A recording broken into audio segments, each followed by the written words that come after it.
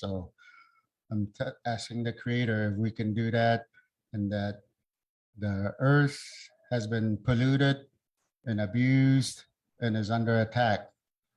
The waters are dirty, the air is dirty, the people are dirty, and the medicine is getting dirty. So everything has to be renewed. So that is what I asked for our creator today. So with his permission and my permission as unconquered and uncompromised yet Mikusuki, yet Megahet, that is how I speak today. My tongue is clean, my heart is clean, and my mind is clean. That's how you're supposed to live. So that's what we're told. So that is where I'm speaking from today. And my immediate concerns that I have for our people and the people in other countries and all over the world that don't know us or doesn't hear us today, but they will through their dreams and through the air and through the trees and through the environment. They will hear it. So my immediate concerns are we have, like anywhere else in native countries, we have our infightings with our own people. Here in Florida, there's federal reservations that were put up in 58 and 62. So the federal government goes to them to get whatever they want done, pass whatever the white man's law is that they like, that's going to help them. It's not going to help the natives. So we have that. It's a sad situation. We have to fight our own people, and but they've taken a different path.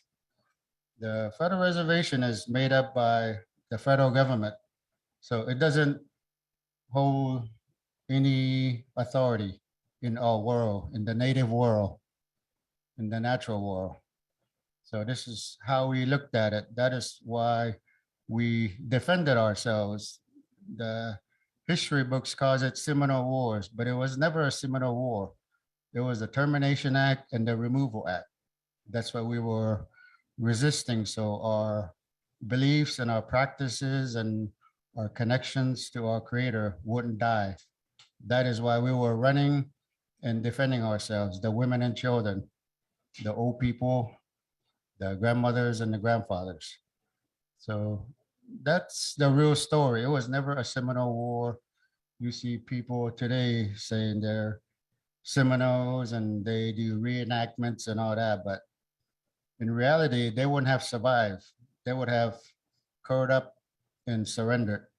That is how they are today. They just make money off of it. That's all it is. But the real survival, the stories, they tell us don't talk about it among strangers. Just tell your children because that's their history. That's where their people come from. And all the suffering, all the death, all the starvation that came with it. That's what they tell us. But you don't read that. You never see that when somebody talks about themselves as being a warrior or Seminole or Miccosukee today. So even our medicine people that helped us, the warriors that guided people through safety, all those names, our old ones always tell us don't mention their names, only by the campfire among your own people. So this is how strict it is, because they said it was a bad time that they went through and they brought us through here, and that's why we're here today. So you can't say that I'm this, I'm that, if you can't live it. So they tell us that this is how you're supposed to live. So this is how we live. We're not materialistic. We don't own 10 cars. We don't have money in our pocket. And we don't live in government built houses. Whatever you do, you're supposed to build it with your hands.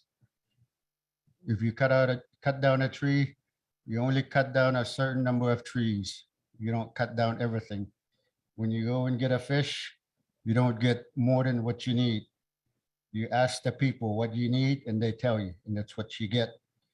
If you get any number beyond that, that's you're breaking your own laws. This is how strict our lives are. And I'm sure it's like that with other native communities because this comes from the creator, all these laws.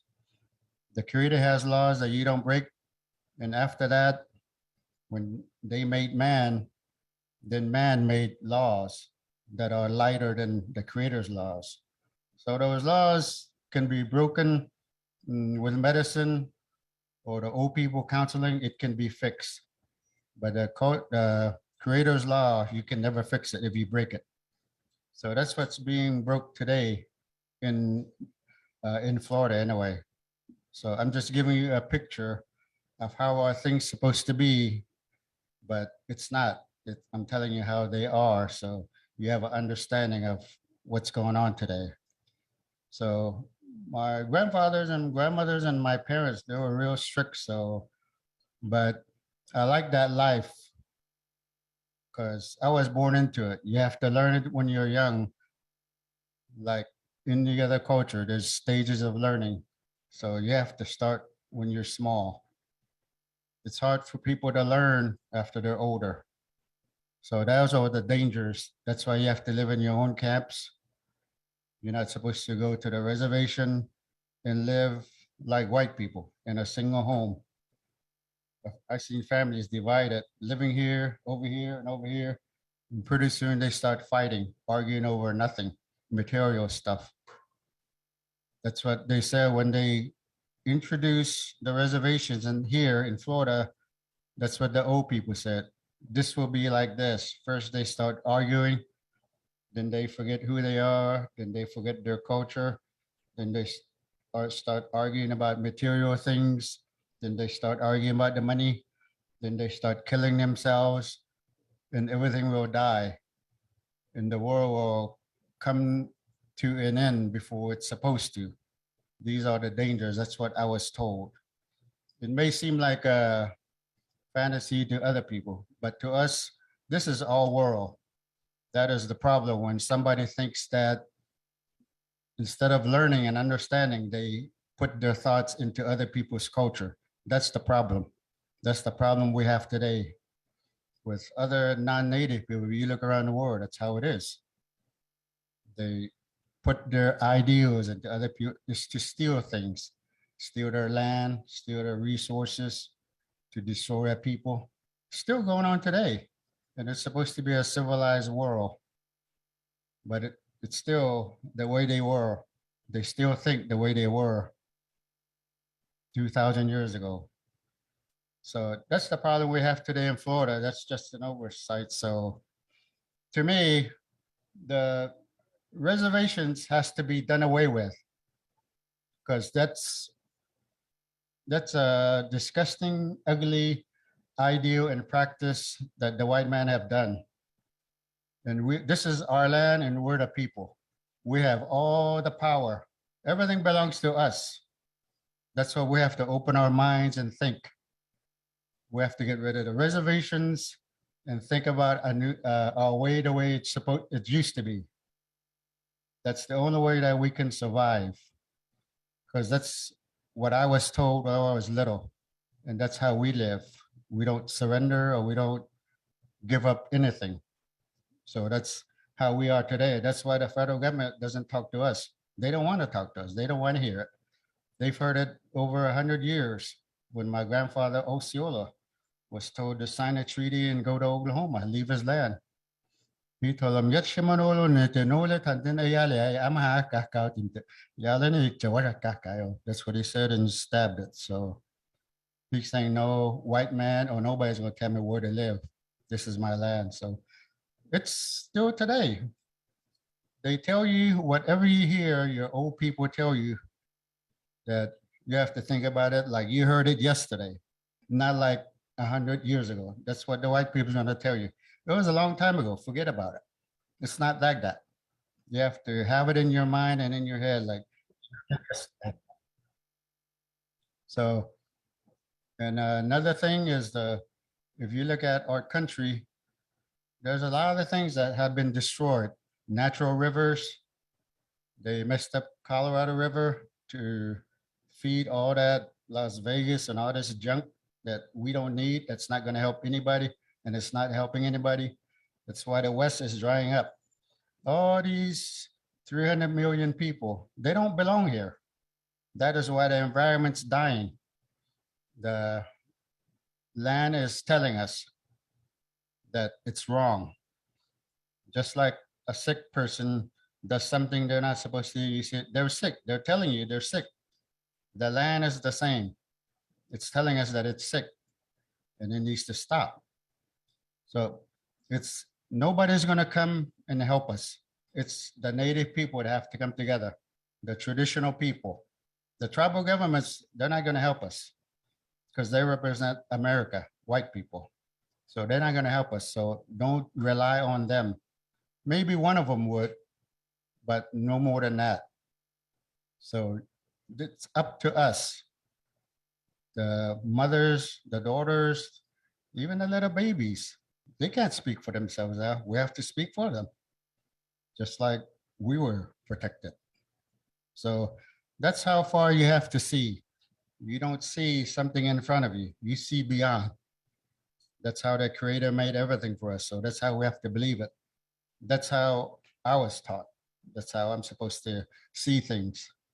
So those are the issues that I have. So I think the traditional people, we have to have a gathering again to talk about these things, how people can help us in different countries, different languages.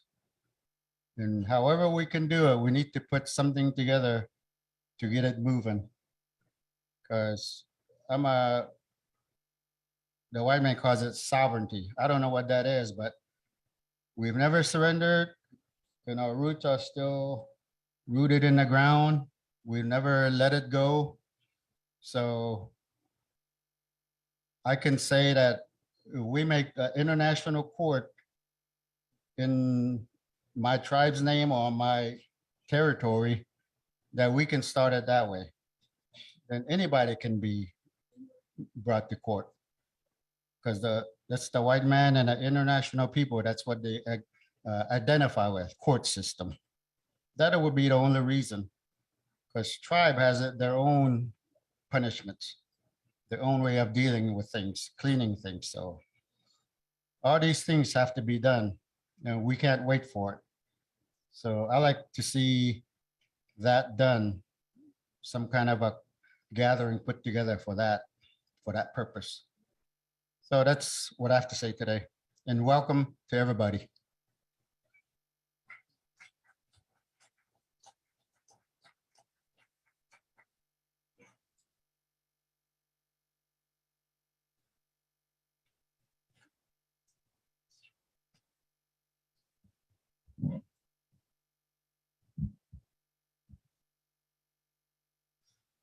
Mitake pi apetukile ona chakchiwa ke ohina jipnyu kha.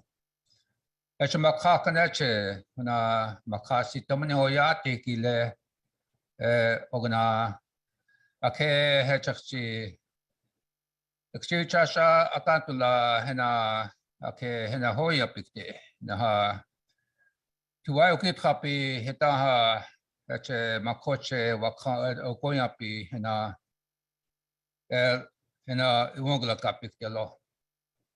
blessings and greetings to each and every one of my relatives. Today, we bring a message worldwide, internationally, because the concerns that we have in our home territory, and we have come to that place in this time right now. We warn that someday you would not be able to control what you have created. That day is here. Today,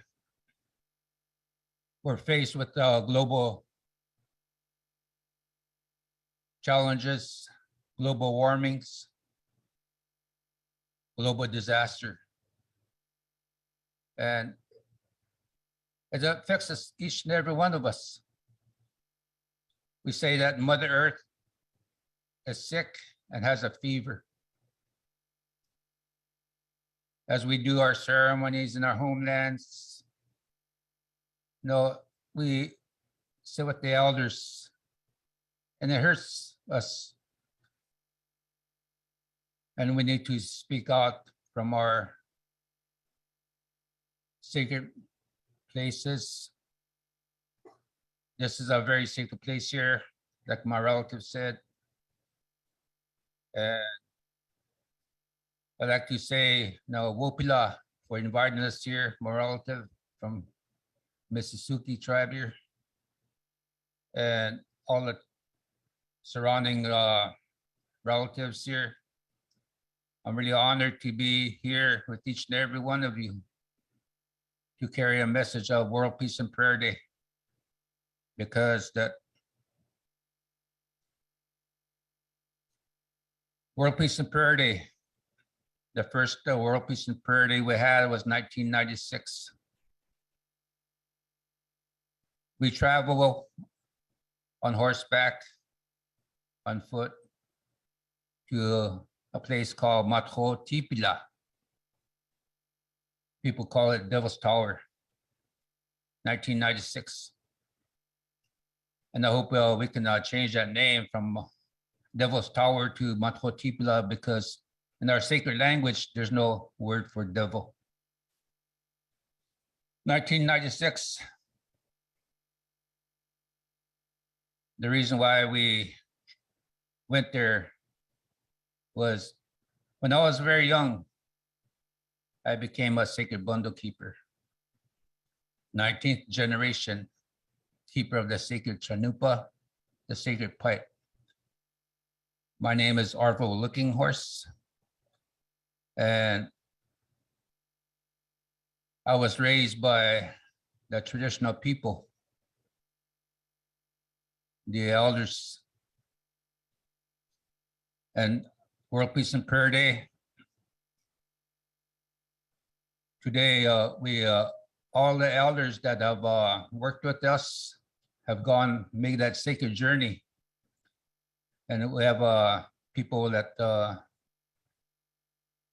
they said that they're going to be here, like Myra and Dewey. They helped us. They made that sacred journey.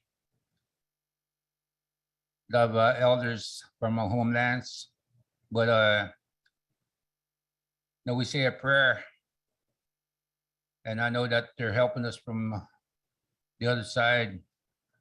But I'm really honored for the people that are here with us today, and each and every one of you out there on this at this time, we're doing our ceremonies. As a sacred bundle keeper, they told me that not to use any foul language, not to carry a gun, a weapon. So I never did. Every spiritual leader, to us, we can't use foul language. We can't carry a gun because it brings tears to our eyes. That's what the elders remind us. That we as a First Nations people, Indigenous people, now we are keepers of Mother Earth, peacekeepers, faith keepers. Now we are a nation. There's many nations upon Mother Earth, but we all carry our traditional ways and we respect each and every one of them. We need to heal together as nations, because when Mother Earth is sick, we are sick. We have our sacred teachings from the star knowledge to Ojimaka, the sacred sites, the vortex. And a lot of our sacred teachings is not written in books, but we are standing here. We are here, and we need to maintain our health and well-being, peace and balance of Mother Earth. But we need at this time every human being to pray for. That's our ways. Our ways is that no, it's not I this, I that. It's bragging. And in our ways, we say mitakie oyasi, that we are related. We believe in a sacred hoop, changleshka waka. Apetu kele mitake pi, eche changleshka wakan kele wongla kapinka. Taku eche makak neche wokaki jecho koyan peche. Ona Elohina chipionka hecheche, ona otechia ohina chipi. Na chawa za tanki ke chawa ke makak neche na hiya chwa. Pacha ke was a tanki ke oin happy heche ya onsia onziapi.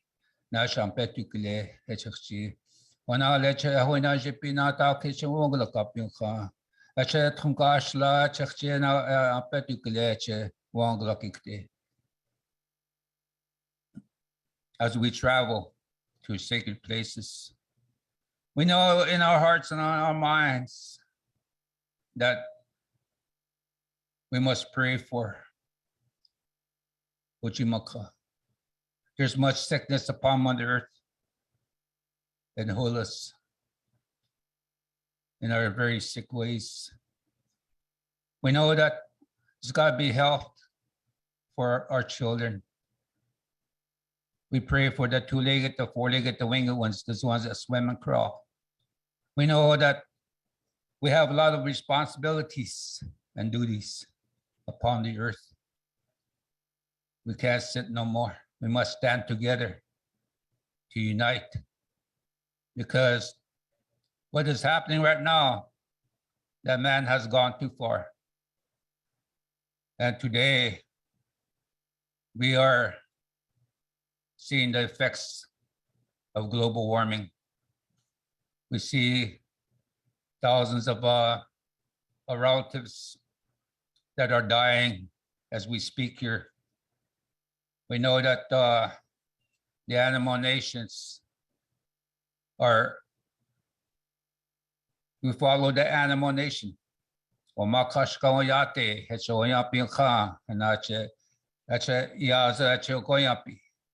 follow the animal nations, and we speak our sacred language, and we pray, and we know that whatever happens to them affects us the same way. So as we know that we are in our sacred territories, the sacred sites, but we must travel all of our homeland to carry a message to the world. Because in my position as a sacred bundle keeper, the keeper of the sacred white buffalo calf pipe bundle, the Angela Chanupa Awayanka Hemia. Naha apetukele eche hona da eche hena ahan eche the Angela eche the Angela sawi eche woglake yunka hena uncheta ha wopche ota eche ayushta. The Great Spirit sent the white buffalo calf woman. The people were having a hard time upon the earth, and nothing was good. And there's two scouts sitting on top of the hill looking for buffalo, looking for game. And from the clouds, the low clouds, came a woman, a beautiful woman. And she brought that sacred, she walked to them. And she said, I know what both of you are thinking. One of you have good mind. One of you have a not good mind. And she said, I know what you're thinking, so you must come, the one with your thoughts. So this one person that has lustful thoughts for her walk towards her, and the cloud enveloped. The clouds were heavy, and the clouds lifted. He was in skeleton. And she told the other scout, said, go back and tell the people what you have seen. So he went home and told the people that, you know, this woman is coming to bring the sacred bundle, the gift. So people say it was 4 days, and some people say it was 1 day. But the message on the bundle that she brought, no, she brought and laid it on the ground. And she told the people, from here on, you're going to pray with the sacred bundle, the sacred chanupa, the sacred pipe. She told the people that only the good shall see the pipe, the bad should not even see it or touch it. Said, in time you shall know the walk and the laws of this pipe. Then she left. She stopped 4 times. The first time she stopped and rolled over, she stood up as a young black buffalo. She walked up the hill, stopped and rolled over, as became a red one. The third time she stopped and rolled over, it became a yellow, a buckskin. The fourth time it became a white buffalo calf with black nose, black eyes, black hooves. She went over the hill as a white buffalo calf. And then she came back. She looked back and she waved and went over the hill. And the people said that someday she would return and stand upon the earth as a white buffalo calf, black nose, black eyes, black hooves, that you shall carry a message among your people once again. And that day is here. 1994, the first white buffalo was born in Janesville, Wisconsin. And we know that the time is coming close. So 1996, we did that first World Peace and Prayer Day in the heart of Mother Earth, where the sacred bundle was brought. So I made a message that we are at the crossroads, either be faced with a lot of chaos, global disasters, tears from our relatives' eyes. We're going to see a lot of sicknesses and viruses shall come upon the people. We're going to see false prophets, false leaders. No more honorable wars. It's all about money and greed. We're going to see a lot of anger and hatred. We're going to see earthquakes, volcanoes where it never happens. That Mother Earth, she's going to send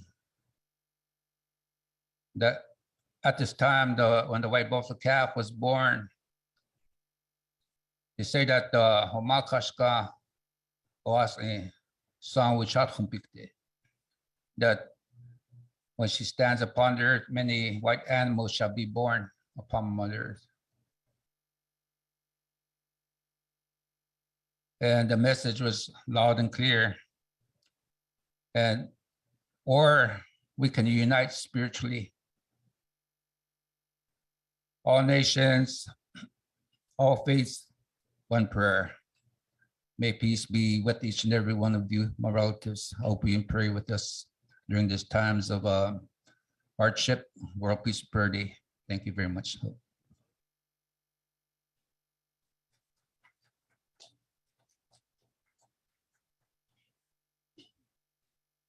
Jeez, my dad's tall. Just look up. Our next presenter is going to be Buzz and Linda Daney. They come from the Chupik reservation, sorry, to pick people from the Alaskan territory. They traveled really far to come and be with us today. So I like to present Linda and Buzz Daney to the stage.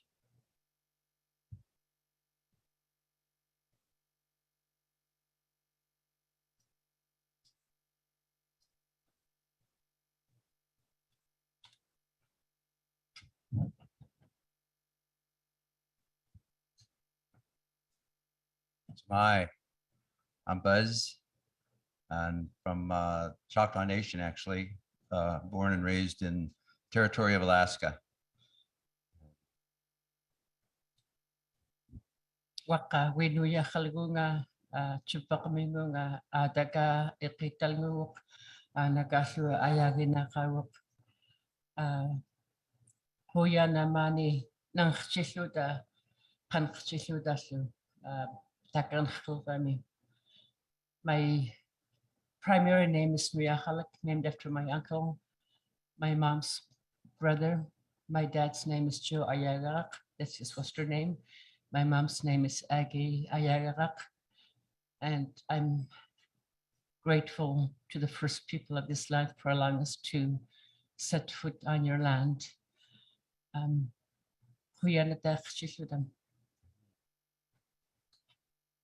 We were asked to talk about Arctic and climate changes in Alaska, and I was grateful to receive a PowerPoint that we're using as an outline from Patricia Cochran with the Alaska Native Science Commission. So thank you, Patricia. Some of the major issues I'll just outline now are erosion, permafrost, loss of sea ice, human health, storms, glaciers, fires, ocean acidification, increased temperatures, new and invasive species, food security, open Arctic waters.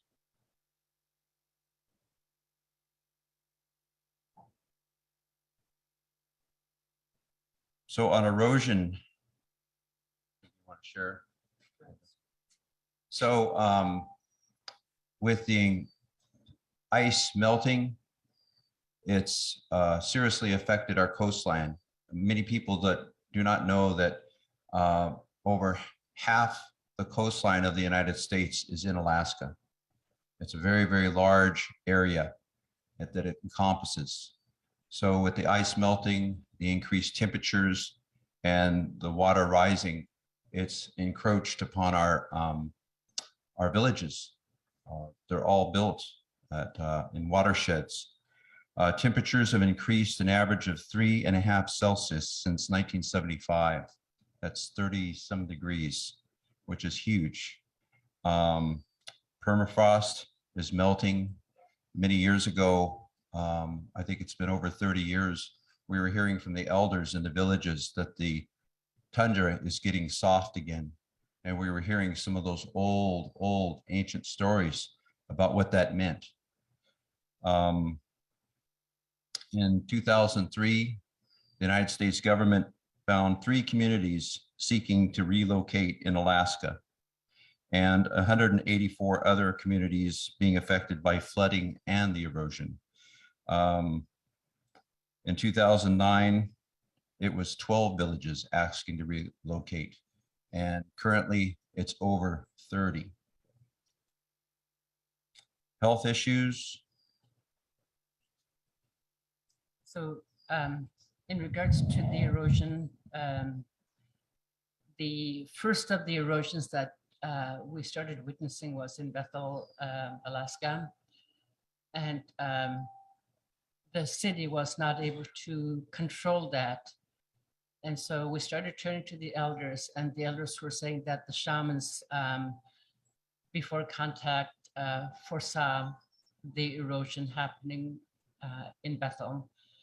And they stated that, when the white man sets foot on this land, things are going to start happening, very much what you said. And the permafrost, when I was small, I used to walk the tundra every summer, every spring. And one time I had a stick with me when I was walking the tundra, and I decided to go dig into the tundra. And it didn't take very long for my big stick to hit the permafrost. And so I started digging the tundra, and there I saw the ice. And about 20 years later, I went back and went out with my mom and dad to the tundra. We walked the tundra again after I went to the boarding school. I returned back home. The tundra was soft. It was soft enough that it made me feel tired.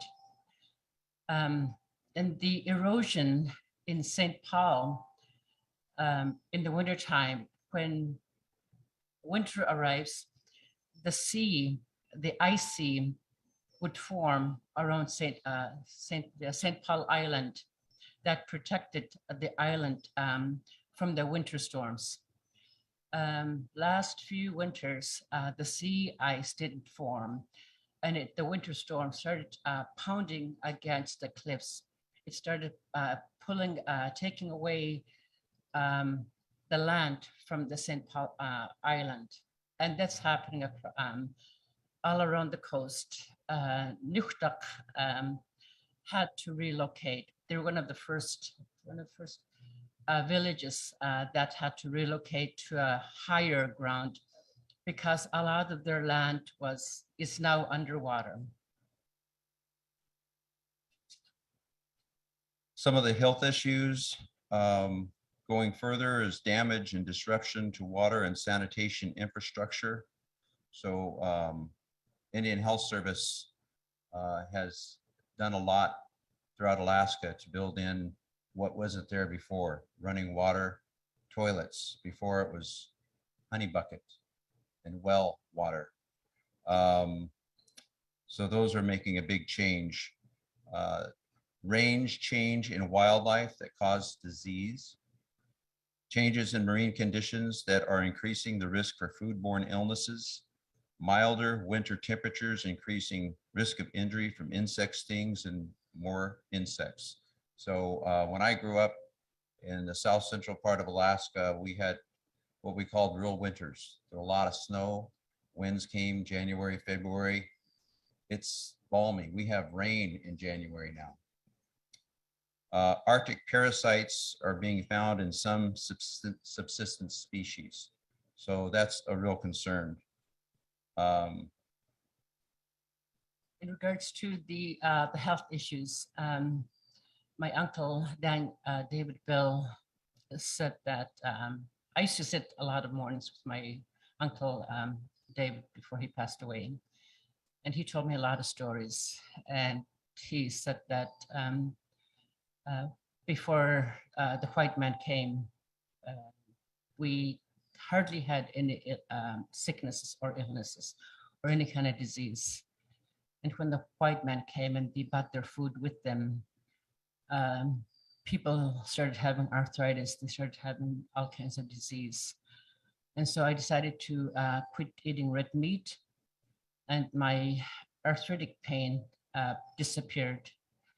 I followed what my uncle had talked about, but also, my son, who asked me what I was going to give up for Lent, and I decided I'm going to give up red meat. I've never gone back to eating red meat again. I eat native food, seafood. I'll eat, some healthy, food, but mostly native food that's really good for us spiritually. And that's a health issue. Let's see that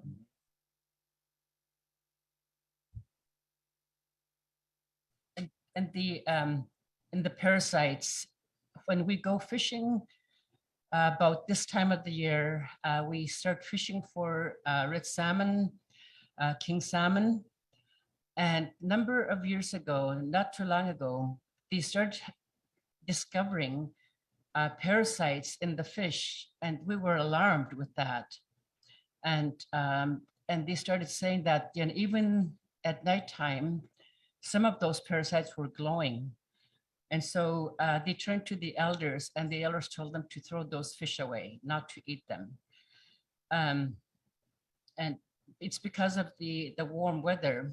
But 2 years ago, I think a year ago, 2 years ago, back from my hometown, we had the weather reached up to 90 degrees. It never, ever, ever reached up to 90 degrees. The highest we used to have was 60, 65. That's very hot for us. I'm melting right now. But food, the parasites are just popping up. The small, bugs that we've never seen before are appearing. The warm weather is bringing all that to our land. And there's areas where there used to be permafrost in interior Alaska. You'll see a huge mass of lands that have sunk. It's because the permafrost has melted, therefore sinking the land. Yeah, it's true. And invasive species, my mom and dad are from Oklahoma. So I know what grasshoppers and a little bit of locusts look like. But a few years ago from the valley, which gets really warm during the summer, we actually had an infestation of locusts. Even in the town, you could see them crawling on the ground. It was amazing.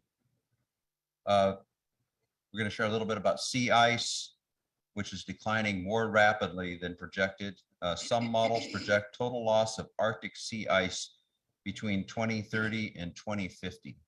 So her village, Chivak, is 10 miles inland from the Bering Sea. So they're right in the middle of that issue. The Northern Sea Route, 50 days navigable waters now. By 2050, it will be 125 days. That's a huge change. Opportunities for trans-Arctic shipping. There's needs for infrastructure, need for oil spill response, impacts on subsistence hunting and whaling, impacts on marine mammals, warming feedbacks. In our area in Cook Inlet, there used to be thousands of beluga whales. We went on an airplane across to Mount Susitna Sleeping Lady, which is 50 miles across from us. You used to see them in the water and they looked like small white minnows. There were so many of them, but they went way, way down, I think to just a few hundred due to conditions, shipping, pollution, and the indigenous folks were allowed to hunt them at one time. That stopped. I think the population finally went over 1,000 just a few years ago. So thankfully it's coming back. Glaciers, Alaska's glaciers are losing mass very rapidly. So there's a glacier about 50 miles from Anchorage down the Turnagain Arm. And when I was a boy, we could go on the ice. The glacier was so close to the shore, it would have pieces of ice that had calved off of it, and we could just walk on that ice and play around. It was a lot of fun. And you could also camp in the surrounding area. Decades later, that glacier is now over 5 kilometers away. So you have to go by a ship. And we went on that, I think, with Shaquille one time, and I was like shocked because I'd seen things I'd never seen. We'd hiked and gone around the glacier before when I was a boy. Now we had to go way, way back. Fresh water discharged to the ocean is approximately similar to that from Greenland ice sheet. Implications for global sea level rise, implications for salinity, temperature, and sedimentation related to salmon habitat, fisheries, and marine ecosystems, and implications for ocean currents. Wildfires are increasing. So, So back home right now, there's 2 tundra fires going. One St. Mary's had to evacuate the elders and the children and those with health issues. That has never happened before. There's another tundra fire close to Nelson Island. Back in April, when the snow started melting, there was a tundra fire. That has never happened before. In our area where I'm from, there was tundra fires, which we have never seen before. So this is something, again, new for us, contributed to the global warming. So in our area, there's a burn ban in the south central part of Alaska where we are. And in the fires she was talking about in St. Mary's and Pitka's Point, which are about 450 miles due west of Anchorage, there's over 150,000 acres that have burned. And it's increased so far this year, 700,000 acres, I understand. Which are threats to life and property. Smoke impacts human health and air. And we had a bunch of smoke in the air just last week for the first few days in the weekend. So it could get really bad. There was a summer a few years ago where it was hard to see the sun for weeks. Ocean acidification is occurring more rapidly in cold northern waters, higher acidity, lower oxygen. Arctic specialists warn that 10% of northern polar surface waters will become corrosive for argonite, which is a form of calcium carbonate by 2018. That's dated. Impacts on ecosystems, commercial and subsistence fisheries yet to be determined. Food security. A few years ago, one of our back home, one of our hunters went out. They went out fishing, and they counted 9 seals that had washed up to the shore. That has never happened before. Whales are washing up to the shore. They're dead. The fish are dying due to the warm weather.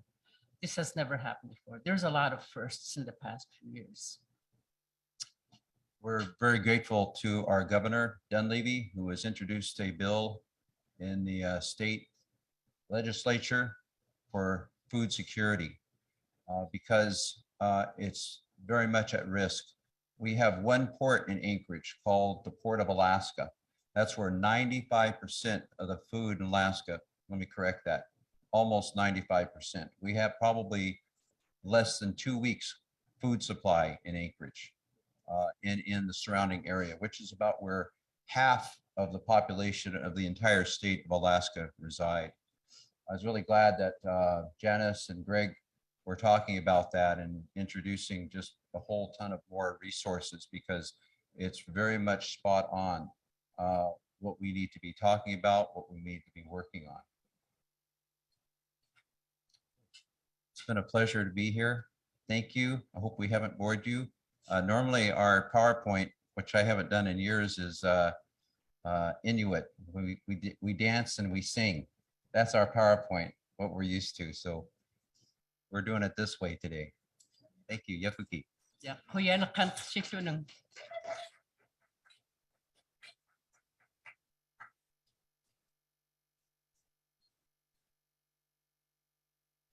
Our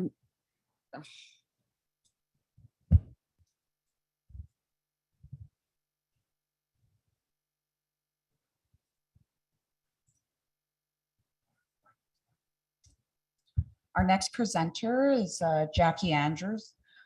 She comes from and I'm sorry for butchering this word, Little Lot, yeah, territory. And she's a traditional bear dancer, and she travels educating children on the cultural relevance and revitalization of her people. And I'd like to present Jackie Andrews to the stage.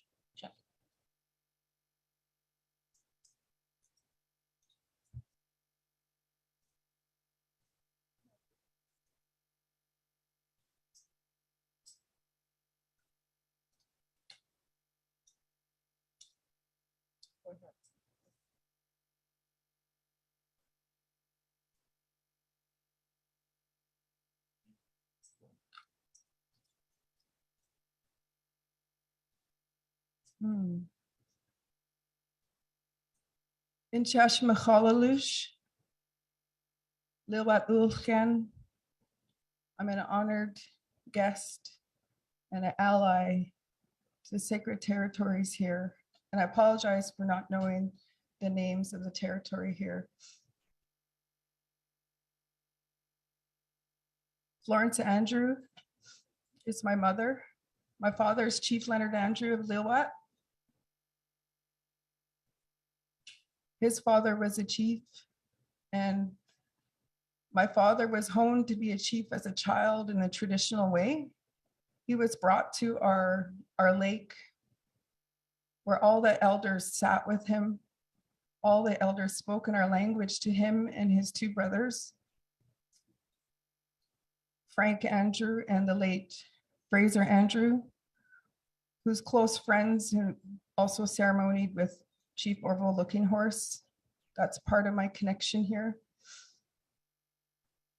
So these are honored ways that our chiefs and our leaders and our matriarchs have brought our people forward from our ancestors. And by no way am I, I'm still a baby and I'm still learning, and I work with the medicines and I traditional bear dance, and I'm a twin. My English name is Jackie Andrew. And I have two grown children who just graduated, and they've been learning the best of both worlds as they can because their father is non-native. And they grew up around gatherings like this. We had Chief Orville Looking Horse attend the International Indigenous Leadership Gathering that our chiefs, our Statlam chiefs had for 9 years. And Chief Orville attended in 2009. And at this gathering, we bring in speakers and leaders from all over the world, medicine men and medicine women. And they share their stories and their prayers and their prophecies and their ceremonies and their dances. So I honor all people, especially the ones that are bringing their children here to all the gatherings where we stand up and where we step up.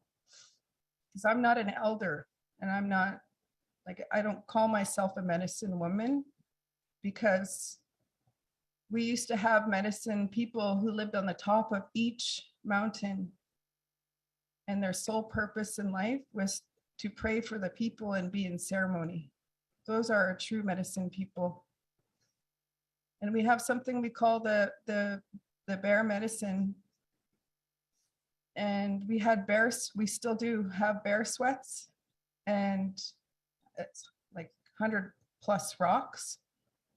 And it's very hot, and they don't open the door of the sweat lodge. And it's a very powerful ceremony. And I had the honor to interviewing Shout, my Aunt Martina Pierre, my mother's cousin. So in our culture, our aunt. So the Women's Warrior Song came to her many years ago, 25, 30+ years ago, in a sweat lodge ceremony. And you may have heard this, and it travels all over the world. So in many ways, our people are sharing our good medicine this way. And we have a lot of things that have happened in the past. And for example, we'd had the Stein Valley watershed where our people had our vision quests. Our chiefs and my dad as a chief and several other matriarchs and leaders stepped up, and also Dr. David Suzuki also teamed up with them, and it's utilizing the supports and the allies and the settlers that we also have. And in this case, we brought in support from famous singers and artists from all over the world, and we put on a festival to fundraise and bring awareness that this logging should not happen on pristine watersheds. And we were successful. And many of those generations going forward are doing the same. So we have various initiatives happening. We also, our people and the other local nations, First Nations, are also well known for what we call we had a roadblock in the 1970s and the 1990s. And in Lilwat, it was also in support of the Oka crisis. And currently we have Shudakaf. And I'm not sure how many years, it's like, last I knew was 18, so it might be give or take 20 years now. And Melvin Creek is a pristine watershed. And it's in the Cayush Mountain Range. And it's two of the last watersheds in the Statlim territory that have not been logged. And Nancy Green Rain wanted to put up a ski resort here. And my brother through the community, Hubert Jim, they started reoccupying the territory. And I don't say they occupied, they just went out there because our people were occupying it. That's the claim in itself that says it's unceded. Our bloodlines are back there. And so Hubert is still there and bringing awareness. And and unfortunately, like we've gone like moving forward to Nancy Green Rain attended our Kamloops Indian Residential School memorial. And so this is why there's an orange shirt behind me from our Lilwat Nation. And it's to bring awareness about truth and reconciliation through the government, saying that they're going to bring truth and reconciliation for our people, about the colonization that happened with our people, about the Indian residential schools that happened not only in so-called Canada, but down here in the USA, Turtle Island. So a lot of devastation have happened to our people, and it's our own people that are healing ourselves and moving us forward by stepping up. I'm not a leader, but I hold myself, I make my own buckskin outfits. We put together this is a grizzly bear. And we've traveled and we sing. Our people are strong dancers and strong singers. And that alone brings awareness. And we need to remember our most truest teachings about being humble, about having our pride. There's so much happening in the world with like I had the most purest leaders, spiritual leaders in my life, and to learn that sometimes there's ego, power, greed, sexism happening in various levels of ceremony. Because we're all healing too, we're all human. But that's something that was my learning as an adult, because I had some of the truest teachings from my mother, my father, and my uncles. And I do my best to teach this to my children. And something that's been really devastating lately, of course, is the Kamloops Indian Residential School in the Tishwetmuk territory in Kamloops. Last year, I don't like to say discovered, because it's not like they walk around and they discovered them, but they did some tests and technical tests, and they found 215 children's remains through. And this has shaken up the whole world, especially in our territories. And unfortunately, there's a lot of healing that needs to be done. And when I've traveled more south, I realized that Orange Shirt Day, which comes for September 30th to bring awareness about the Indian residential schools, is not as common in the United States here. And then we also have, sorry, it was a child that went to residential school in Williams Lake, a young girl. She had her orange shirt on, her family gave her, and they stripped her of that and they cut her hair. And of course, she couldn't speak her language. So every day, whenever she's, the color orange for the rest of her life just reminded her of that pain and that grief and that suffering that she went through. So that's how the Orange Shirt campaign started. And it's very strong where we're living.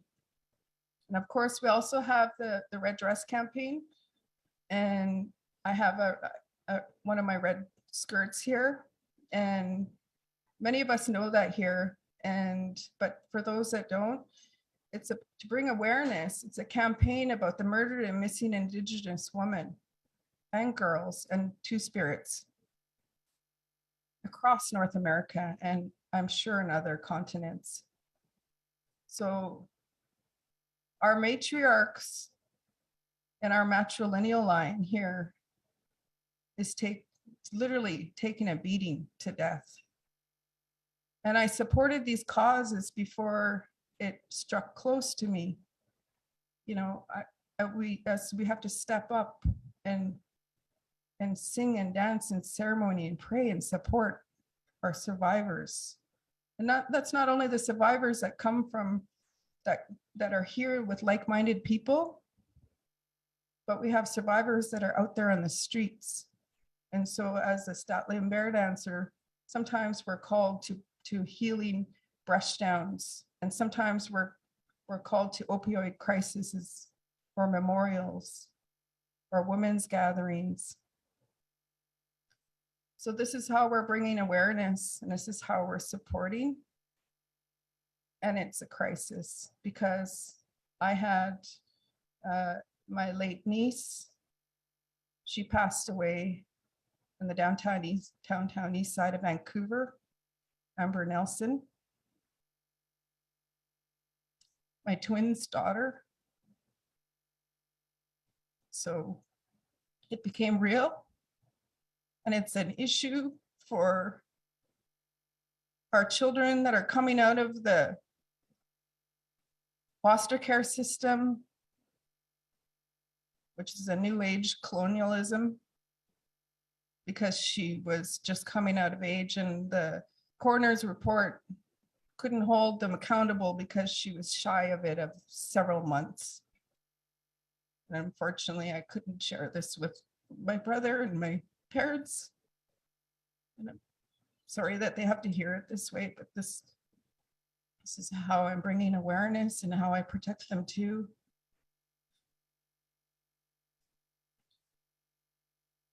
So there's a lot of things happening, and I also had a Inuit foster daughter in Haida Gwaii, and she died.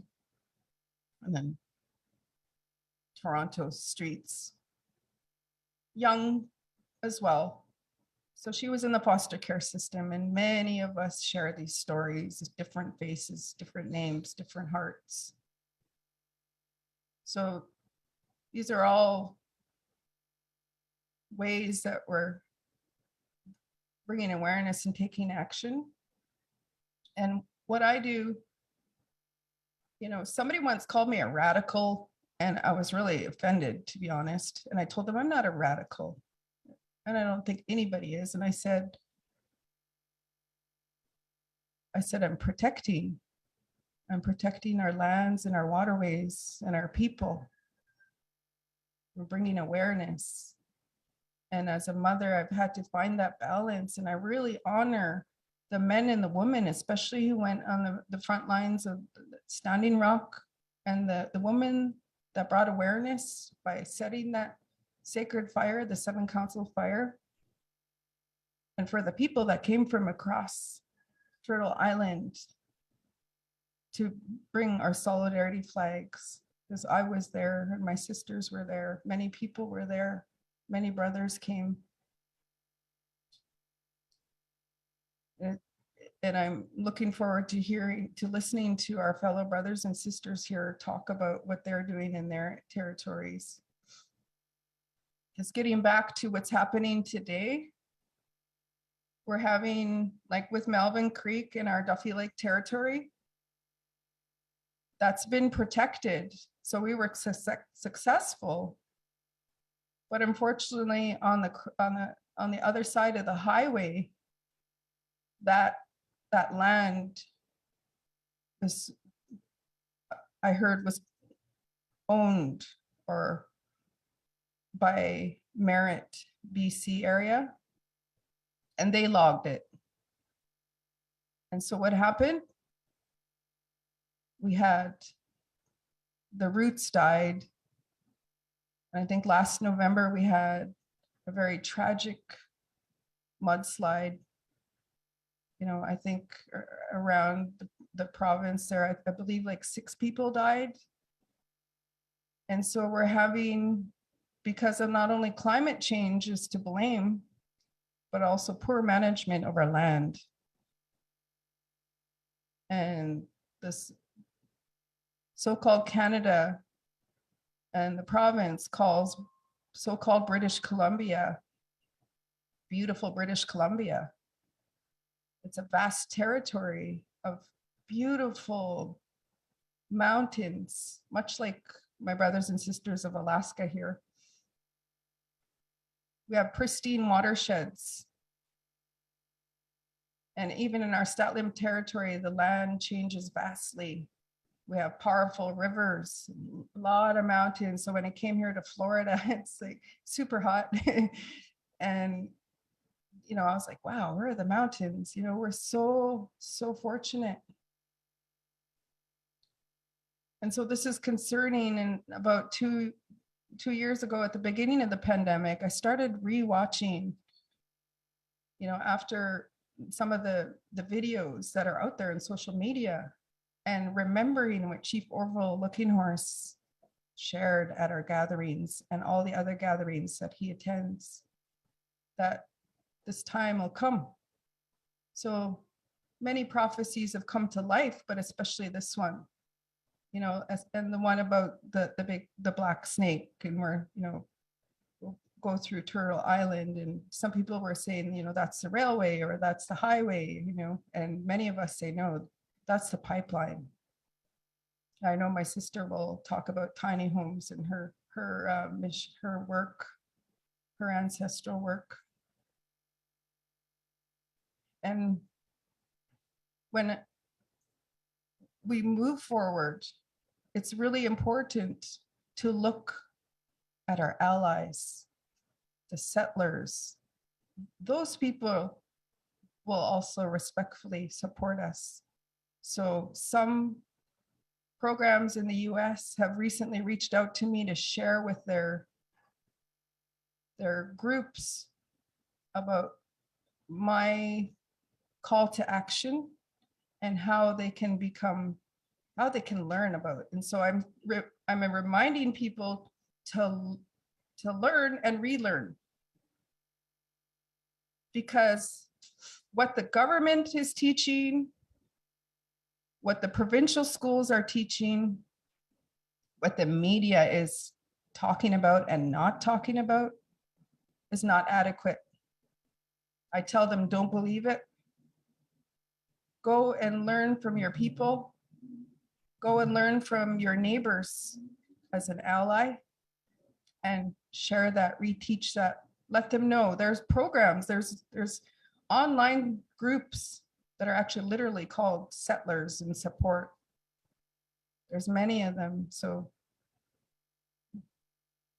get to know your friendship centers. You can Google almost anything and you can find how to support, you know, Orange Shirt Day, Murder Missing Indigenous Women. And my children come from 2 backgrounds. They're Lilwat Statlim, but they're also Irish Vikings, so they're very warrior. And I tell them that in your grandparents' day, My parents went to a residential school and their parents did. So I'm intergenerational. I'm affected that way, and so are they. And I say, today, it's different, at least in my circle. I say, people are looking at Indigenous, people are looking at First Nations and valuing our outlook on the world, our worldview, what governs us, the natural law. They're looking at us and they respect that. And they finally have open eyes and open ears.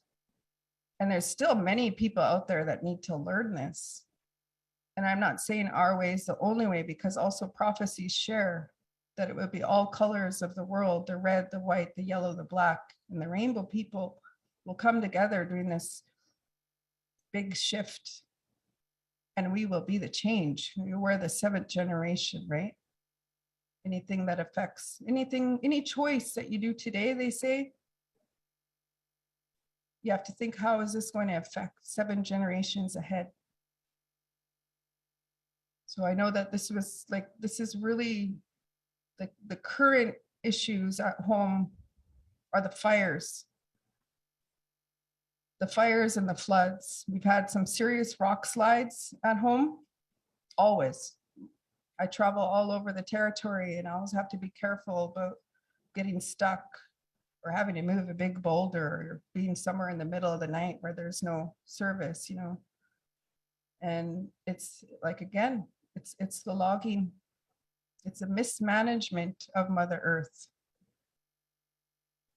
And fortunately, I believe that the new generations are the ones that are stepping up. You see them out there. They're the ones that care about climate change. They're the ones that are building tiny homes, and they're the ones that are, stepping up and going and walking on, doing the ceremonial walks and the rallies. So I honor that because it is happening. But unfortunately, we also have our current and future generations out there that are dying drastically. Our knowledge keepers, our matriarchs, our men that also support us. They're all dying, and they're dying slowly or quickly. So we need to figure out not how to talk to like-minded people like in our circles here, but how to reach out to other people that cannot be here. So I honor new technologies bringing us a way to share to the world. I can't imagine all the places that we're reaching today. And there's other ways that we can do this. And there's people out there, people that are just dying to help. Technical people, people with money, people with networks. I just say that I'm a professional native networker. I know people, and those people know people, and you just, as survivors, I'm a single mother. I had to learn how to survive in this world that doesn't favor us, doesn't support us, doesn't stand us up. So you learn to reach out for your children. And then through that, I realized that it was our culture. Our culture is what is embracing us, but also lifting us up. So I'm grateful. I'm grateful that I separated with my children's dad, who's non-native, because I wouldn't be where I am. I wouldn't have this strength. I wouldn't have this strength for my ancestors and my people and my community, because it takes a village. And now we're many villages, which is kind of ironic too, because of course the name Canada, which I don't use, I rarely ever use, because we didn't agree on that, right, brother? We didn't agree on those terms. We're unceded. And you can't even look that up very easily on, when you're using social media. It doesn't like that word, And that's scary too, because when many of us went to Standing Rock, we came back, we had issues. So we had issues using our phones. We had issues getting words out there. So I remember walking around Standing Rock and running into these people that had these big, they had a stick and they had like an antenna or something. Remember we had like Facebook Mountain, they called it, so Media Mountain. And they were doing that. They were non-natives and they were doing that in support of us so that we could get the information out there to the world, because the media wasn't. Of course, as we all know, the government controls media. And there is some amazing support groups out there that are bringing awareness. And I've seen some of them, and they make posters and they do programs and they support events like this, because this is how we move forward. And so I'm just reminding that this is a time of empowerment. We might look around and feel the devastation of our elders dying and our women at risk and our children and our Mother Earth. But at the same time, there's a balance where there's so much strength in this. There's so much strength that it brings us all together here. And who would think we'd end up the far corner here during June?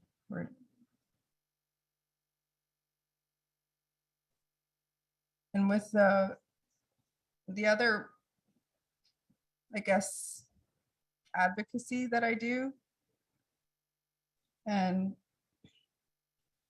with Melvin Creek, one of my a late elder and a spokesperson, Rosalind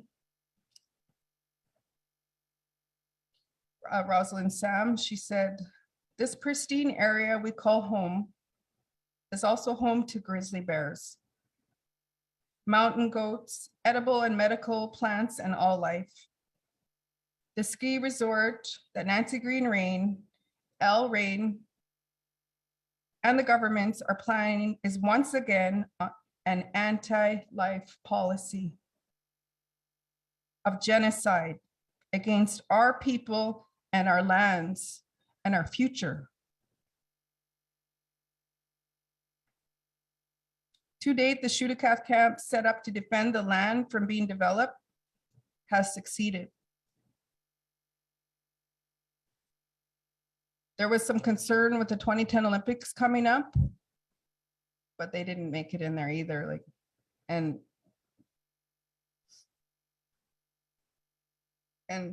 she was saying that the Olympics is about railroading destructive mega developments into our territories. And the Shudakat, she was saying that we call the grizzly our brother, and so we're using them as umbrella species. If you look after the grizzlies, everything else will be looked after. That was one of our Randy James of Shalath was saying. So that's some other stuff that I do. Is I'm part of like a Statlim grizzly. It's protecting them because of course they're an endangered species. And we're very much like the grizzly. We're very much like the bears if you look at them, and this was gifted to me from an elder and Chief Orville Looking Horse a few years ago when we were in World Peace and Prayer Day in Ohio, Cincinnati, gave a name giving ceremony for in our language is slalom. And I believe that it's how do you say grizzly? Mato. It's beautiful. I have a brother named Matt. And as the elders remind us, because the grizzlies are keepers of the land. They're out there, they're eating. And then they leave scat around and that makes more vegetation, that makes more berries, you know. And unfortunately, they're extinct. And we have bear issues at home too, like just with black bears. But very much that's our teachings. And where are we going to be if we're not protecting these pristine watersheds and our communities with, of course, like with our culture and drugs, but also with the promise for clean drinking water from Justin Trudeau promised, I believe in 2015, that he would eradicate the drinking, you know, the water advisories. Some communities have gone 26 years, and I can't say I'm like 26 years plus. Some of them have got generations, right?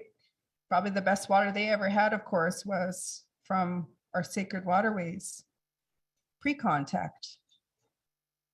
You know, and of course, the British North America Act, it changed our lives drastically, not only contact, but that out of that, they created, I believe, a law that intended to abolish our culture and our ceremonies, our beliefs and laws around matriarchy and our matrilineal lines. So they outlawed our ceremonies, much like they did here and in other countries with other Indigenous people. And even then, and we bring it forward like to Bill C-31, because they said that, you know, the whole effects of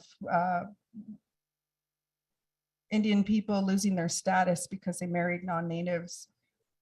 They tried to correct that, but it's still sexist. They call that the double mother clause. You know, so I remind people when I speak to youth, when I speak to communities, question everything. Question everything. Because what the government and the church are talking about the Indian residential schools and the government making promises about clean drinking water and about truth and reconciliation, because it's not happening. And I worked in the schools, I worked in the courthouses. Many of the public schools are saying that they didn't, you know, they're teaching the language, they're bringing culture in. And when I was there, I was like, I don't see this. So I was pretty upset. So some of the programs just look good on paper. And when I went to World Peace and Prayer Day 3 years ago, I did an interview with Gerard from Australia, and I was so upset because my late Uncle Fraser used to talk about the paper people. The paper people will come and everything about them is going to change your life and your world, because everything there'll be money will be paper. Certifications, you have to prove yourself. You have to have a document to say that you're Indian or that you have permission to be off your land or you own this land. So it's the paper people that has brought destruction, this mentality. And many of us are learning through this too. But I remember being really frustrated when I landed at World Peace and Prayer Day in Ohio, because I had this grizzly with me, you know, and I was like, look at this money, I said, I had like certain permits, letters from our chiefs saying that, you know, I am 100% blood quantum, you know, like all of this craziness for what? You know, they say that we have warrior songs that we sing, our people and many other communities and nations sing. And some of them call them the roadblock songs. And part of the words in there are, we didn't cross the borders crossed us. And it goes on, and it's, it talks about logging and talks about, and it's echoed when we sing it, and it's powerful. And when I was at the Kamloops Indian Residential School Memorial a couple of weeks ago, I brought my parents there because they wanted closure. My dad wanted closure from that school. And something that the media is not sharing, of course, is the truth and reconciliation isn't happening in Canada or anywhere really in the true sense, because now they're also just calling it reconciliation. So what happened to the truth? People just say reconciliation, as it's not happening. Because when I went to that memorial, we had a huge arbor and it was full of survivors. We're having a ceremony.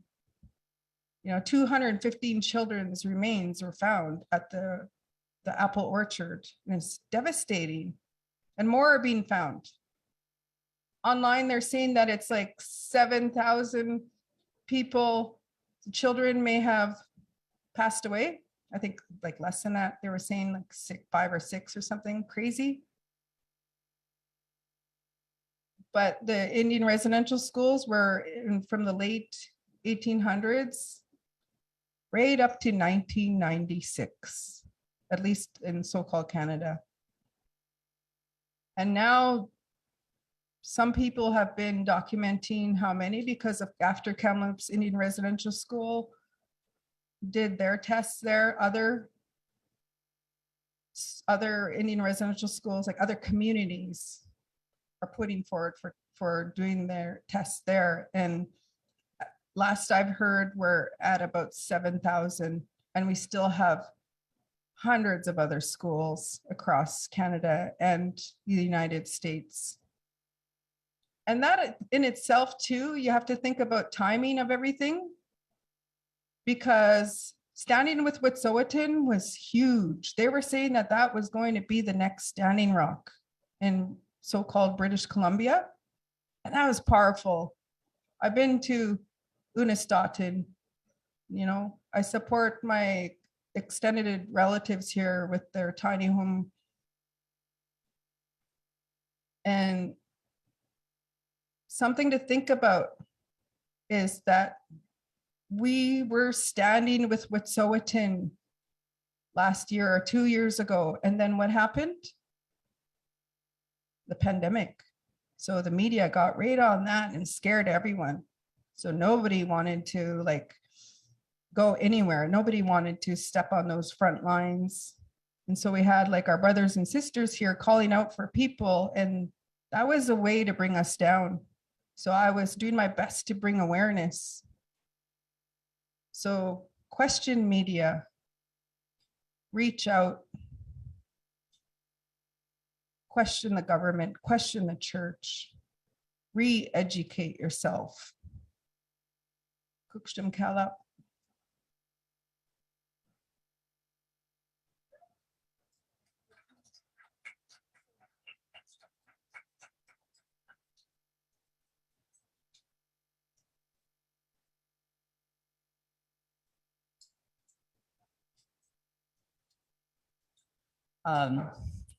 Thank you so much, Jackie, for sharing your journey and your stories here with us today, and everyone watching here on Zoom. Our next presenter is, I'm sorry if I'm butchering everyone's territory names. It's so hard to learn all these languages at once in one day. So our next presenter is, her name's Kanuhas. Kanahus. And she comes from the, I don't even want to attempt, but she'll introduce herself in her language, and she could come up.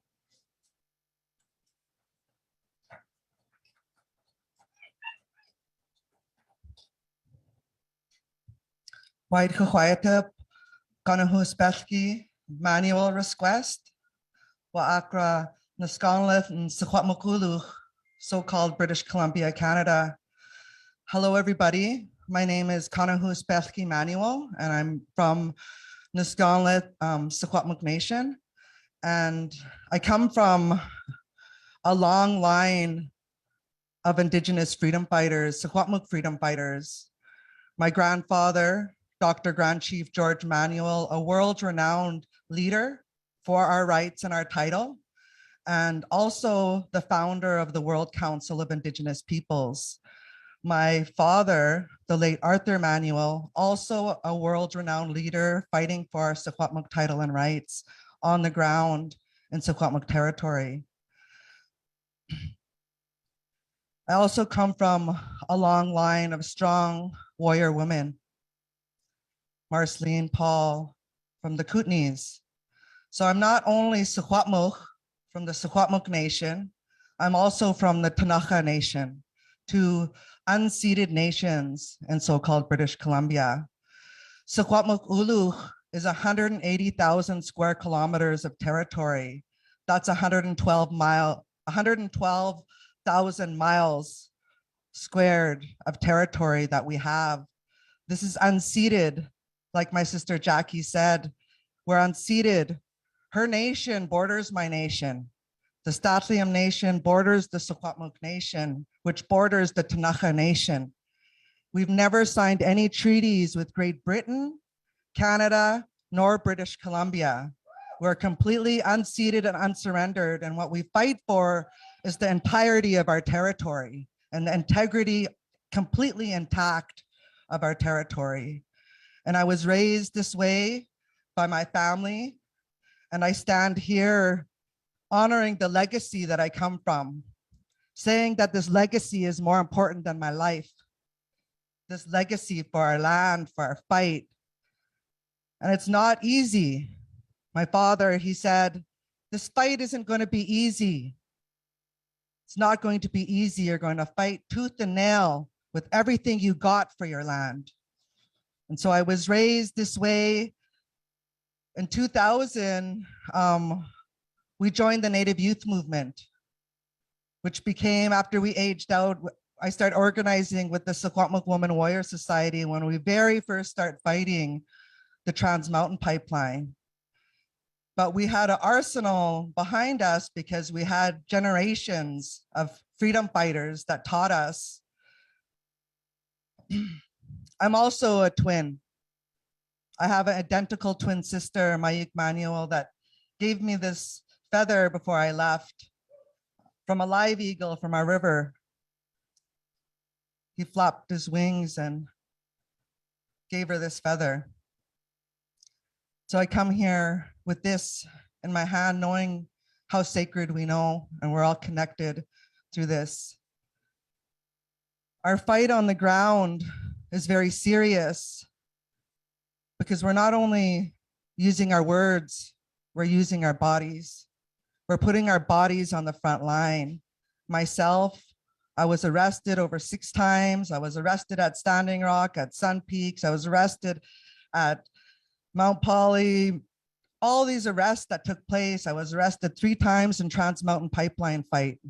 They're still trying to charge me, threatening 2 more warrants on me for arrests, for standing up and speaking the truth.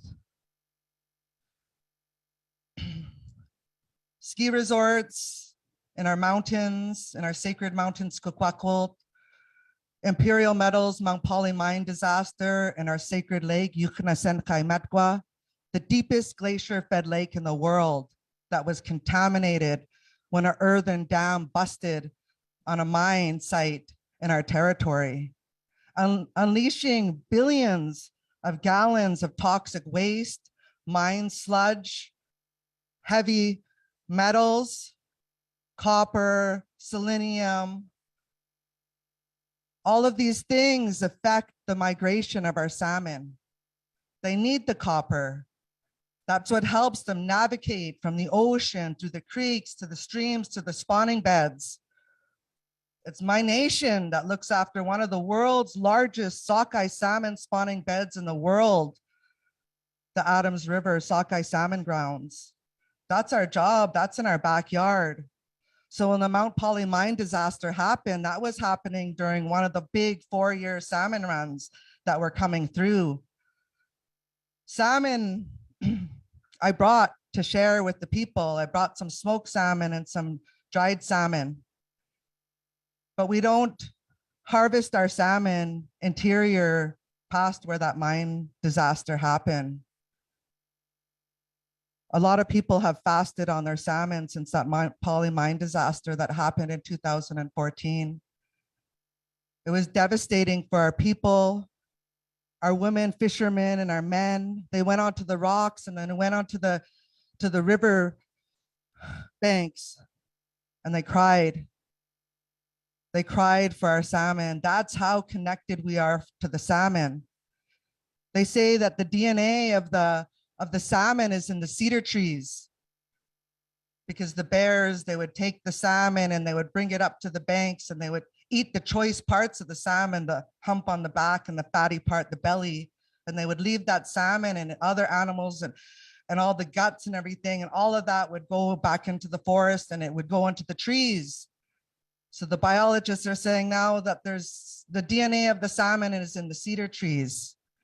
One of our very sacred beings, our relatives, and we wear the cedar hat and we wear the cedar clothing, and people think of that as the Coast Salish, the coastal people, but we're from the interior, but we're from the only inland temperate rainforest in the world, because we have so much water. We have so much glaciers, so much waterways, so much lakes that span a 1,000-kilometer shoreline, massive lakes. We have lakes in the clouds, is how much water we have in our interior rainforest. But we are affected too by clear cutting for so much different things, and the roads that bring people into our backcountry. We have a lot of recreational tourism that comes to so-called British Columbia to come and hunt the biggest moose that you've ever seen, to bring him out to back down to their home in Texas or something. They're coming and our people block them off. Like Jackie said, poor management. We need to take control of the management of our own territories for the entirety of our territories. In 4 years ago, or 5 years ago, my sisters and my mom and my family, we knew we were going to have to fight this Trans Mountain Pipeline, 1,152 kilometers from Edmonton, from the Alberta tar sands, one of the biggest industrial projects in the world, one of the biggest carbon bombs in the world, the Alberta tar sands. They want to mine the area the size of Florida. The whole size of Florida is what they want to mine in the Alberta tar sands. And they want to pump it from Edmonton all the way through the Rockies, through those mountains, to 1,000+ creeks, rivers, and streams on its way to Vancouver, to Burnaby, to Tsleil-Waututh territory, to our relatives. That's Chief Dan George's people. If you know Chief Dan George, that's his people. Go all the way to his people, then they want to put it in super tankers. Vancouver has never seen a super tanker. They've only seen mini tankers. They haven't seen super tankers. If you lay that super tanker down, it's going to be higher than the highest high rise in Vancouver. That's how massive those tankers are. And they want to bring that all the way through the Washington coast, the Oregon coast, the California coast, all the way to Richmond refineries in the San Francisco Bay Area. So all the fishing communities all along Washington, Oregon, and California are also at risk from the massive amount of tankers that are going to increase along the coast. These tankers are filling 890,000 barrels of diluted bitumen per day. This isn't honey oil. This isn't conventional oil like you pump in your gas. This is toxic crude, the heaviest, dirtiest crude in the world. And they dilute it with a byproduct of the fracking industry. And then they put this condensate in it because this oil is as thick as peanut butter and they can't pump it through their pipes. So they put a diluent in it, which is toxic in itself, to make it the consistency of honey. So they could flow it through those pipes, 1,152 kilometers through our land. So my family and my sisters, we got together and we had a strategy planning and we said, how are we going to fight it? My father had passed away, and just honoring him and his legacy, we knew we were fighting this pipeline tooth and nail, like he said. And we decided through the strategy planning that we were going to build tiny houses. But knowing how hard it is to build the underground traditional pit house that we traditionally lived in, because I lived in the first one in over 150 years, me and my husband at the time, the father of 4 of my children, we built that pit house. Beautiful, beautiful pit house, really inspired by Bobby C. Billy here from the Seminoles, because we came here. My children are from so-called Puerto Rico, from Borique. So every time we went, we stopped here to connect with the Seminoles, to go to the village, to learn about the traditional independent Seminole nation. Not registered with the federal government, talked about the housing and how everything we use, the linoleum, the plywood, the paint, everything is toxic. And if we love our families, we wouldn't put them in that toxic homes.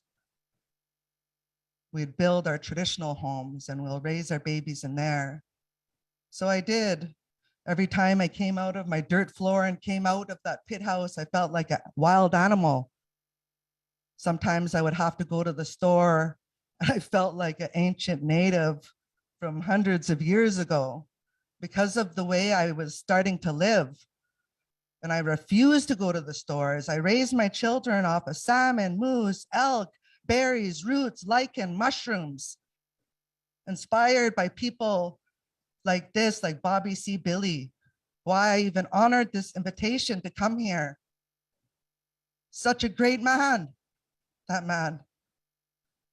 Bring tears to my eyes for losing such a powerful man, such a humble man that has taught so much people. So much people. And we lived in those homes, but I knew if we battled the pit house, the pipeline with these pit houses, it takes so long to build those pit houses. We're going to build tiny houses on wheels, and they're going to be on wheels because the government continues to put court injunctions on us to forcibly remove us off the land.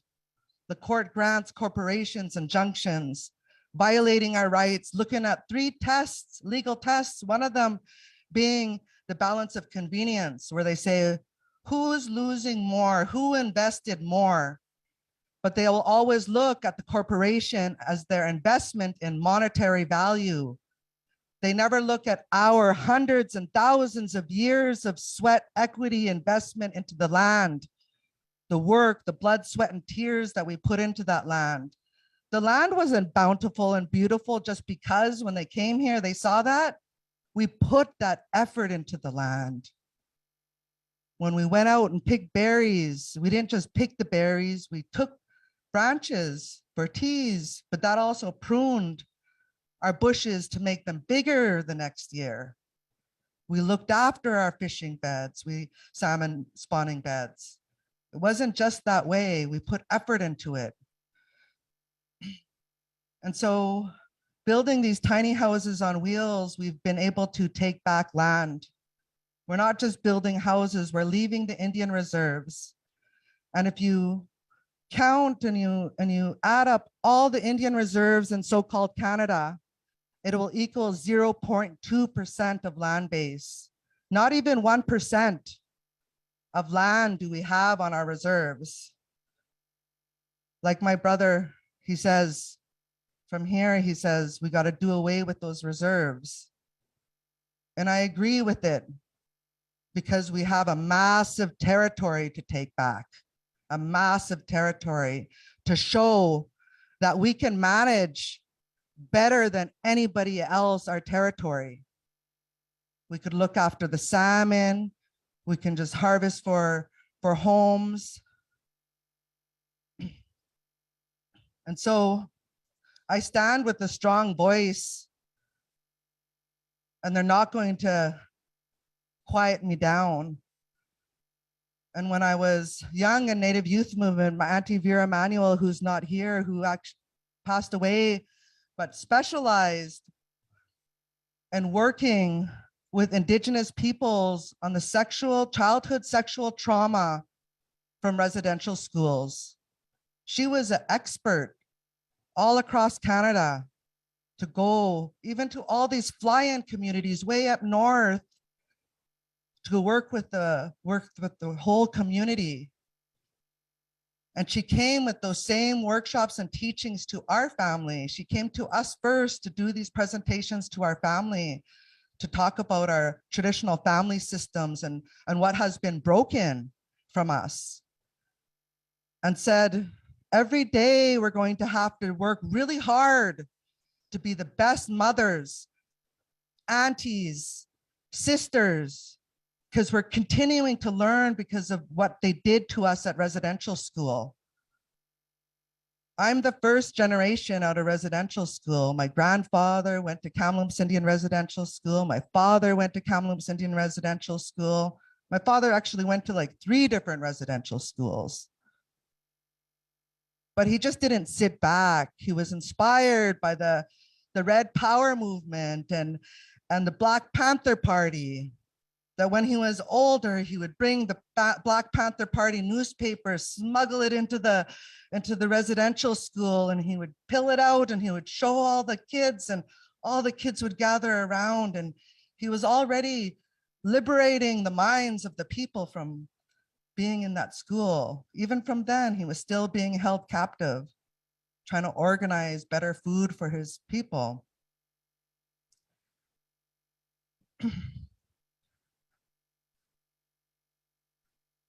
I'm a birth keeper. I gave birth to 4 freedom babies. I never registered them. I delivered them at home by myself. They don't have birth certificate. They don't have Indian status card. They don't have any type of ID. And I raised them this way through inspiration, like people like Bobby C. Billy, like Mary Williams from Litwat, other natives that said they weren't going to register their children. And we call them freedom babies. 4 freedom babies. My Auntie Doreen Manuel is here. She's a filmmaker. She made a documentary about the freedom babies. We're probably going to put together a feature because there's other young women that have babies that are freedom babies too. And all these young women across so-called Canada that are reaching out and saying, I want to have a freedom baby. I don't want to register my baby with the Canadian government. I don't want them to have a number. So I take a lot of pride in that because I never once went to the ultrasound. I never once went to a white man doctor for my baby. The white man doctor didn't catch my baby. I did. I caught my own baby. And it's such an empowering, inspiring thing that I wanted to do for my people, for my family, for my children. 4 of them. And I raised them on the front line. I brought them to the Mount Polley mine disaster, even through criticism of why you bring in your children to one of the world's largest mine disasters. Because I bring my children everywhere. That's the way that they're going to learn from me, is they're going to learn by experience because they're going to be right by my side. Like my father brought me around and like my grandfather did to his children. And they're with me. My son is up there at the Tiny House Warriors Village. We have 6 tiny houses on wheels, take back land there in Blue River, fighting a man camp to build the pipeline. 1,000 men they brought in. We fought hard as we can. We got arrested many times. Now our tiny house village sits right at the same entrance. Our entrance is right at the same entrance as this man camp entrance. So if I have to go home, I'm facing off with a bunch of men. They actually hired 5 full-time security at our doorstep in the front and the back security towers with retractable arms and spotlights faced right at my doorstep, right at my door. Cameras, night cameras, motion detectors, multi-spectrum security. They said it's 150,000 per one of those little mobile units, all solar powered. That's the type of surveillance they have on us. There was big, massive resistance in BC. There was Fairy Creek, the logging blockade, where there was hundreds of arrests. There was Wet'suwet'en, 3 raids on them. But now the police reports that we're getting out through Freedom of Information is saying, why didn't you move in on the tiny house warriors? How come you didn't move in on the Secwepemc and our Trans Mountain fight? They said because they're scared, because they don't know how the backlash that they'll get. But they moved in on our relatives. And so yes, we're peaceful.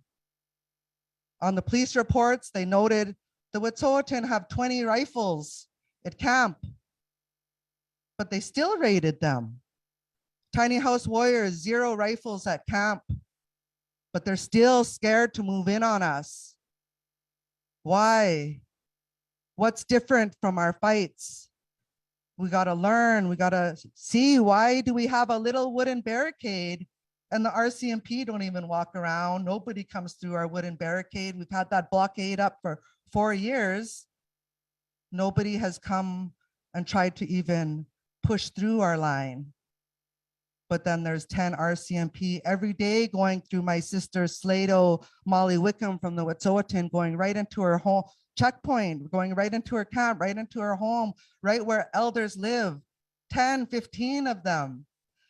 The RCMP formed a new division called Community Industry Response Group. This is a volunteer job for these cops, and they're facing off with natives. That's their only job, is to face off with natives that are resisting industry. There's the quick response team, SWAT. There's the integrated national security enforcement team. That's the anti-terrorist unit for Canada. We're at the top of that list, me and my family, for being nonviolent, but standing our ground because we know the power that we have when we stand on our rights and knowing our rights as Indigenous people. We don't just fight on the ground. We bring our fight international. We bring our fight to the United Nations, to New York, to Geneva. We even go to Zurich. It's not New York Wall Street or Toronto Bay Street. It's Swiss Wall Street. That's where all the money of the world is, all the colonial money that made this capitalist world the way it is. They clean all the diamonds, all the gold, they clean all the money. And so we go there, and through my late father's organization, Indigenous Network on Economies and Trade, we go there under that power of that name and that organization. And we go to the international banks and the insurance companies, Credit Suisse, BNP Paribas, AXA Insurance. Weeks after our visit to Zurich, AXA Insurance divested $1 billion US out of the tar sands in the Trans Mountain Pipeline. $1 billion American dollars. So this is the power that we have when we walk into those banks and we walk into those international insurance companies, knowing we are the owner of 180,000 square kilometers of territory. That's the power we stand on when we walk and we face off with those massive banks that are really destroying our lands. And these insurance companies, we started a big campaign against these international insurance companies because everything needs insurance. Their loans need insurance. Their buildings need insurance. Their pipelines need insurance. We pressured so hard that the Trans Mountain lost 18 of its insurers. 18 insurance companies have refused to underwrite Trans Mountain Pipeline, and we're still hammering at them. These man camps are linked to the murdered and missing Indigenous women. These man camps are linked to the increased sexual violence of not just Indigenous women, but all women and Two-Spirit. And so when we stand there, we have these red dresses all around, and it's been our protection. They threatened to come in one time, and my mom, an elder, she grabbed the red cloth and she put it right in front of our barricade, a whole big spool of it, all big length of just red cloth with nothing written on it. It wasn't a banner. It was the power of our color, our native color. And it stopped them. And we did that at Standing Rock too. We pulled that red cloth out, that big red cloth, and they said, what do we want to write on it? Nothing. It's just the power of our color. And so when I got this name and start using this name, Kanahuspelki, it means red woman. And my auntie said, you find what that means. And so I've been standing with that. And when I'm on the front line, and when I'm standing up for my people, or even stopping arrests from happening, that's the power that I wear, and the power that's inside me, that red woman, that color. And so people come to the north and they say, I'm looking for the red woman. I'm like, do they know that that's my name? Should I tell them, And I was like, that's my name, Red Woman. And they're like, oh yeah, we've come. We were told to come and see you. Never meeting them from Ecuador and from Chile and from different areas around the world. So yeah, finding your name and just standing in that power from Secwepemc and Ktunaxa, Secwepemc and Ktunaxa, Secwepemc and Ktunaxa nations. That's where I come from. So Kuksjam.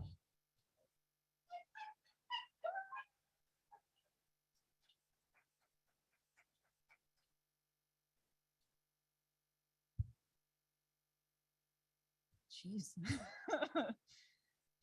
Can't, just listening to her, I just feel so honored and almost like intimidated because what she says is like, people don't realize that only 2% of this grassroots movement is responsible for 49% reduction from greenhouse gases. So just 2%. And so I always think about that, like, let's bump up those numbers. Let's revitalize more of that. And right now we are going to go on break. And there's many other nations that weren't able to be here with us today, but they were kind enough to send video to kind of give us a break here to eat and visit and answer questions. And so we're going to cut to these videos pretty soon here, Heidi. And break for lunch. So thank you, everyone.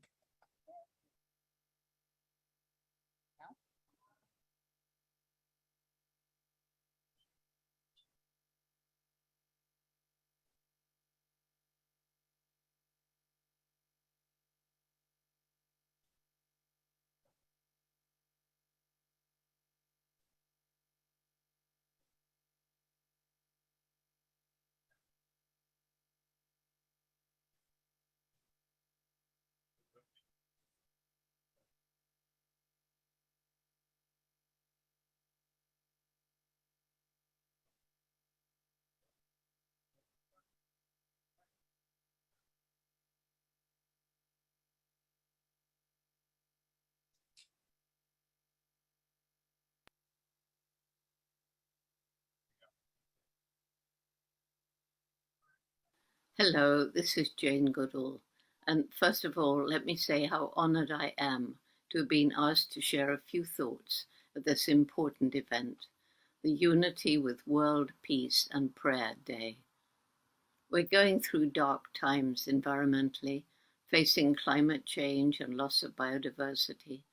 And the tragedy is we brought this on ourselves by our disrespect of animals and the natural world.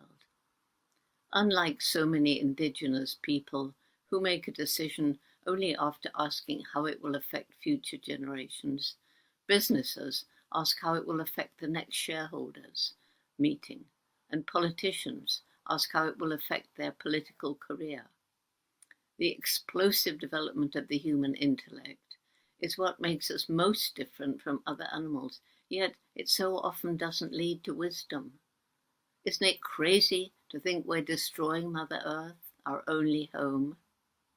In materialistic society, short-term gain is so often seen as more important than protection of the environment for future generations. This is due to greed, ignorance, or necessity, because the really poor will destroy the environment simply to survive. I was born in 1934, loving all animals, and as a child I spent as much time as I could outside my home in England, watching the birds and the squirrels and the insects, fascinated by their behavior, climbing trees, loving to be up, feeling nearer the sky and the birds. And when I was 10, I decided I wanted to go to Africa, live with wild animals, and write books about them. Almost everybody told me to dream about something I could achieve. We had very little money. Africa was far away, and I was just a girl. But my supportive mother told me that if I really wanted to do something like that, I would have to work awfully hard, take advantage of every opportunity, and if I didn't give up, hopefully I'd find a way. And I did. Amazingly, I got the chance to live with and learn from the chimpanzees, our closest living relatives, in the forests of Tanzania. I learned a lot about them, and the study is continuing 60 years later, and we're still learning new things. But I also learned during my months in the rainforest about the interconnection of the plants and animals living there, and how each one had a role to play in the glorious living web of life.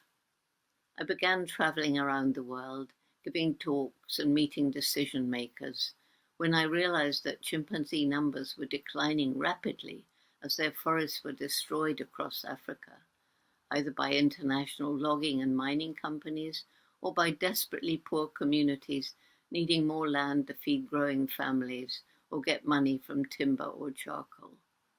That's when I knew how important it is to end poverty, in our case, through community-led conservation, helping villagers find a way of living without destroying their environment. More and more species of animals and plants are disappearing around the globe because of human activities. In fact, we're in the middle of the 6th great extinction. In addition, billions of farm animals are crowded into unbelievably cruel factory farms to satisfy people's need for cheap meat. And this is destroying huge areas of habitat to grow the grain to feed them. And this, along with the use of chemical pesticides and herbicides in industrial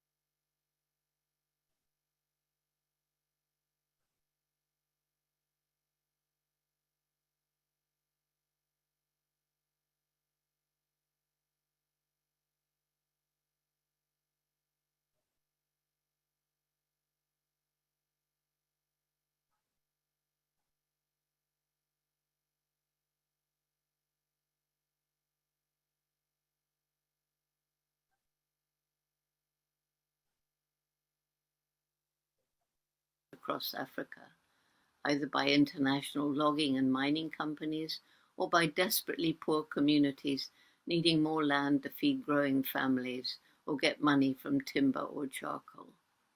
That's when I knew how important it is to end poverty, in our case, through community-led conservation, helping villagers find a way of living without destroying their environment. More and more species of animals and plants are disappearing around the globe because of human activities. In fact, we're in the middle of the 6th great extinction. In addition, billions of farm animals are crowded into unbelievably cruel factory farms to satisfy people's need for cheap meat. And this is destroying huge areas of habitat to grow the grain to feed them. And this, along with the use of chemical pesticides and herbicides in industrial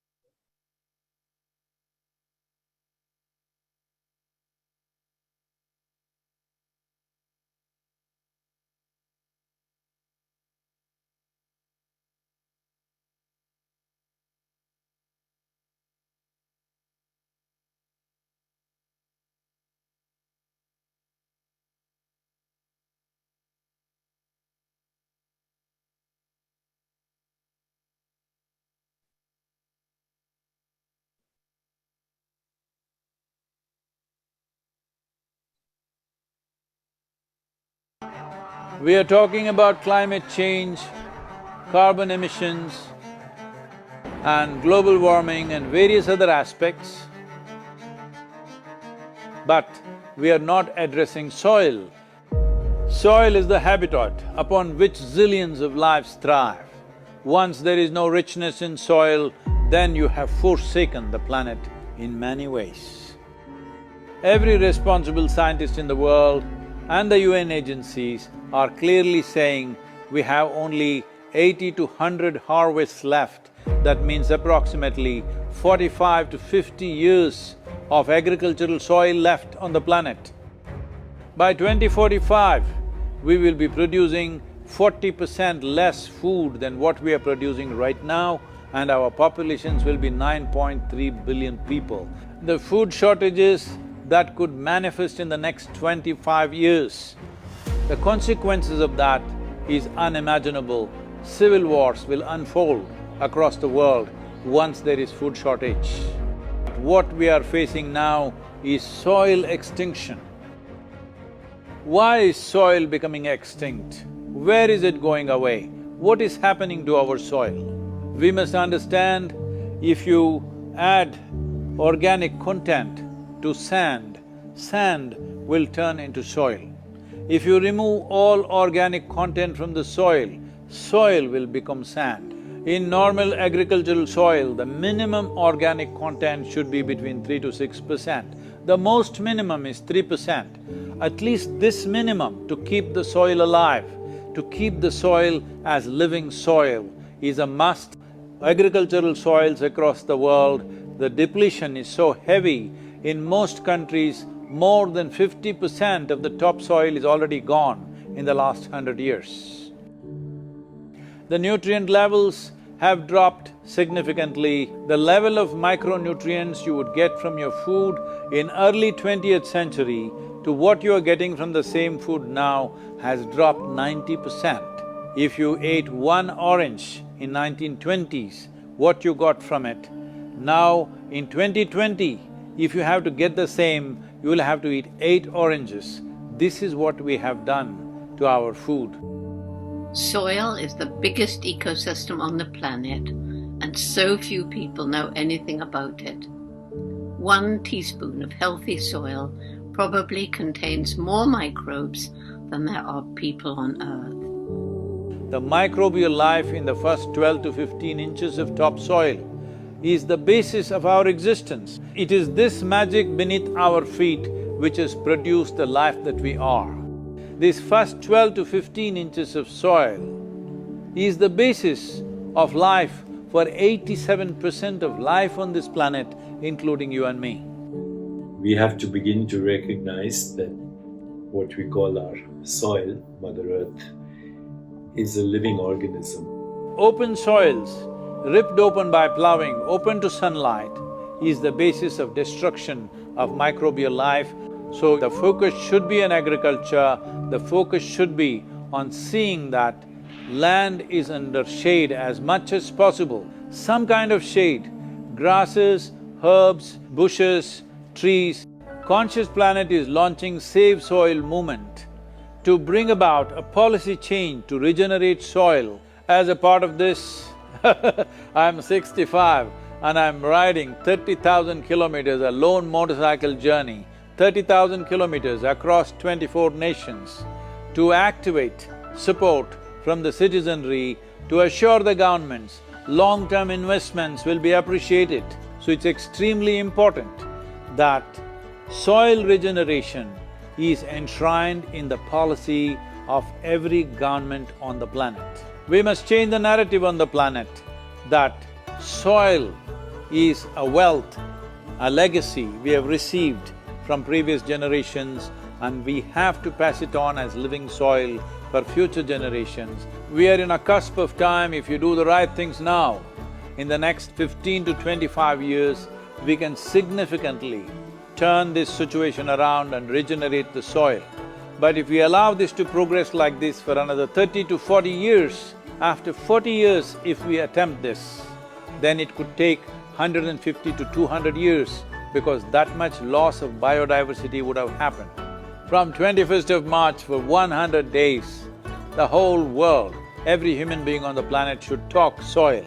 We must hear the word soil, save soil everywhere to see that the narrative on the planet changes towards the most vital aspect of our life, the soil. Each one of you should reach as many people as you can to make this happen. Many global leaders and influencers are already participating in the movement. Be a part of this and let us make it happen. From my part, as much as I can contribute.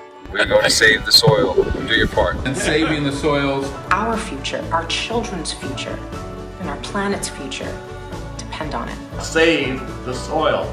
We know what we must do, so let's make it happen. Let's make it happen. Let's make it happen. Let's make it happen. Let's make it happen. Let's make it happen. Let's make it happen.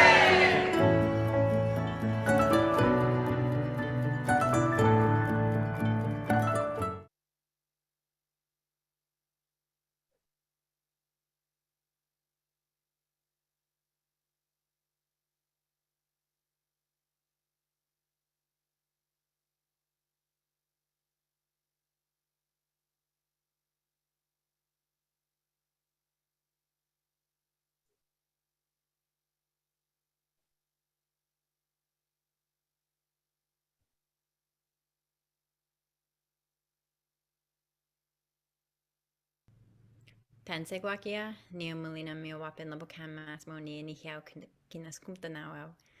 My name is Melina Labokam Massimo. I am Nihio. My nation is Lubokon Cree. I am from the Alberta Tar Sands. I'm going to do a quick presentation about the impacts that we're feeling here in our homelands for World Peace and Prayer Day. Again, my name is Melina Miowapin Labokam Massimo, and I am co-founder and senior director at Indigenous Climate Action and the founder of Sacred Earth Solar. You can find us at those websites. Just wanted to give location to where I'm from. I was born in Little Buffalo, which is my community, and I was born in Treaty 8 territory in the Peace Country, in the middle of the beautiful Boreal Forest. It's ancient, pristine, old-growth forest. And that's my kukum, Josephine Labocan, my dad, Billy Joe Labocan, and him as a child, hiding from the Indian agents from residential school in the mission schools. So our homelands are in the Alberta Tar Sands, if people have heard about it. It is one of the largest industrial projects on the face of the planet. It is 141,000 square kilometers as big. The yellow and purple blotches are as big as actually the state of Florida combined. So we're talking about a really big impact zone. We have, as I mentioned, pristine, the northern lungs of Mother Earth, very beautiful, also glacier-fed water systems. We have the Mackenzie River Basin, which is a sixth of Canada's freshwater supply and one of the largest inland water deltas in the world. A lot of our animals, like here, the woodland caribou, will be locally extinct or extirpated from our territories because of the tar sands, which Dr. David Schindler, who many Indigenous peoples have worked with, who has now passed on, said there's nothing on this planet that compares to the destruction going on there. If there were a global prize for unsustainable development, the tar sands would be a clear winner. He was a professor at the University of Alberta. And I just wanted to talk a bit about the cultural and environmental genocide because of the encroachment, contamination, and destruction of our territories. That's resulting in a loss of culture, places to practice our culture, traditions, and customs. Beautiful land with me moose kiting with my family, traditional songs and ceremonies and dances on the land. But it's very hard to do that, to have ceremony on our homelands when the way of life is being replaced by industrialized landscapes, strained and polluted watersheds, and contaminated air. If you want to hear more, and with the limited time and so many people speaking about their sacred sites, I won't go too much in, but if you want to learn more about a massive oil spill that happened in our territory, you can go to Oil on Lubicon Land, and you can watch the massive impact that happened with the contamination of our homeland. I wanted to connect this quickly to violence against the earth begets violence against women and the colonial values of patriarchy and capitalism, exploiting the land and exploiting our women. So I wanted to leave everyone around the question of what does climate justice look like? For me, it's returning to zero waste communities, which our communities always have been, and also implementing, when possible, renewable energy, eco-housing, food security systems back into our homelands. Like we did back home with the Pitapan solar project, which is a 20.8 kilowatt system that powers the health center in the community. And you can follow and learn more about Indigenous climate action and Sacred Earth Solar if you want to go to our various websites or follow us on social media. But thank you so much. I just wanted to thank everyone for including us in the story and for the prayers for our communities, because right now it's a very heavily hit place. We have a lot of the burden of toxic burden on our backs, in our bodies, and it really weighs down our spirits. So thank you so much for including us in the day of prayer. Hi, hi.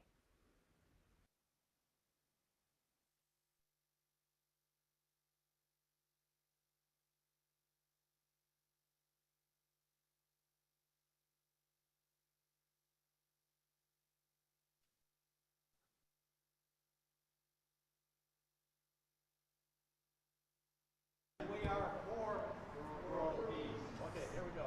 Ready? 1, 2, 3. We are veterans for peace and for world peace. Woo!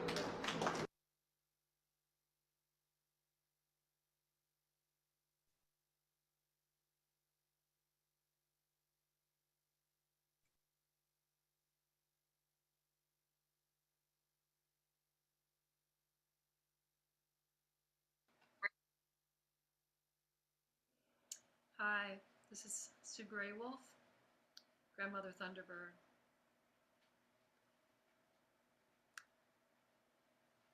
My prayers are many. My prayers are for the people of this earth, for the children of this earth, for Mother Earth herself, for the tall ones, the rock people, the winged ones, the four-leggeds, the creepy crawlies, flora, the fauna, the finned ones, and all the waters, the oceans, and rivers, and lakes and streams. Every part of this earth is precious. Everything around us is precious. I pray for humanity to come together as one. I pray for balance to come back, and for people to come together, realize what they can do, even it's small little things that they can do to help, to create a better earth, to create a better world, to bring us into balance once again. For we are all one. We are all here in these times, these amazing times, to be here. And I am grateful and humbled to be here, to be able to share my light, my love, and my energy for everyone. And I would like to just sing this little song that I wrote years ago. It's called We Are One.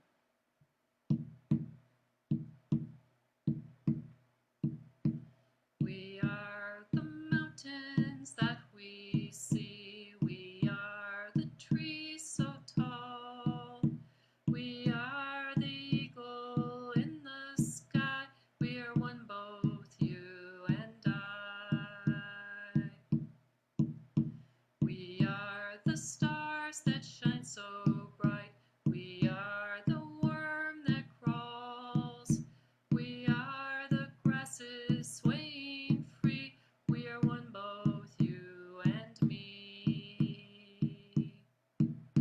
Hey yo, Wayana, hey, hey yo, Wayana, ho.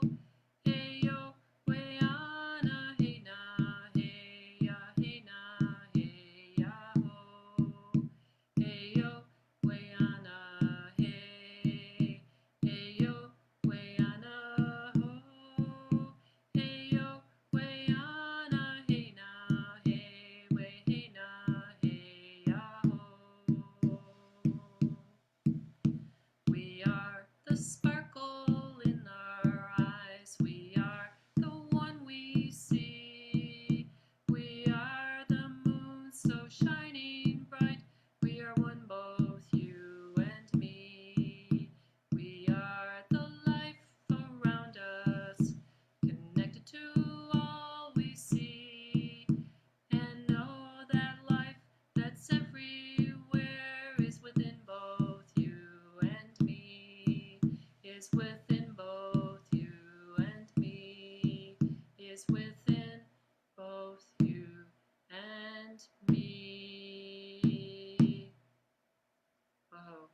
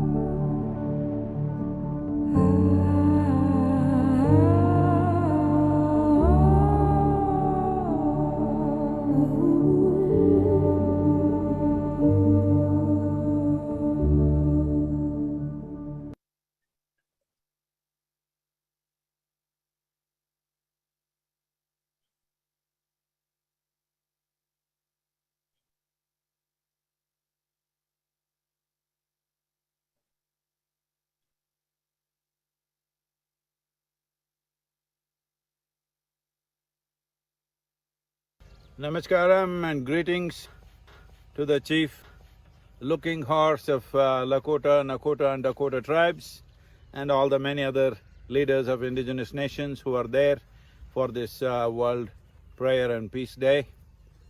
My congratulations and greetings to every one of you. This effort to bring this consciousness of sanctity and sacredness to the land that we walk upon is very important. As a part of this, right now I'm on a lone motorcycle journey, 100 days, riding over 30,000 kilometers from London to southern India. I'm on this journey to bring awareness to save soil, and tremendous participation has come. I would like to bring this to your awareness. I will ask our teams to send you what has happened in this endeavor, the reach and the impact that it has created to bring sanctity to the soil that we walk upon, to make people understand that this is a living soil, this is not an inert substance, this is not a resource, this is the source of our life. So once again, my congratulations and greetings to all of you.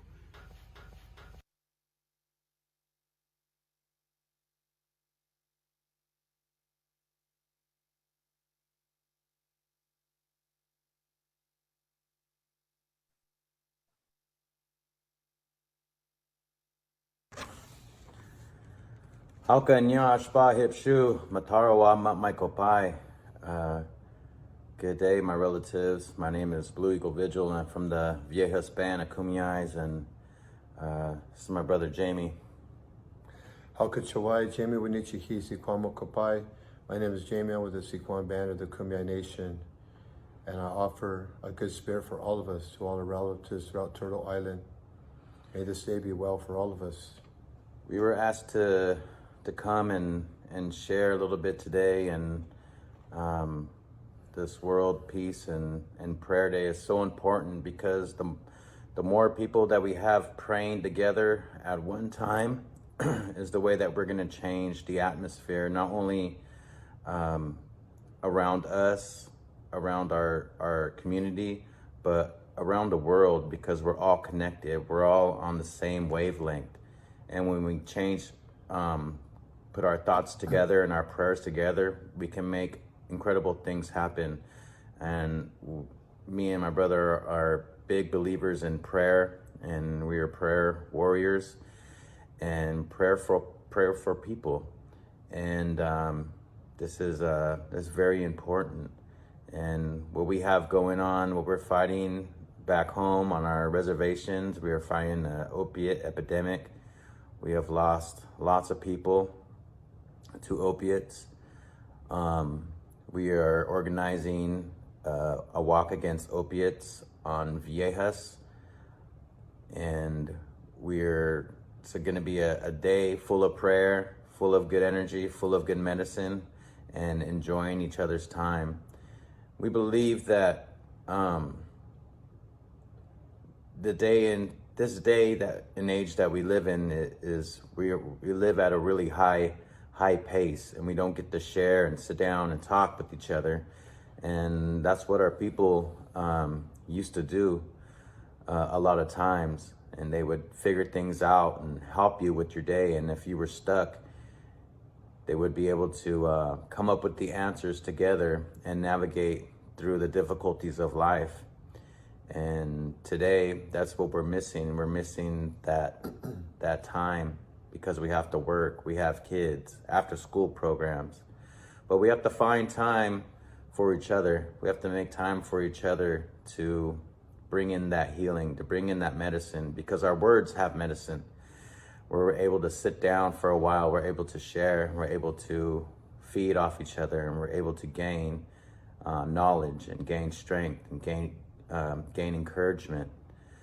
So that's what we're facing back home, but we've lost a lot of good people, and so we're bringing the community together, and we're fighting this opiate epidemic through tradition, through song, through prayer, through whatever means necessary. And that's what we wanted to come here and share today. Yes, we could share our plant world too, the plant being, recognizing how important our sage and tobacco is to us, knowing that the tobacco was the first plant, the first gift, you may say, that was given to us by the Creator, and the sage given to us to provide a safe environment around us. But most importantly, this sage right here has one last purpose when we light it. And when we light this sage, after we offer our thanks and our gratitude and our intentions, when we apply and take this plant and bundle it, has one last intent, and that's to light the bundle within us. Because we're always praying for the environment around us, but it's important to pray for the environment within us, the space right here that holds our heart. And most important, the one up here in your mind that holds our thoughts, the teachings, things that we accumulated and accrued, and to protect those for the ones out there. Prayer, my family, is so important. Like my brother Blue was saying, we can heal people with our words. We can heal people with our touch. And it's important that we find motivation, or you may say the desire to seek that knowledge too from our elders that are out there. We're younger, we can move better, and it's important to harvest that knowledge, or go after it. It's like planting seeds. We can harvest the plant, but it's important to know that we can harvest knowledge too, and that we can hand that down. And all those teachings and knowledge that we have, it's like filling up your well within you, because one day those children are going to come, they're going to want to drink from that well, and it's important to have that. It's kind of it's part of those 4 stages of life: the infancy stage, adolescence, the parent and elder stage. Well, myself, I'm stuck right in between the parent and right before the elder, but so I always try to do my best to go achieve as much as I can and ask for this knowledge. So we wanted to also come together today and lift up our prayers throughout Native country, whatever that they're going through.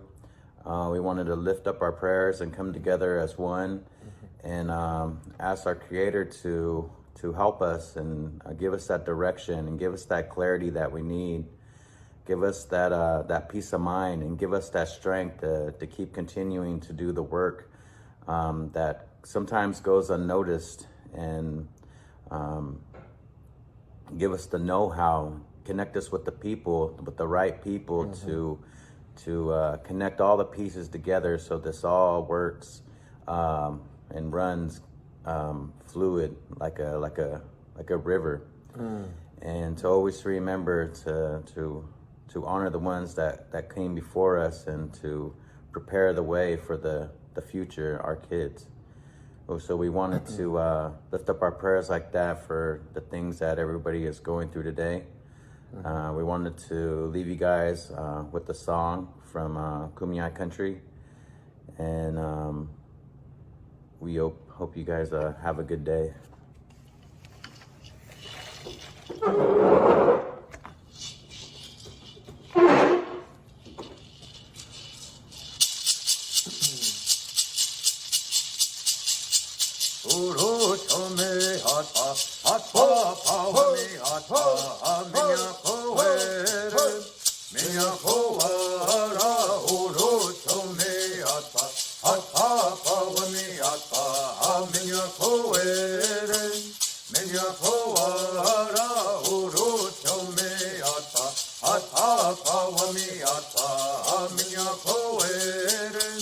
Minya ko wara uru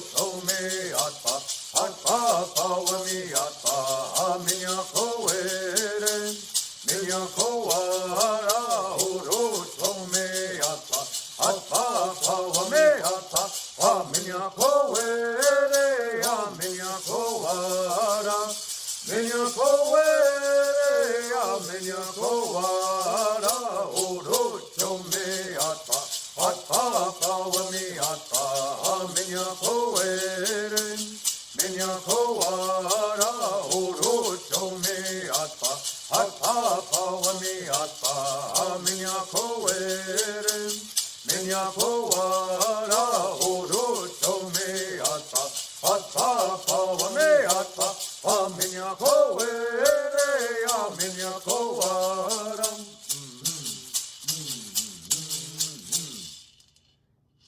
Our thoughts and our prayers go out to all of you today, and together we can make a difference, and together is how we're going to overcome the difficulties of life and the difficulties and the troubles that are going on in Indian country together.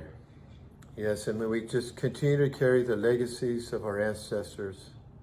May we be that conduit to carry the message through those prayers, through our language and our songs. And that we bless all of us in that way. Iyehan. Yeah, hon.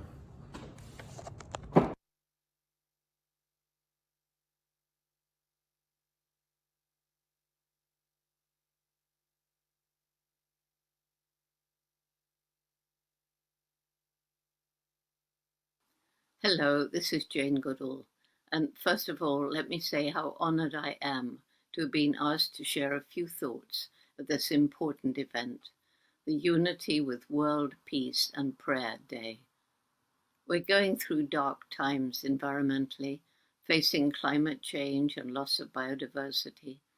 And the tragedy is we brought this on ourselves by our disrespect of animals and the natural world. Unlike so many indigenous people who make a decision only after asking how it will affect future generations, businesses ask how it will affect the next shareholders meeting, and politicians ask how it will affect their political career.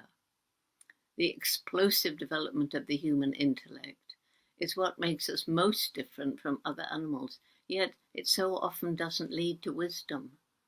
Isn't it crazy to think we're destroying Mother Earth, our only home? In materialistic society, short-term gain is so often seen as more important than protection of the environment for future generations. This is due to greed, ignorance, or necessity, because the really poor will destroy the environment simply to survive. I was born in 1934, loving all animals, and as a child I spent as much time as I could outside my home in England, watching the birds and the squirrels and the insects, fascinated by their behavior, climbing trees, loving to be up, feeling nearer the sky and the birds.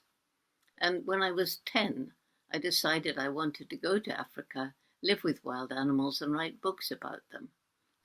Almost everybody told me to dream about something I could achieve. We had very little money. Africa was far away, and I was just a girl. But my supportive mother told me that if I really wanted to do something like that, I would have to work awfully hard, take advantage of every opportunity, and if I didn't give up, hopefully I'd find a way. And I did. Amazingly, I got the chance to live with and learn from the chimpanzees, our closest living relatives, in the forests of Tanzania. I learned a lot about them, and the study is continuing 60 years later, and we're still learning new things. But I also learned during my months in the rainforest about the interconnection of the plants and animals living there, and how each one had a role to play in the glorious living web of life. I began traveling around the world, giving talks and meeting decision makers, when I realized that chimpanzee numbers were declining rapidly as their forests were destroyed across Africa, either by international logging and mining companies or by desperately poor communities needing more land to feed growing families or get money from timber or charcoal. That's when I knew how important it is to end poverty. In our case, through community-led conservation, helping villagers find a way of living without destroying their environment. More and more species of animals and plants are disappearing around the globe because of human activities. In fact, we're in the middle of the 6th great extinction. In addition, billions of farm animals are crowded into unbelievably cruel factory farms to satisfy people's need for cheap meat. And this is destroying huge areas of habitat to grow the grain to feed them. And this, along with the use of chemical pesticides and herbicides in industrial agriculture, is killing insects and other animals and also killing the soil itself. Instead of thanking an animal for providing food, sending up a prayer, and ensuring that nothing is wasted, as so many indigenous people do, wealthy people are asking for and given huge amounts of meat, and so often eat only half, and they never give a thought to the suffering of the animal. Today, science has proof of the sentience of animals. We humans are not the only beings on the planet with personalities, minds, and emotions. From apes to rabbits, cows to chickens and octopuses, animals are shown to have an intelligence undreamed of by Western science, even 10 years ago. Now we know that every one of the animals whose habitats are being destroyed, who are being hunted for sport, who are being bred for food or for exotic pets, who are being used for medical research, all of them are individuals with personalities, minds, and above all emotions similar to ours, including feeling fear and despair. And they all feel pain. The scale of animal suffering is almost unimaginable. Yet how few people hear how they are crying out for help, pleading for understanding and compassion. Too few people are listening, and even fewer are helping. And as well, it's not only nature that's being destroyed, whole cultures are disappearing as the people's territories are taken over for logging, mining, and yet more concrete towns, cities, shopping malls, and roads. And as cultures vanish, so too their sacred sites, those places where people connect with the natural world, with the Creator, the maker of heaven and earth, with God. There are places in the rainforest in Gombe National Park where we are still studying the lives of chimpanzees, places where I feel a close connection to a great spiritual power. I feel a sense of wonder and awe at the beauty of Mother Nature. I've been told that an impressive 80-foot waterfall was once a sacred site for the local Waha tribe, but the people were dissuaded by well-meaning missionaries from joining their elders, who used to gather there once a year for now forgotten rituals. The missionaries didn't understand that the people were only paying tribute to God, and now the last of the elders has died. But I feel the power of that sacred site. I have sat there for hours, and the chimpanzees too seem to feel this, for they form spectacular waterfall displays, or dances, swaying branches, swaggering upright from foot to foot, moving through the spray, then sitting looking at the water, something that's always coming, always going, and always there. They are experiencing, I believe, a similar sense of wonder and awe as I do. If we don't change our ways, create a new mindset that acknowledges we're part of the natural world and depend on it for air, water, food, everything, we are doomed to become just one more species to go extinct. This is why this gathering is so important. Finally, the world is listening to the wisdom of the indigenous people, who for thousands of years have been the wise custodians of the land. And this ancient wisdom, together with new scientific innovations, can help us once more live in harmony with Mother Nature, can help us to heal the harm we have inflicted, slow down climate change, rescue animals from the brink of extinction. The 21st of June is a day when I hope that people of all religions and beliefs from all around the world will join together to pray for an end to racism and discrimination, to pray to end the suffering of people and other animals, especially those afflicted by violence and war, to pray for a better, kinder, and more peaceful world. Thank you.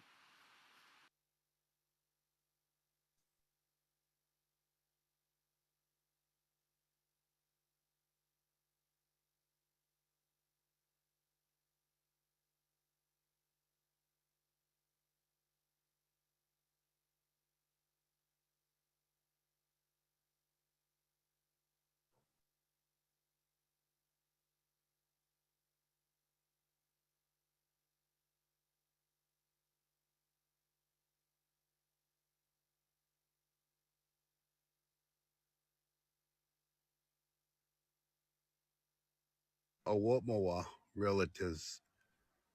This is Myron Dewey with Digital Smoke Signals in a mountain Paiute and Shoshone territory out here. And then some of you guys may think it's the middle of nowhere in Nevada. For us, it's not.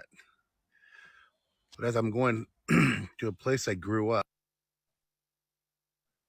it's early in the morning. And, you know, this is just to give you an idea what it looks like out here.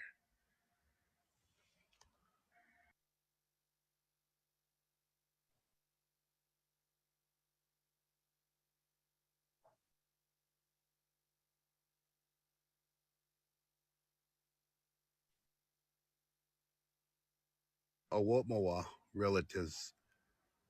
This is Myron Dewey with Digital Smoke Signals in a mountain Paiute and Shoshone territory out here. And then some of you guys may think it's the middle of nowhere in Nevada. For us, it's not.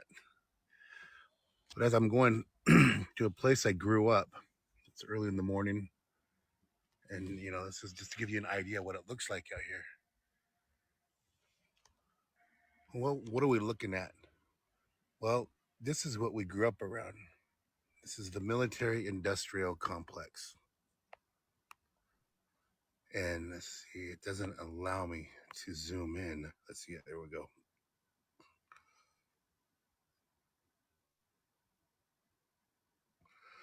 This is what we grew up around. And what are they guarding? They're guarding the communications, or to appear like it. But, you know, just the norm of this, you know, this was normalized growing up. Jets flying low. The jets used to fly so low that we used to wave at them, the pilots. We stand up on the hill and wave at them. And at that time, I was just a little kid and really not knowing, you know, I just kind of thought it was really cool, these jets flying over, waving at us. Meanwhile, you know, our tribe was at that time fighting the the no-fly zone before it's really known as a TFR. The no-fly zones out there flying over our sacred sites and hunting grounds and doing dogfights out there in disregard of the tribe, the community, and anybody who's got, you know, at that time, majority of the community, you know, had horses and cattle, and that's what they did. The assimilation process had worked to kill the Indian, save the man, and make them farmers and ranchers. And this is the norm out here, though. And this is in our homelands. This is right off the road, and we're saying right off the road. I mean, it's like really right off the road. And so, just sharing with you a little bit of the history of what Paiute and Shoshone people here in Nevada are dealing with at first contact for 62 years to current, the military industrial complex, and how the mining industry has that support here in protecting these corporations, protecting these international corporations. And, you know, we've watched the natural law change, meaning we've watched the water go down from the use of these mines. We've watched streams dry up, deforestation. We've watched places where we used to hunt no longer be able to hunt because of the bombing ranges. the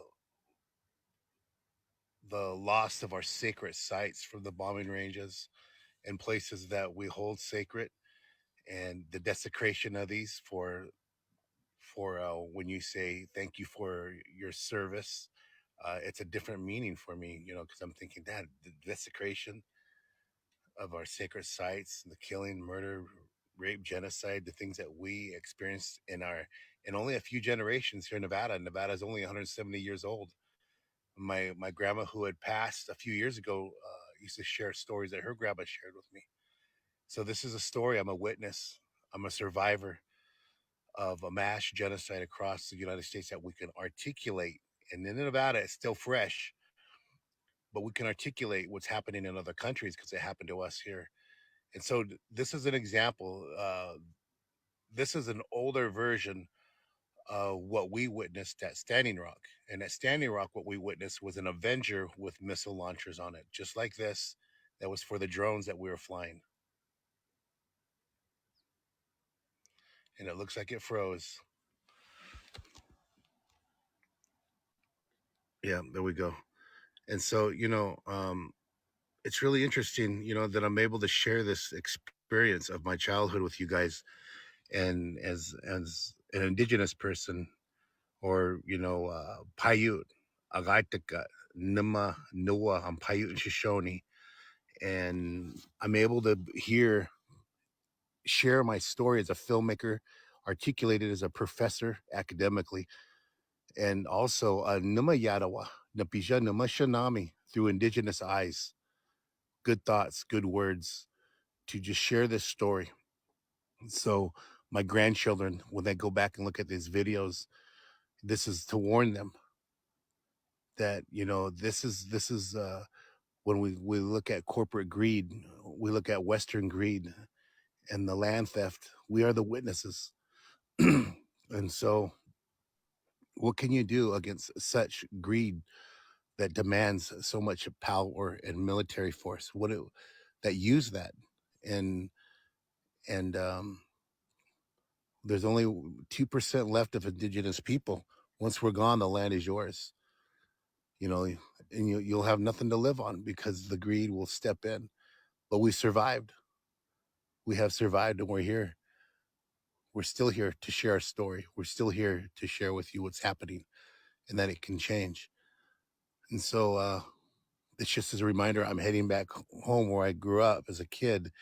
And this is just the reminder. I'm an hour away from town and an hour and a half away from where I live, but this place is in the middle of nowhere, right on the side of the road, protecting a communication center. And, it's an older rig, but it's just so, I just can't believe how normal this was growing up.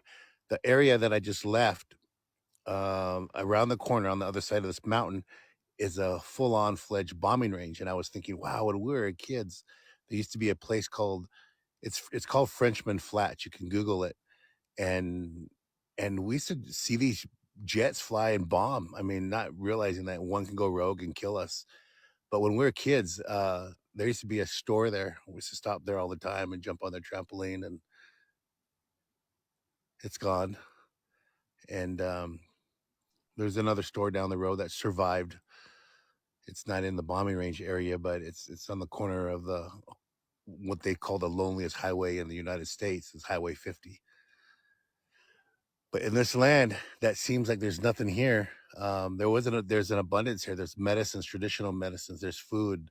The natural law is kicked in here. The animals, there's rabbits, rattlesnakes, deer, antelope, mountain sheep. There's quite a bit of that still left. It's hard to find, but it's still there. And one of our hardest seasons this year has been hit with our traditional harvesting areas. Our tibapi, our pine nuts have been hit hard, extremely hard. It's hard to find.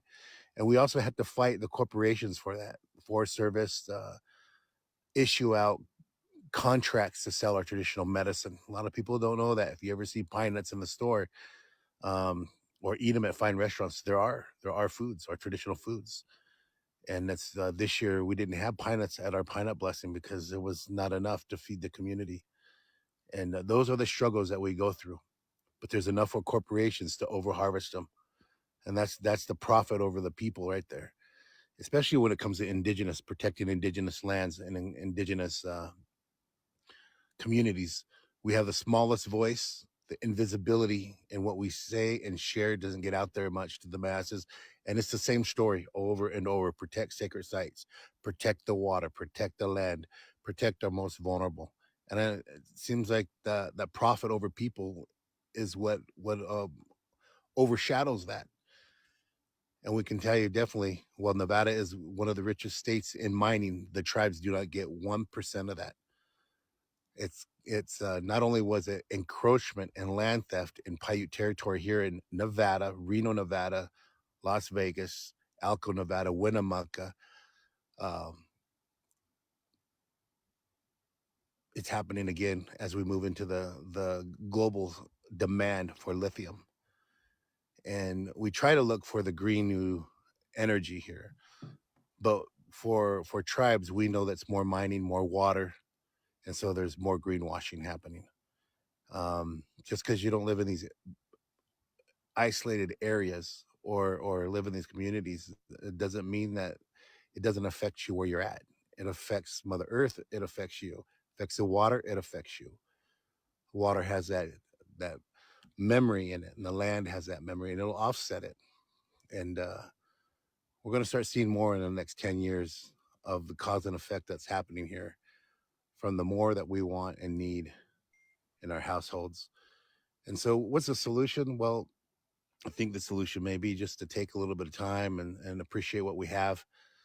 Take a breath, Nanishtahai, thankful for that breath of life. Take a moment to just appreciate what you have and not what you don't have, but what you have. If you can walk, if you can talk, if you can see, if you can feel, appreciate what you have, not what you don't have, but what you do have. Pija namashinama yadawa nanishtahai. Pija yadawa nanishtahai talbino. Have a good day. Many blessings your guys' way. This is just a story from Marinduya Digital Smoke Signals, Paiute, Shoshone, Nemaniwa, Nanania, Ohoba Shinami. Strong Thinker is my Paiute name, Ohoba Shinami. And I'm going to continue to update you guys as a witness. I am a witness for my people and my grandchildren. And I'm going to continue to share the stories that we've went through and survival of Western contact and Western encroachment, continued Western encroachment. If you want to support, you can also sign up on digitalsmokesignals.com. A lot of these projects, a lot of I think just in service to our community, I don't even say projects, in service to our community is done immediately. So whatever you support helps. And just want to say thank you. Many blessings. I'll come live again when I get to where I grew up, and I'll show you the area that is so isolated. It's unreal. I mean, it's an hour dirt road.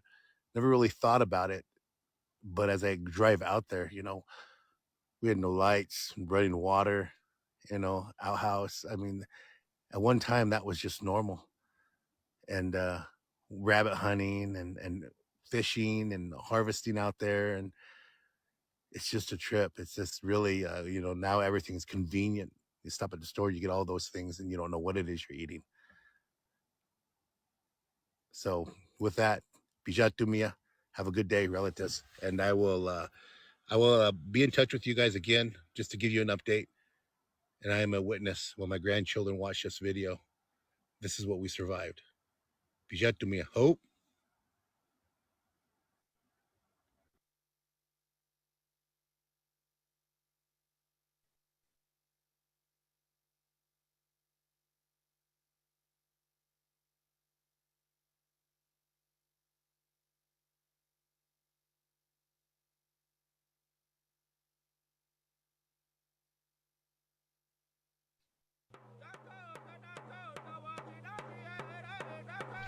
My name is Norman Redwing Jr.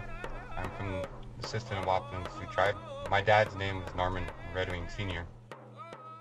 We are a people. We come from 3 different Oshbaye, Sisituan, Wakbetuan, Wakbekute, Oshbaye. Together we make the tribe.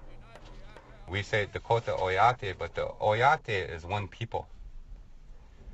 That includes the other bands of the Sioux Nation.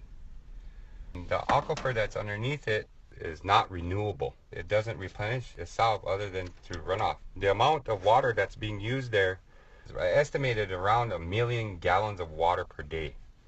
Approximately 835,000 acres of water that's underneath in the Veblen aquifer. And it's not a continuous aquifer. The amount of waste and manure coming from the amount of cattle there, anywhere from 2 to 2.5 million pounds of manure per day.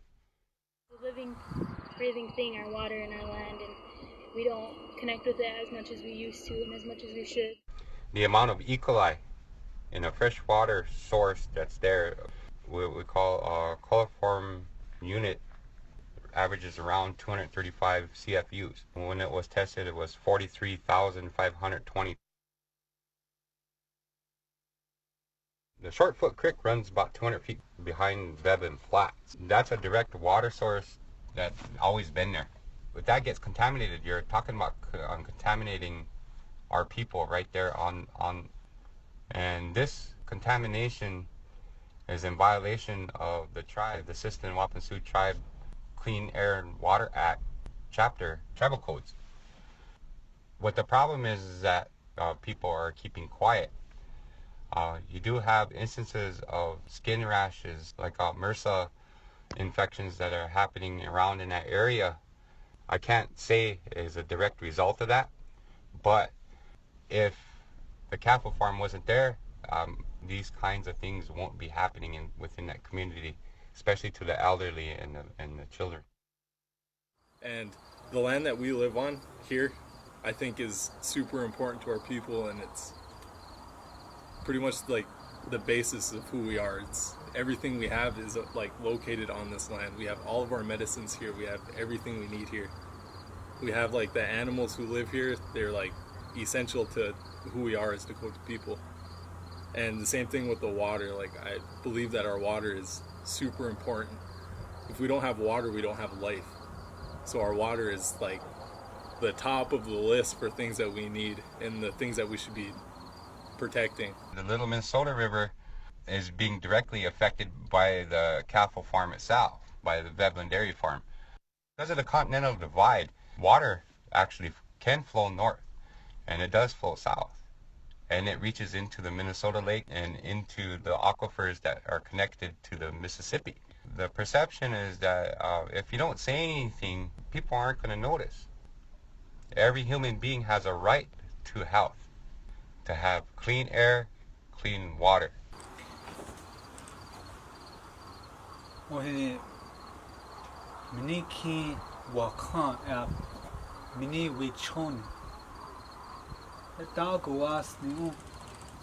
na mini wichone ki ata ha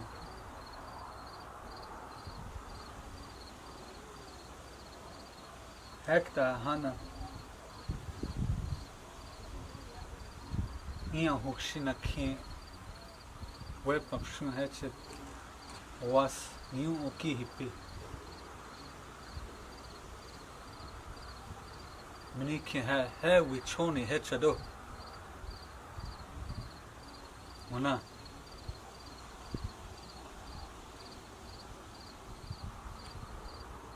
Veblen Dairy ed mini ota hash ota it chupi dokchun hetchet dueka stat haro unge uyuhapta ish a sampi unge uyuhapta. It's easier to get things done in South Dakota or North Dakota or in other rural states. All they want to do is make more money. The greed is what drives that. With the help of our native sovereignty, I think it's time that we say something. It's time that we make a stand against that, because you're talking 2 or 3 generations from now where our children won't even be able to play outside. Well, it's a very difficult future for our great-grandchildren, our great-great-grandchildren. So we need to say something together.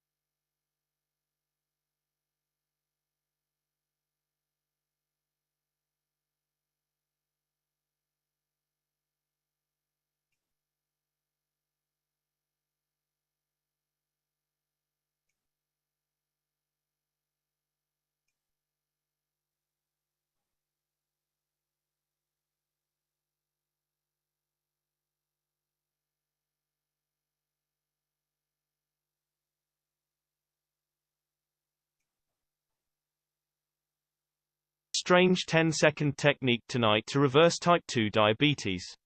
Most people continue to take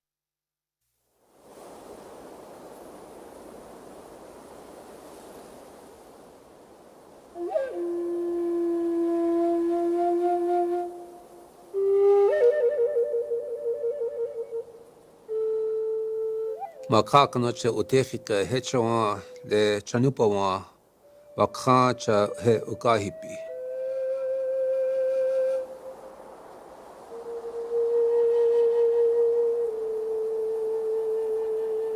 Aha shakoi hina wacheke ucheta ha hochuka hina ucheta ahipi.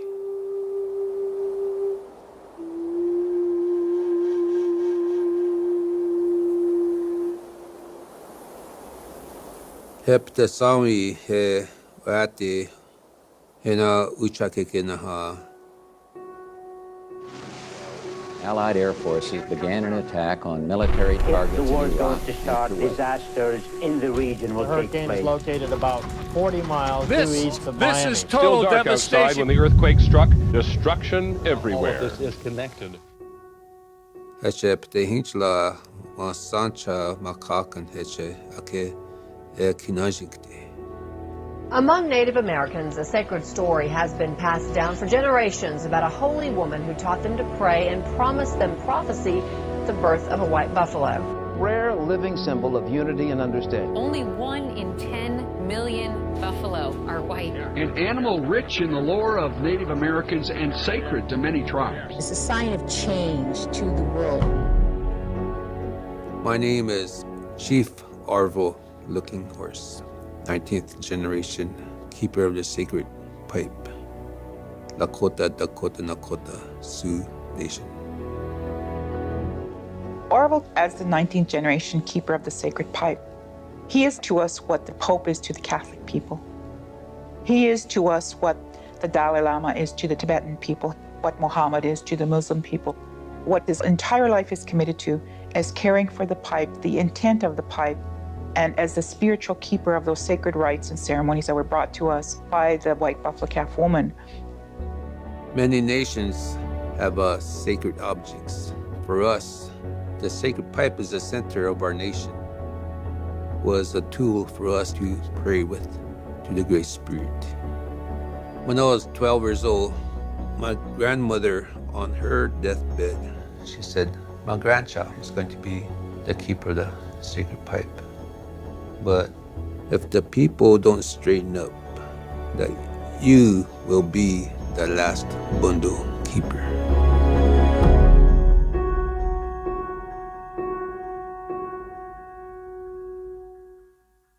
As a young boy, I thought I knew a lot. I was going to high school and living with my father and my mother. They were both bronc riders. And my mother, she breaks horses. My father, he was a bareback rider, going to rodeos. And I want to be one of those guys. I want to sing at a powwow and rodeo like everybody else. So I did eventually join the rodeos in our community and our reservations. But I was scared of horses. So.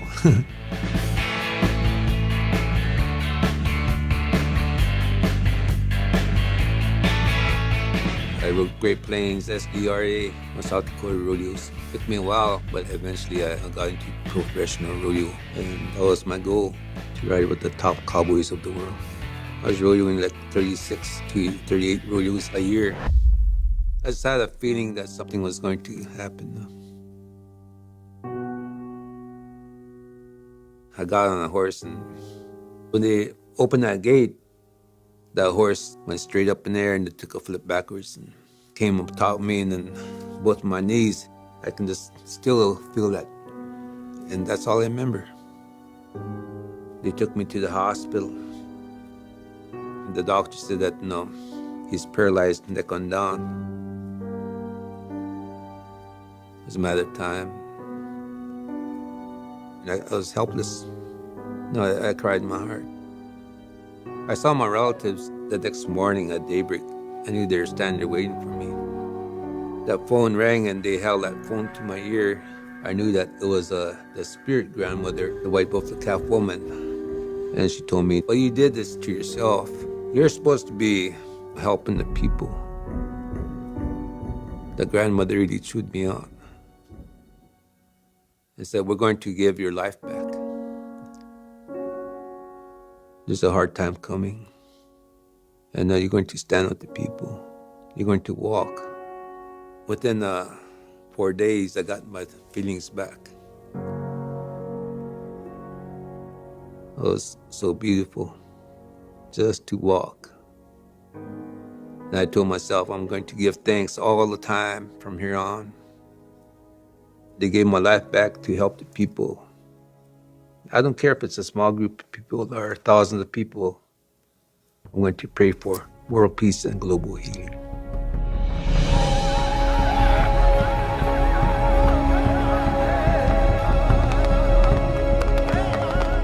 I grew up in a very short time here, and now I am a world leader carrying the message of the white buffalo. The prophecy of mending the sacred hoop, stand together. That sacred hoop of the nation was broken at Wounded Knee.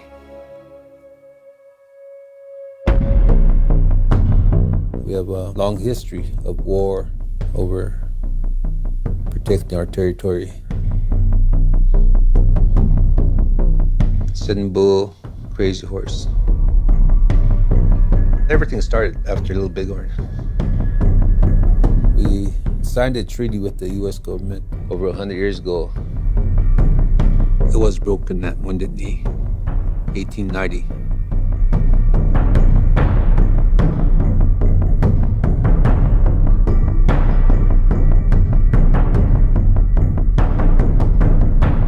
Bigfoot, he's my great-great-grandfather.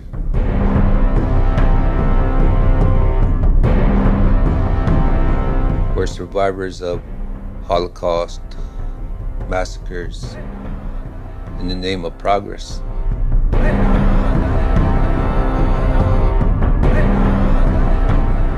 Put our people on concentration camps.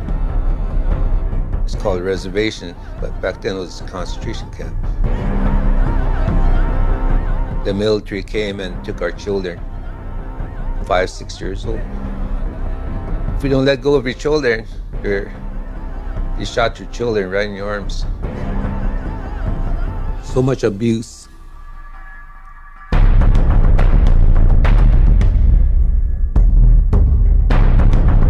We rode horseback from the 80s till 1990. We did a ceremony, and we prayed that there would be no more wounded knees throughout the world. But the way things are going, and the things that we are doing right now, well, it's not that way. Mother Earth, she has a fever. Man has gone too far. Disrespect everything. Sacred sites been destroyed. Eagles are flying into trash pits. When I go outside our community into the world, this is a strange world that can't succeed. But right now at home, the Native American people, they're gathering to stand up to stop the pipeline. The elders talk about the black snake, where the black snake will be going on top of the earth, and that's when we'll be faced with global disaster. The Native American people believe that the black snake is the pipeline. We have come to a time and a place of great urgency. Even scientists are saying that we are at the point of no return. If you struggle to lose weight, you must see this. A fat-dissolving loophole has just been leaked that can dissolve 59 pounds of fat in just a matter of weeks. Did you know every overweight person on Earth has one thing in common? And it has nothing to do with diet or exercise. It's the reason why some people are skinny from birth and eat what. People are so spiritually disconnected. We need to reconnect with spirit. Spirit. Mother Earth is a source of life, not a resource. We are at the crossroads, but there is hope.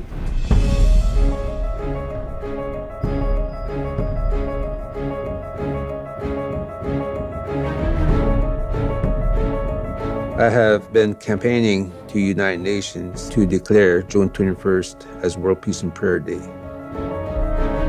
or Honor Sacred Sites Day. Sacred sites all over the world must be protected. On June 21st, we're asking people all over the world to pray with us.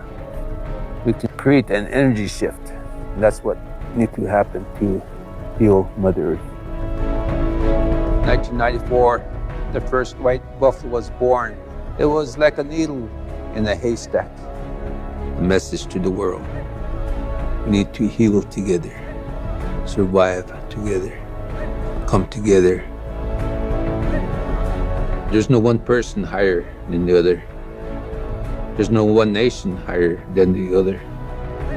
We are at the crossroads, either be faced with chaos, disasters, tears from our relatives' eyes, or we can unite spiritually. All nations, all faiths, one prayer.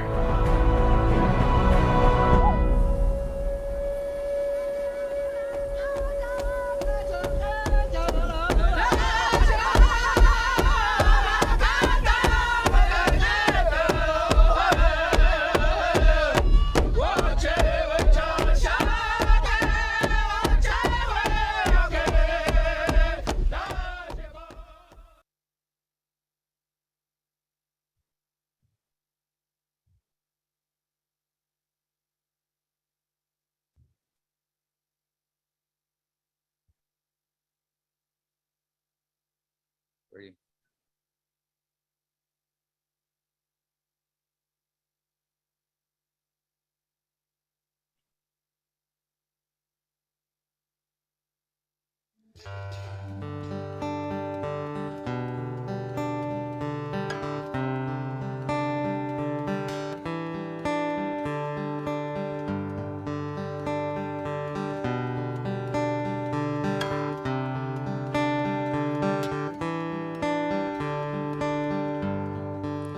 Been taken by foolishness of thought, beauty to breathe, depletion of non-renewable resource, time to testify.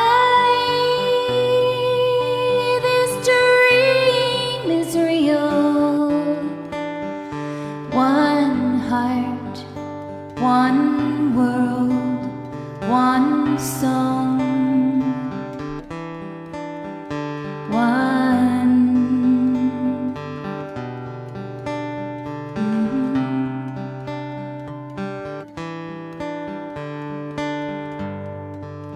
New day has dawned, time to justify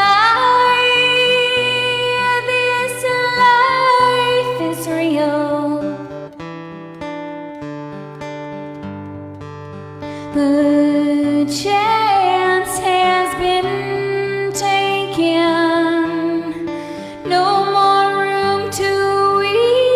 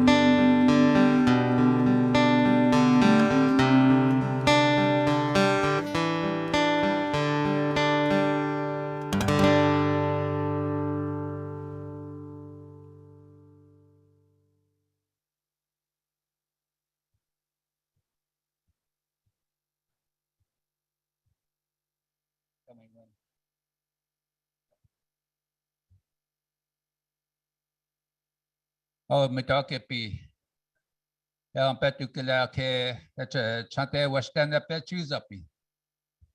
May peace prevail on earth. Echa makak neche hena walakota yuha makak na ke ukini pikte. Today, we are connecting all over the world, worldwide, with beautiful people like you who love Uchimaka, who love Grandmother Earth. And seems like we as First Nations, Indigenous people, we're always in the front lines because we hold the sacred.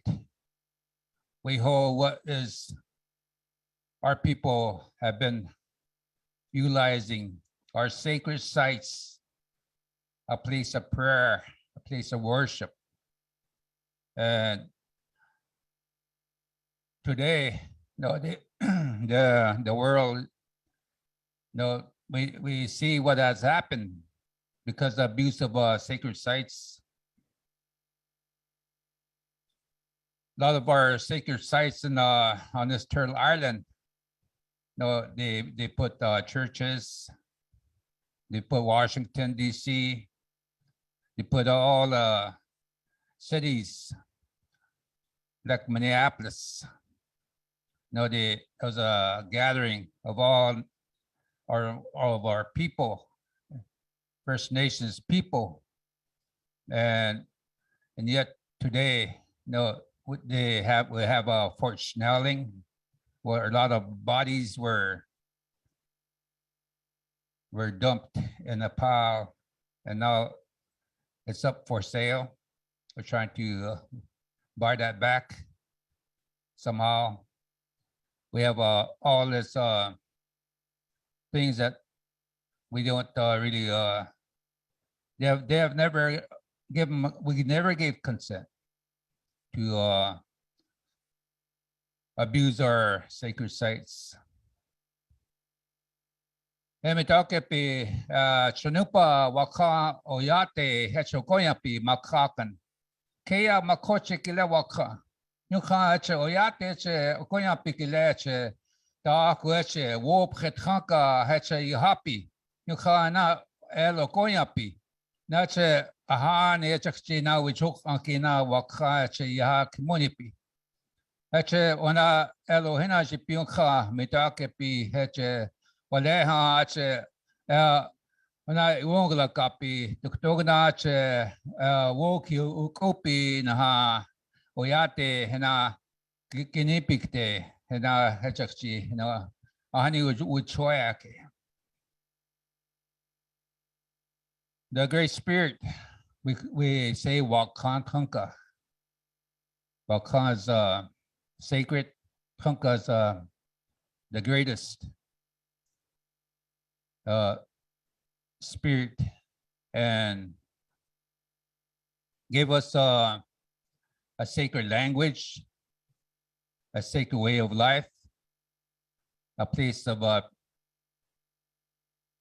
to go back to our sacred sites to pray.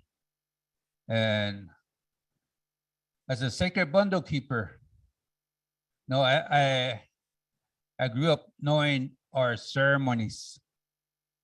Our ceremonies is about the prayers that we do for the future generation. Like some people say, 7 generations. And today, some of the people say, it's hard to see the 7th generation because there's so many man-made laws.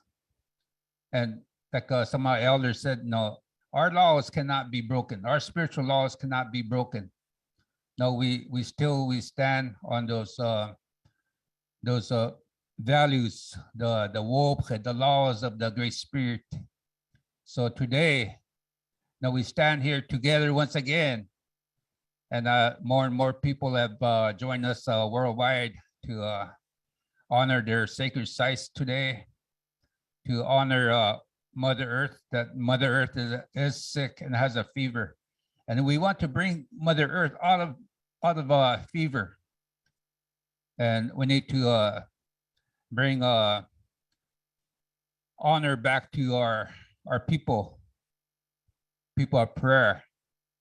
Respect our elders, respect our sacred sites, our homelands.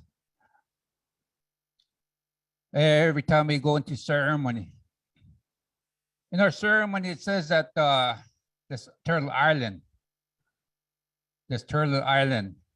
long ago, no, there was no satellite, and yet from the satellite view today, you look at the Kea, the turtle island. From the satellite view, you look at it, and it's a tree of life. Then you look at the Chesapa, the Black Hills, the heart of Mother Earth. And Mother Earth, from the satellite view, looks like an open heart. But all the blood vessels, all the creeks, streams, and they all have a very, very sacred name. And each and every one of us have a very sacred name. That's the way that we walk upon the earth. So the white buffalo calf woman said, "Maka'akaneche tayamayanikte, heche tahai igluiza heche mayanikte," to walk upon Mother Earth in a sacred manner, to walk upon Mother Earth in peace and harmony. So the teachings of the Wopke, the laws of the Chanupa, is still here with us. And today we have so many groups, but our teachings go back to the first, when the Great Spirit gave us in our ceremonies. Every time, today we have a lot of sun dances happening back home. We have a lot of ceremonies happening back home, just like many other relatives, nations that are doing the ceremonies that reflects on Mother Earth, how we should heal together as nations. So a lot of the way I speak or the way I share is it's not new. It's the old tradition. It's the prayer of our elders, our ancestors that have died protecting the sacred land. And I've always told people, protecting the sacred land. If Crazy Horse was here, he'd be standing right with us today. Because he died protecting the sacred land. Doesn't want to send a treaty, didn't want to even take a picture. Because he believed that even taking a picture, that's taking away that spirit. And our way of life is so sacred. And our way of life is honoring, respecting all the virtues as we walk here day by day. Because the laws of the pipe, it's about these laws cannot be broken by the Great Spirit. You can't break that. The laws that was given to us by the Great Spirit. So the way that we walk here, we know that there's many people suffering right now on the front lines. We say, Wopila, thank you for standing up.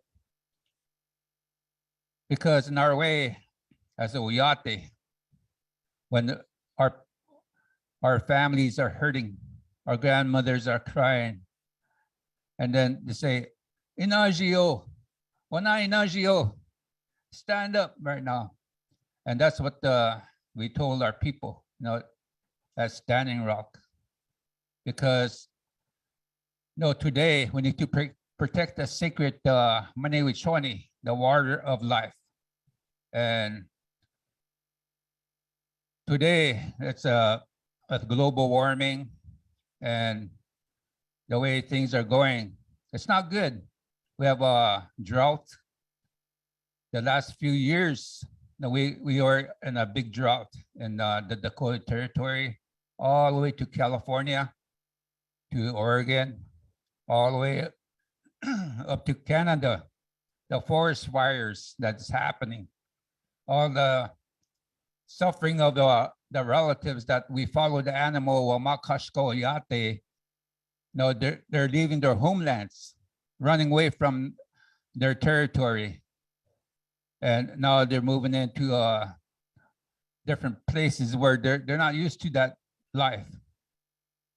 So that's why I said, no, when I am home in ceremony, I feel very good. But once I get out in the world, now I can't live and survive in that world. Because, in our homeland, in our ceremonies, we do our traditional medicine. We have our traditional foods that maintain us to be healthy. So we're asking people to, with World Peace and Prayer Day. No, it came from a dream, away humble. And the Wakantaka, the Great Spirit, gave us a chanupa, a pipe to this Turtle Island, right in the heart of the Turtle Island.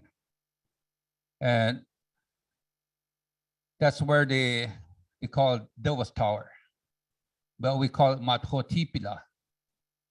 And this is a place where a lot of our ceremonies came from to us, as many other sacred places, a lot of our sacred teachings. So, and yet today, our people are talking about how to abuse it or take care of it. But we know that as we go back into a time long ago, the Great Spirit gave us this land, this sacred land, that everything here, and the elders told us that even the blade of grass is sacred. The rivers is waka, the sacred fires, the trees, and everything. So we pray that way, a way of life. So in our sacred, as we talk about our people and our sacred places and our sacred objects, that sacred bundle, is still here with us, and that's our sovereignty. That's who we are. Because every time you stand upon the earth, and the white buffalo calf woman said, you stand upon the earth with 2 feet on the ground. Take off, she said, in fact, take off your shoes, because Uchimaka is a medicine. And without that, you'd be unhealthy. And from the sun, they give us life. And yet, as we speak, people are getting, because of the heat, it's more hotter than ever. We have relatives from Alaska, Canada, talking about the ice melting and the unbalance that might happen with the world. So this is very serious, because the prophecies are coming about right now. The prophecy of the white buffalo calf woman, Tesawi, she said, someday I shall return when Mother Earth is sick, and the only way she would speak to the people is that the white buffalo calf would stand upon the earth. White animals shall be born all over the world. So if you go on your Facebook, then you'll see that. But I want to share with you, I know When I was 12 years old, I became a sacred bundle keeper. And shortly after that, the first dream I had, in my dream, that door opened and I went out. And I went up there, I took a flip and I saw the ground was all dry. And I told my family, the elders, and they said, you have to pray about it. And things will be good. And these are things that it's hurting my heart right now. I have a heavy heart right now for all the things that's happening, and I see it coming true. When I was 12 years old, shortly after that, the first dream, the next dream is my mother we didn't have electricity like many other reservations. We had no running water, electricity. 1970, we had now the electricity in our community, and my father was happy. He bought a big TV, and he wanted us to see that what's the cartoons, but we were not interested. But my mother was cooking, and she was watching as the world turns. And as the earth was turning, this person in my dream touched the screen or point towards the screen, and it opened up, and all these people standing in that circle. And it closed up like a book, and the earth was turning, and this person touched another part of the world, and it opened up like a book, and I start seeing the fire in the middle, and it closed, and the earth was turning. This person touched another part of the world, and this dream, as I remember, like 7 times. And the next morning, I told my father, said, I had this dream about this fire, people standing in a circle. And said, in our dreams, our visions, you don't try to make things happen. You pray about it. And today, we have the World Peace and Prayer Day, as we lit our sacred fires at our sacred sites. And we have people all over the world standing in a circle at their homeland, protecting the sacred. So may takepi apetukile eche wachate washtan pe choose up yung kha eche makak na cho takwas thaki ke cho ka hoki yung kha cha apetukile eche wachate washtea eche na pe choose up. Blessings and greetings to each and every one of you from our homeland, our sacred sites. Thank you very much.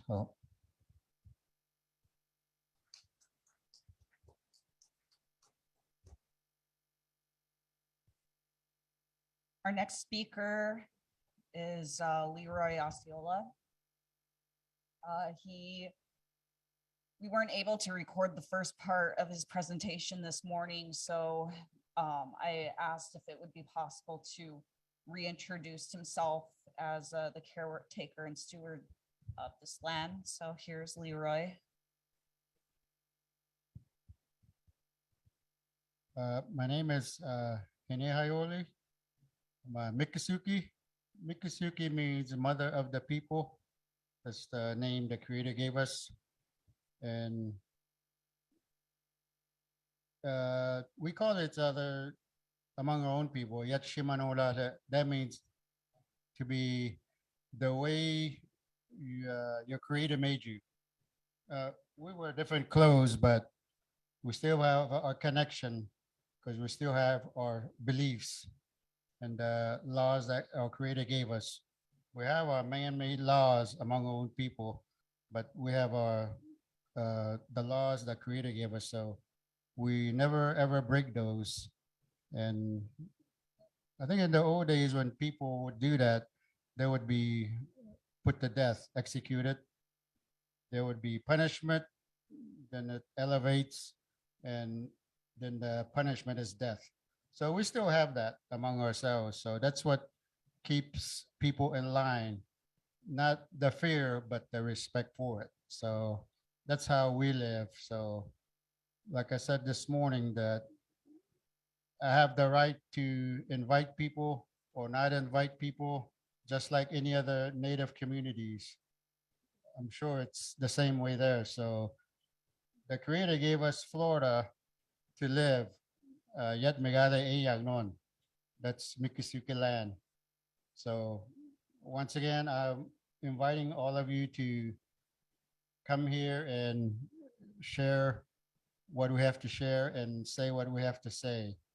So I think a couple of things I like to say is when we have our native kids, we have to marry our own people, whoever you are.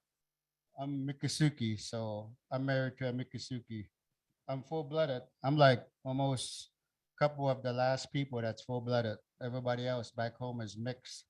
So that's a danger to our culture and everything we talk about, spirituality, our strength, our identity, and our vision for the world.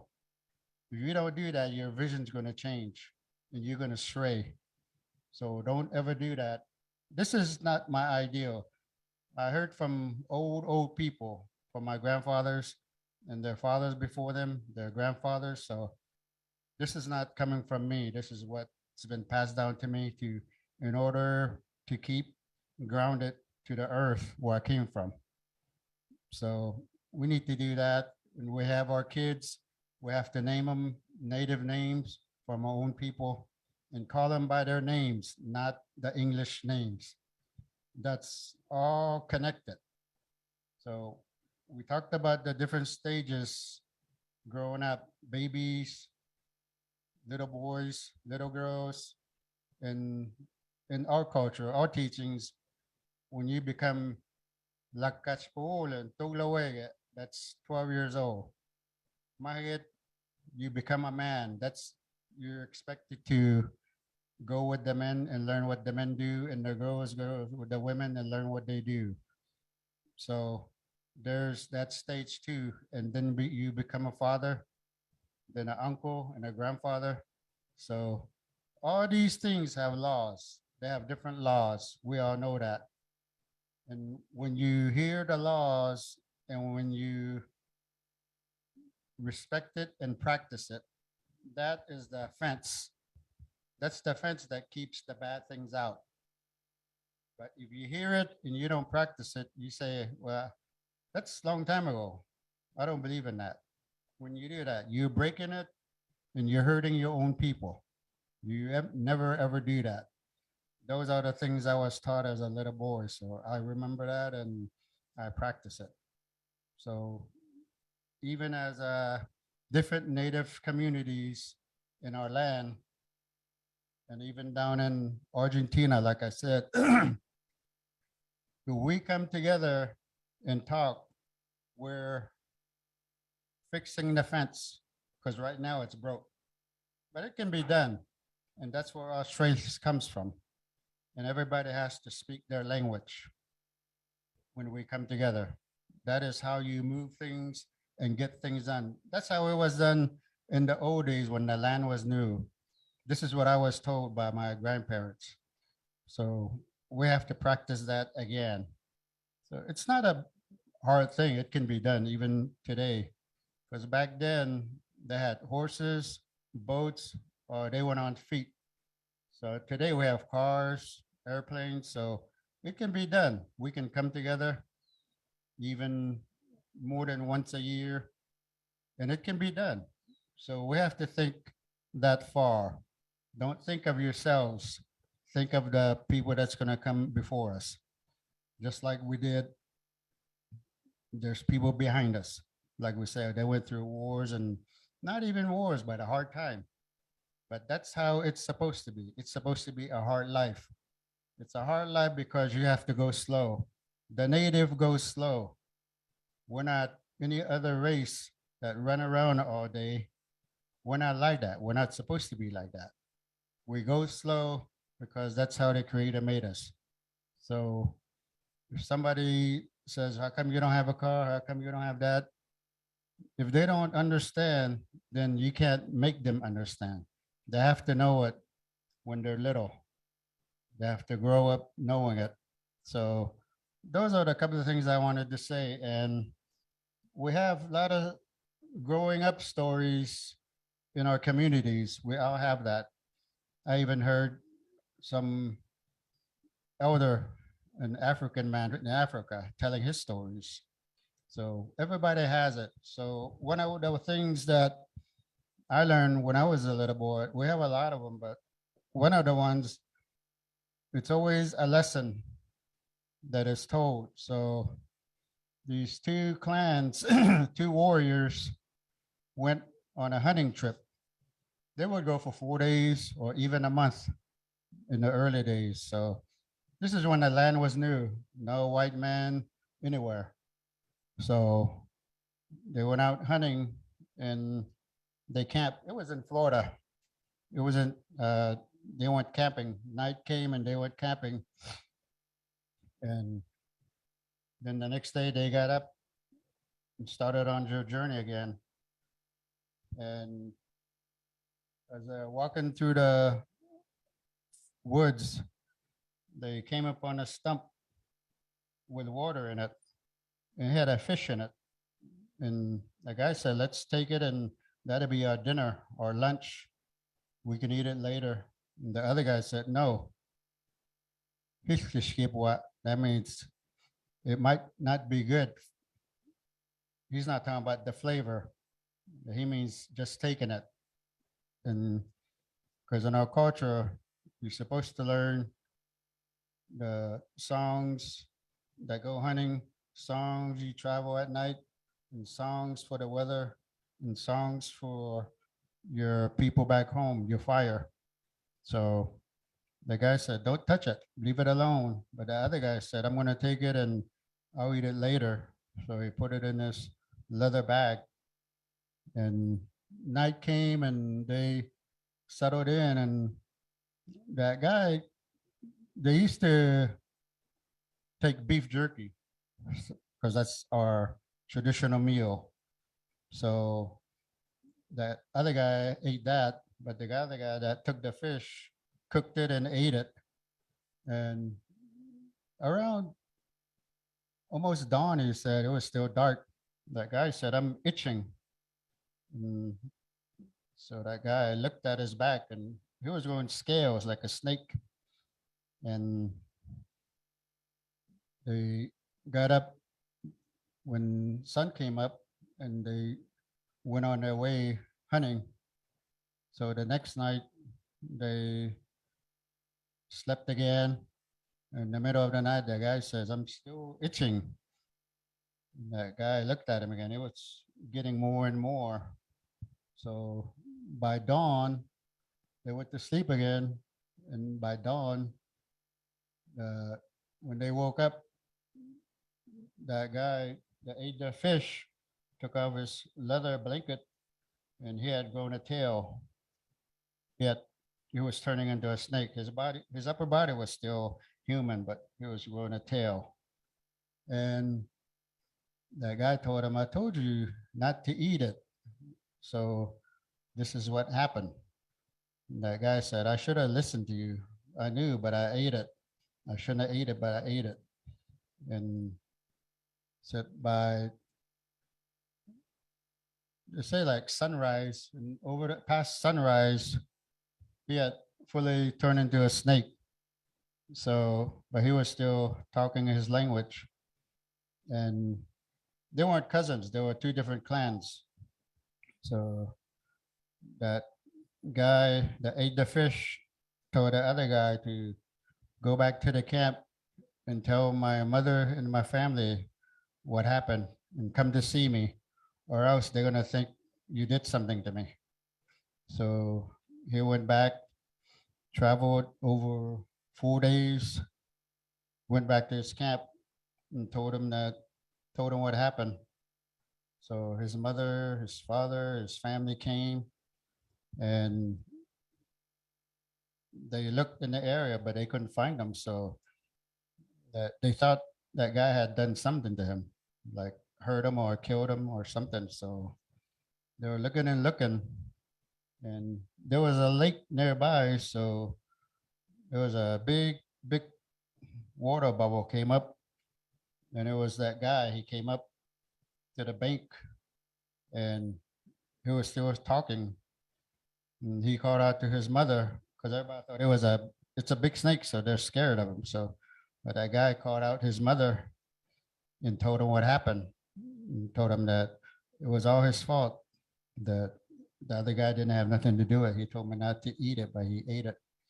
So I think Ian continued, Mahan, that day that guy told him that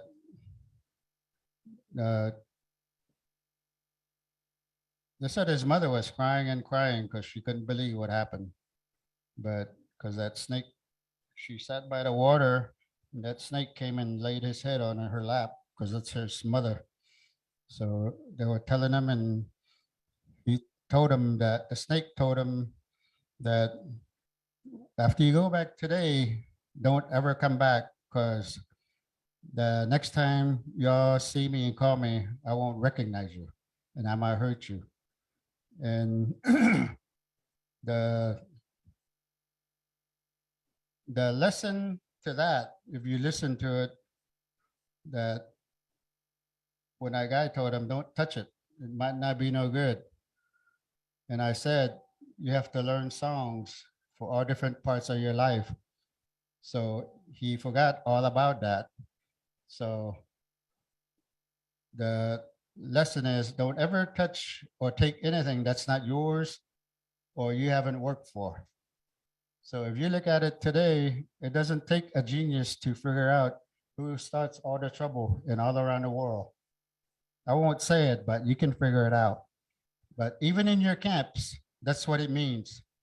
Even if it's your own brother, if you're in a bar or something, if he's not home, in our culture, you're not supposed to take it. You have to get permission from him. So that's how strict it is. So this is what the story is telling you.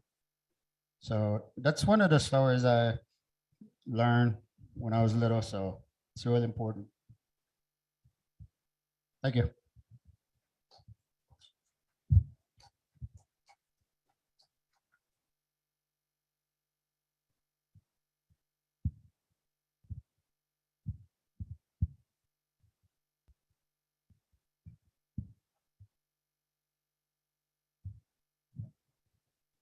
Thank you, Leroy.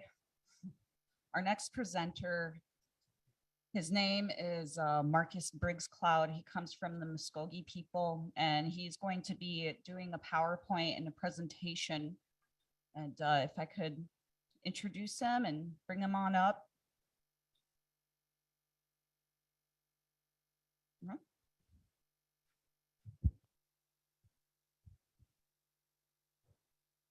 Ubunaya ko mungen stemma doy at simunaya ka handes sa hujif kat kanvaski hola doen malaga uja ko does and hudal galgi ipuji does mo en konibal gin ko wakki does pumajalaga dadi o malgat kasapu watsat man dakabugi badi des and state kagi yaman yetsi does hasgat ka fatsa istishasan abize ho jadi duis tishasan yada kanvaski ma hogat awa garidis Oesan harama punaya ko mungkin hinehayulit Leroy Oshola legatan manalakawit ko umijejen manaktai gon makay donawa dami latches timbuhito kaiste hada hayuwe ma Chief Arbo looking horse ma Paula di bagat tat man yada alagi sa hidi pumbuhak dun timidik tango si dors ma punaka kajok no si magiret si at donawa da man sagay zakto angka Manoha karamhet, Yamanalaga yat Sajavats Madu Tigeza Gaidos.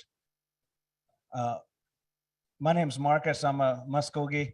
I'm a son of the Wind Clan, and I'm an in-law to the Skunk Clan. And our people are from originally what's colonially known as Alabama and Georgia. And some of our people were pushed westward to what's colonially known as Oklahoma. And some people were pushed southward here. To what is colonially called Florida. Yagnifashkit yat miga imigana yan uhabugi atat alakwis ko umijejen yaman sawe atat man madu magi duis. And I'm gonna just kind of contextualize what I want to talk about with a personal anecdote. That when I was in my early 20s, I had gone to the University of Oklahoma, and sadly the instructor of Muskogee language had a stroke unexpectedly, and so I was asked to teach language in the Department of Anthropology, and so I got kind of excited thinking I'd be able to contribute to the longevity of our dying language. Until about the third week of the class, I realized nobody ever learned to speak a language sitting in a classroom. The elders had told me, they told me, don't ever teach the language in the public, you know, and I wasn't listening. And when I realized that this isn't a viable way to keep our language alive, I went around the world looking at endangered language communities and was interested in studying primarily immersion methodologies. But what I really found was that we're all suffering from the same issue. It's obsolescence, and it's pretty ubiquitously found because we interface with settler colonial societies that have an abundance of vocabulary that our own languages don't have. And so I want to bring that to the conversation first. The importance of language revitalization is something we don't talk about enough, but I found that endangered language communities were addressing obsolescence in one of two ways. And the first way is that they let the language die, and that's the most common response. And in the colonial US context, there are about 153 languages that are still spoken, and only 20 of those languages are expected to still be spoken by the year 2050. So that's 130 languages that'll fall silent in the next 30 years. We need lots of prayers for the survival of our languages. So I want to put that out there first. And UNESCO estimates that up to 90% of the world's languages will be extinct by the end of this century. The second approach to obsolescence that I noticed was that people would compile long lists of all the words that they wanted to approximate into their own languages. And I thought at first, you know, everybody's got to form a committee, right? And everybody knows, like, put Indians on a committee, like everyone's going to fuss at each other and their way's the right way and all this. But people would put their minds together and they come up with long lists of words that they wanted to approximate. And so I thought initially this was a noble endeavor, until I realized that by the time you dump 3,000 plus words into your lexicon that are inherently premised on post-industrialization capitalist ideology, that you deviate so significantly from the traditional ethos that our ancestors left to us in the first place, that it begs this question: well, why don't we just speak English if all we're going to do is whitewash the language? And so from that realization came this concept that we need to recreate the society in which our language once functioned best. Why try to reinvent the wheel? Everybody's always trying to fit our language into this kind of modern world. And why don't we ever consider changing the way that we live and let the language be the guide in that process? And so we started to, that was 19 years ago, that vision came, that we needed to form an eco-village. And we thought it would happen in an extant community, but the ancestors were calling us back to our homelands, to our traditional homelands. And so we, 9 years ago, started looking for land. And we went all over what's colonially known as Alabama and Georgia. And we would travel 10 hours from colonial Oklahoma, 10 hours from colonial Florida, and we'd meet 4-day weekend. And we didn't have any money, and everybody knew that. And so we had to have somebody pretend that they were an investor because nobody wanted to show some Indians land. And so we did this for 3 years. And one day we came to a spot, and everybody commented on it, saying that they really felt the strong presence of the ancestors in this place. And we went and looked at other places because we had other appointments on when we would travel up. And so the matriarch of our community, she said, I want to go back to that place in Coosa County. She said, there's something special about that place. And everybody agreed. And so we went back, and again, we just felt this overwhelming pull, the ancestors calling us in. And 3 days later, my cousin that does USGS mapping of culturally significant sites, he wrote me, he said, that place you're looking at, that's our ancestral village site, Wiagufki. And we said, oh, no wonder they're calling us in here. And so for 2 years, we pursued funding to acquire the land and eventually got the funds for to acquire the initial parcel. And we need prayers because there's clear cutting around us and more threats of clear cutting. And we live in what's called a montane longleaf pine ecosystem, which is a sacred tree species to our people. But only 4% of the habitat still remains because logging companies wanted to replace it with the Pinus taeda loblolly species for pulpwood because it grows faster and it's not dense like the Pinus palustris. And so we're still trying to acquire additional acreage. We live on 1,240 acres in our village. Could I go to the next slide, please? And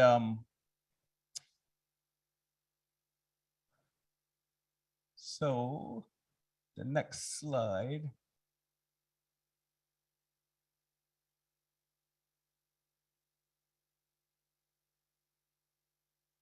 Is it going to change? There it is. Yeah, that's where we're located. And this is 54 million acres of Muskogee homelands that were illegally ceded to become Alabama and Georgia between, well, really primarily between 1814 and 1836, before the displacement of our people, during which between 30 and 40% of our folks were murdered in a mass genocide. Next slide, please.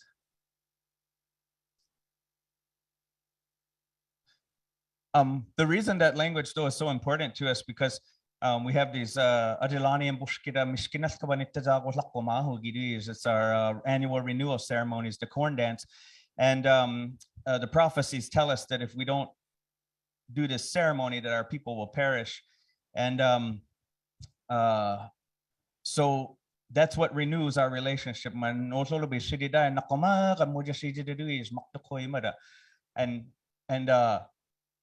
this here is not a picture. We don't take pictures of that, but that's from Catawba people. But a similar concept that you can't have that ceremony without the medicine. But the medicine requires the language to sing the formulas. And so without the language, we can't have the ceremonies. Without the ceremonies, you can't have you can't, without the medicine, you can't have, without the language, you don't have the medicine. Without the medicine, you don't have the ceremony. And without the ceremony, according to our prophecy, our people will perish. So the A to D logic here is that no language equals the disappearance of our people. This is the very sacredness of our language. We have to have the language. Next slide, please. This map just highlights the correlation between linguistic diversity and biodiversity. So when we see languages, when we see peoples move toward that monolingual society, we see people giving up their traditional ways, and then we see change in the landscape moving to less biodiversity because the people that had that language that are performing the ceremonies and adhering to this traditional ecological knowledge are abandoning their lifeways. And so that biodiversity does not carry on when people abandon those teachings. Next slide, please. So we started this language immersion program wherein we speak our language exclusively to our children. And I've never spoken one word of English to my children since they were born, and they're fluent speakers. And my partner, I mentioned she's from the Skunk Clan. She's a full-blood, but and has fluent speakers in her family, but she's only conversational in the language. And so she had to make great sacrifices as a mother because she wanted her children to have their first experiences in the language. And sometimes that means either she has to grasp the vocabulary, or she has to say, I need to step aside to let the fluent speakers provide that first experience for my children in the language. And it's been really tough, but in the end, it's worth it because our children turned out as fluent speakers and carrying it forward. But also we had to create the container in which our language could be intergenerationally transmitted so that our kids don't have to go off somewhere else. We create regenerative economic opportunities so that our children don't have to leave. And they can stay in the village and be who they are. As Leroy mentioned earlier, that we're supposed to live slowly, and you'll see what I'm gonna present here, that our lives are like that. It's a lot of hard work and we live very slowly, but that's how we're supposed to be, because we know that the faster pace we move, if we're not picking up the acorns, if we're not putting the seeds in the ground, something else is doing the work for us. And it's usually fossil fuels or exploited labor, the combination of the two. Next slide, please. Our curriculum focuses on traditional ecological and agricultural knowledge. We don't, when I was 16 years old, sitting with Leroy, was highly influenced by the teachings. And so we never enrolled our children. That freedom, that babies that you're talking about, we really believe in this ideology. And these are traditional ways. I mean, like you said, we don't ever say traditional ways. They're just our ways. And so no, we didn't hand kids over to tribal enrollment, and we want them to grow up not knowing what that public school system is like. We want them to know what traditional or Muskogee education is all about, and that's how we raise them. And next slide, please. So we focus a lot on traditional ecological knowledge, as I mentioned, and the whole community can participate in this learning because everybody's having to decolonize, to re-indigenize, but we ask that everybody maintain the no English zone. So as long as you respect the boundaries that we've created to protect our children's ears from that colonizing English language, you can come into the space. I mean, just, you know, people in our community, in our village. Next slide, please. And what we believe is that for traditionally agrarian societies, if our contemporary lifeways are not fixated on regenerative agriculture, there's no chance for our language to survive. So we have to be, if we think about it, our verb base is tied to our ceremonial calendar, the agricultural calendar, the seasons, the cosmological worldview. Everything is tied together, and so our verb base is rooted in agriculture, especially. And so if we're going to hold on to those verbs that have meaning in our contemporary life, then we have to be doing things that surround agriculture. So paying attention to what's happening in the natural world, talking about the behaviors of the animals daily, talking about our responsibilities to the animals daily. That's what takes up the majority of our conversation, so that we don't have to use English. So we raise chickens. We ended up with endangered livestock breeds. I guess it goes with the kind of theme of endangered language, endangered people, endangered animals. And so we raise 8 different livestock breeds. There's a few hundred chickens on site. Next slide, please. Oh, that's just processing chickens. Keep going. That's a community effort, but we know what the process is like. We know what trauma an animal did or did not experience. We do it in a ceremonial way. We have dances to honor those animals. You know, as Leroy was talking about the songs, you know, that's everyday life. I can't go into details about those things, but that's just, instead of, like, we don't go to camp to learn our identity. We don't go to summer program or school. It's just how we live every day. Keep going. I'm sorry. Next slide. These are guinea hogs. This is a southern lard hog that our ancestors bred. And in 2006, there were only 55 of these hogs left.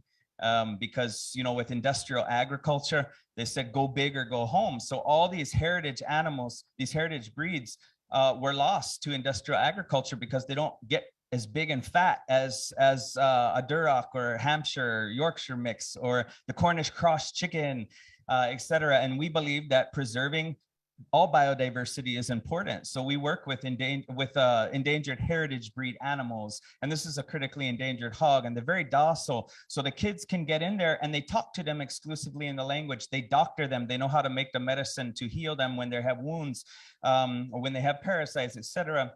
And all that comes from the land. We don't have to apply pharmaceutical or any kind of over-the-counter medicines with them. Next slide, please. This is Nokchabehogi. This is a sacred fish species to our people. It's the lake sturgeon, the Aspencer fulvescent species. They inhabited, they're 136 million year old living dinosaur from the late Cretaceous. They're the only animal on the whole planet that's morphologically identical to its ancestor. However, they were extirpated from Alabama streams because of the hydroelectric dams that were erected in the water, in the river, so they couldn't return to their natal spawning areas. And so because of the ancient knowledge that they carry, our people always revered them. But we went up to Anishinaabe country, we spawned the fish, we brought the embryos back, and we have been hatching them out, growing them out, and putting them back into the river. Next slide, please. But they also serve as the biohost for our aquaponics facility. And so that's when we had a reintroduction ceremony for the fish. Next slide, please. So this is our, we pump from the lower hypolimnion of a 12-acre, 55-foot deep lake on site. And we return all that water back to the lake via gravity flow so that we're not abusing the aquifer like many fish farms do. And we take the suspended material from the water column and we extract that through a bead filter and then put it into aerobic digester. And then we flush those nutrients into the, next slide, please, into the greenhouse where we grow healthy vegetables for the community. We also do in-ground agriculture, crop growing, but we don't like to take pictures of, because the corn is sacred, and that's an old woman, and she don't like her picture be taken. So one of the biggest threats on the ground at the kind of grassroots level for the survival of our languages is poor health, because these language barriers are dying of chronic illnesses that are preventable by better dietary management. And so we wanted to really decolonize our diet and just eat from the land, just as sister is talking about the way that she introduced to her children. And so my aunt, for instance, she's a fluent speaker and had a hard time before getting around on the land, but just adhering to the strict diet. She's down almost 60 pounds now. She was a severe diabetic and no longer has to take insulin and doesn't have to take high blood pressure medication, and just working with the traditional medicines. And it's really important, if you want to keep your language alive, you got to have healthy people, because these elders are dying in their 60s and taking the language with them. And we got to be serious about eating right. It's a really uncomfortable subject. When I try to get other elders to do it before we lived in the village, there was a lot of resistance, and they died. It's really sad. It's not the diet that our people were intended. It's not the food that the Creator placed here and that Mother Earth provides, and we need to be serious about this. But next slide. Oh, next one after that too, please. There's just images. Long story short, was fasting on a mountain and a buffalo came, and that kind of was the introduction to bringing buffalo into the image, into the vision. Most people just associate buffalo with plains people, but there were 2 to 4 million bison east of the Mississippi at the point of European contact, and our people have always revered this animal. But we have to think about, how does it impact our medicine when that actual animal is no longer in that bioregional ecology anymore? And so we wanted to bring this animal back, and we work with the buffalo. Next slide, please. With holistic management, if anybody's familiar with this intensive rotational grazing. And so historically the red wolves would come upon the animals and move them from location to location. And so they didn't have an opportunity to eat to the meristem of the grass, right? But they would poop, stomp the poop in there. It would increase soil fertility, and they would go on and not return to that spot for quite some time. Well, that's not how most conventional ag does it. They just throw them out there. They overgraze. Then people have to bring synthetic chemical fertilizers, biocides, etc. And so what we do is we have to intervene as the wolf, and we have to move the animals from paddock to paddock. And in doing so, we see over time an increase in the ratio of legumes to forbs to grasses, so we can more densely stock the animals. But when we're talking about healthy eating, food sovereignty, this buffalo is a powerful being and really provides for the people, but it's also spiritually reinvigorating to our community. Can you, next slide, please? That silvopasture up there, on the picture that was up there, silvopasture is when you have trees and forage and animals all on the same land. And we do that primarily for carbon sequestration and an improved small-scale hydrological cycle. Well, I won't say more about it. Keep going. I'm trying to rush now. We do ecological restoration work. So we live in a fire-adapted ecosystem where our ancestors created it. In English, people say they're going to do prescribed fire, right? Well, that word fire for them, or control burn, they say, that prescribed burn, that's burn. You burn your finger. People talk about fire. That's like a catchphrase now. They say that's fire. I learned that means that's cool. The young people in the village told me that's what it means. And that's fire. That's cool, you know.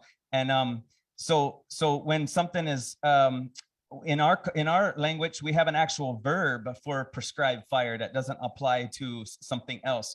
And so it's important for us to get fire back on the landscape, especially for the proliferation of the Pinus palustris, the longleaf pine species that I mentioned that's endangered. And so we're committed to that. 2 years ago, we burned on 800 acres. And this winter, we have only 2 moons that we're culturally supposed to burn, but we're hoping to burn on several thousand acres. Next slide, please. Oh, yeah. So I'll just kind of, so we're building this off-grid community, so we have 2 mechanical HVAC systems in the whole community because that's the biggest energy load, right? Is heating and cooling in your building. And people talk about solar as being the answer to everything, but we have siblings and relatives in the Andes that are always facing displacement because of lithium mining, right? Or people that all the trace minerals that are required, indigenous peoples are always in these mining areas. And so we knew we didn't want a lithium ion battery system, and we didn't want a lead acid battery system. And we started thinking about a nickel iron battery system because they have a 100-year track record. They're 100% recyclable. They last 30 to 40 years in our context. But we wanted to know where is the nickel coming from? And it took us 3 months to get a response from the battery supplier. And we said, we're not going to pay you the rest of the money until you tell us where this nickel is coming from, because Nornickel Company what's the source of nickel for Tesla, is mining in Sami homelands where the Sami indigenous people are, Finland, Sweden, Norway, as they're colonially known. And we don't want to participate in this exacerbated havoc that's brought upon those communities. And so we learned the source was not in indigenous homelands, but we decided that we need to design these other buildings to not so that they can passively cool themselves, so that we don't need to rely on solar, that we don't need to rely on we don't have the option for electricity from the grid anyway. But next slide. I'll just say that, we don't well, these are biodigesters. I'll say that other building, that's our language school and our community kitchen. And then there's another building we don't take pictures of to that, but there's a combined 7,000 square feet of surface area that we catch rain from. It goes into a 20,000 gallon cistern. We pump it up to potable standards, filter it to potable standards. The water that's not pumped goes into the toilet the black water is flushed down into these biodigesters, which Janice from Solar Cities and T.H. Colhane that came to help us build that. He lives here at Rosebud Continuum with Sunny and Marianne. They came to help us build these digesters, but what we do is we flush that black water in, combined with food scraps, and they anaerobically decompose and convert to methane. And then we run a methane gas line up to the kitchen, and we cook on that methane. And we're going to see the demonstration of it here in a bit. Next slide, please. And I just need 4 more minutes. And this is timber framing. It's not our traditional method, but it coincides with our values. So we go into the forest and we select trees based on species population densities in a basal area. And we have a ceremony with every tree with our traditional medicine, because if the tree says it doesn't want to be cut, you don't want to lodge that negativity into your building. So you have to respect the way that they communicate, and we teach our kids how to do that. And then we fell the trees ourselves. We skid them out with a farm winch. We put them on the sawmill here, and that's to avoid embodied energy like carbon emissions and fossil fuel consumption that would have been required to import that timber from off-site. Next slide, please. And then I think go to the slide after that too. So we have put up our structures like that. Yeah, next slide. And oh yeah, next slide. Just gonna try to move. So then we have straw bale insulation, wall insulation. That's all from wheat straw bales. And we've also done hempcrete as a wall system as well, with all localized materials. We're the first in colonial Alabama and one of the first in the country to use all local materials with the hemp. But we next slide, please. That's got an R42 value there. It's incredibly insulative. And next slide, please. That's our community center. There was 144 trees in that building. This is earthen plaster made of clay on site. And we do this with all of our buildings, and sand and wheat straw and buffalo poop. And we mix it together and we apply that to the wall system. And there's nothing toxic in our buildings. Next slide, please.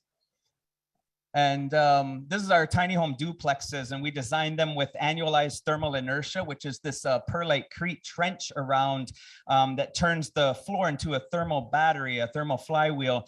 And so we're coupled to the constant 55-degree temperature in the ground, and we build earthen floor with that same clay that I was talking about, the same clay recipe with the buffalo poop and the sand and wheat straw, and it keeps it cool in the building. And then we have a living roof up top where we grow green on top of the roof. And in the summertime, when we irrigate it, that brings the temperature down 10 degrees inside the building. And next slide, please. And this is the end. Next slide, please. These are rocket mass heaters that are 80 to 90% more efficient than conventional heaters. So they actually heat in the building instead of the sky. And they're net carbon negative. So we use very, very little wood. We never have to cut a tree down for that. We use all scrap wood from the timber framing that we do. Next slide, please. And next slide after that, and the one after that. And we're an income sharing community. So everybody in the community performs work every day, 7 days a week. In exchange for food, in exchange for food and lodging and a $400 monthly stipend. So you can't earn over $400 a month in the community. And the reason for that is to constrain our participation in capitalist consumerism. We live very simply. We don't accumulate material possessions and capital, but people are happy, and we get to live as a full-time indigenous people every day instead of every other weekend, as this guy always says. We get to be who we are. And we're just going to close with a song, and appreciate you listening to us.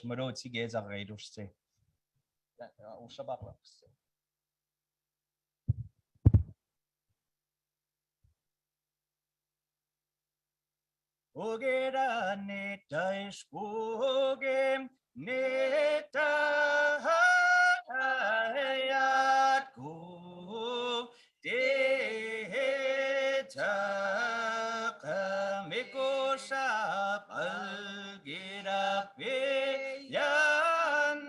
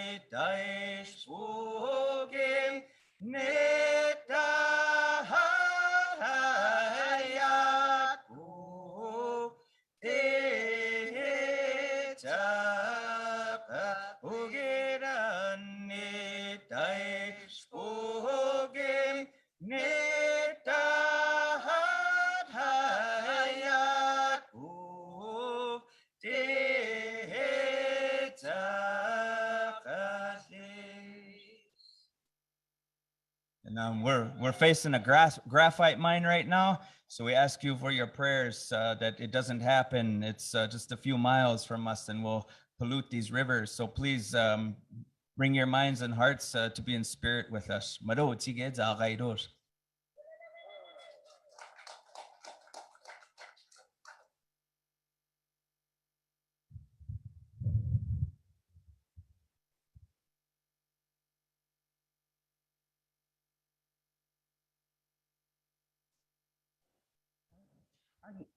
Thank you so much, Marcus and his family, for coming and sharing. Our next presenter is going to be from the Cheyenne River Sioux Reservation. Her name is Carla Marshall. She is currently working to protect our natural resources in the Black Hills from mining, from gold mining, uranium mining, and protecting our waters and sacred resources. So next presenter, Carla Marshall, would you please step up?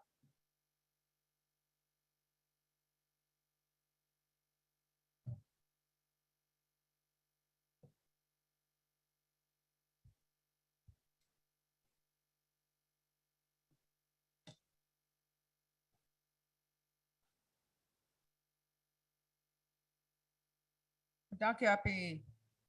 My name is Carla Ray Marshall. I am Lakota from the Cheyenne River Sioux tribe. I'm enrolled in Cheyenne River bloodlines in Oglala.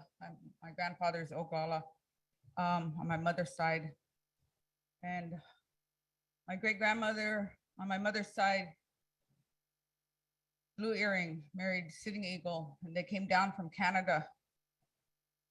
My grandfather, great grandfather on my mother's side, who married Oglala, a woman named by the name of Jenny Badface.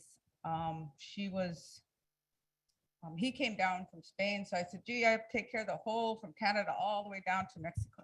No, but so I try. Got my slides up there? Oh. Were they able to get the slides or no? Anyway, so it's a great honor and a privilege to be here. I would like to, speaking with you today. There we go. Oh, how wash day. I'm very humbled to be in your territory. I traveled from the Black Hills of South Dakota, the Chasapa. We say in our language, Maka, Wamaka, Oganake, Ichante, which means the heart of everything that is. I extend a warm handshake and welcome.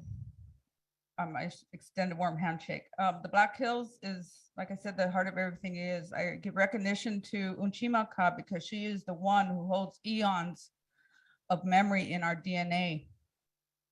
Her water is our main entity. Miniwi Chozani, means water is good for good life. Water is our first medicine. And my Mushke Deborah, who's gone now, Deborah White Plume, she used to say that all the time. Water is our first medicine. We have to remember that. So I honor her today. I say we must recognize water as a living being that she is. Water must be protected from destructive mining that left my generation with abandoned mines, Superfund sites, and wastewater dead zones. This is not the legacy that I want to leave for my Takoja, my grandchildren. Or for the Wakayaja, the children, you know, because we always say the future generations, but that generation is now. That water is getting polluted, contaminated. So we have to put water on the endangered species list because it is a living being. I heard somewhere that they said, well, water isn't alive until you bless it. But I think that's that colonial thinking, you know, that Christianized thinking. So for many years, I've been working with, doing a lot of things over my young life. I'm only 62, I'm a grandma. But way back in the late 70s, right out of high school, I got involved with the American Indian Movement and the Black Hills Alliance. And we stopped a uranium mine, a proposed uranium mining in the Black Hills in the late 70s, early 80s. So it can be done. Back then, you know, I went off to, had my children, went off to college. I also did, worked for 6 years helping with buffalo restoration on Indian lands for a national organization, and did many teachings around the use of the Pateo Yate. So I've been doing this work for many years. I'm also the founder of Watecha Challenge. It is to carry our own reusable dishes, our own reusable bags, our own, you know, so but that's another another story. So you can go on to the next slide. So our next, so our sacred Hesapa is under attack. It's under attack again, because back in the 1872 with the General Mining Act, and them taking our lands, even though they were under treaty, you know, they came in and they found gold. Actually, it was documented that they found gold in 1833 from some prospectors went into the Black Hills illegally. They weren't supposed to be there.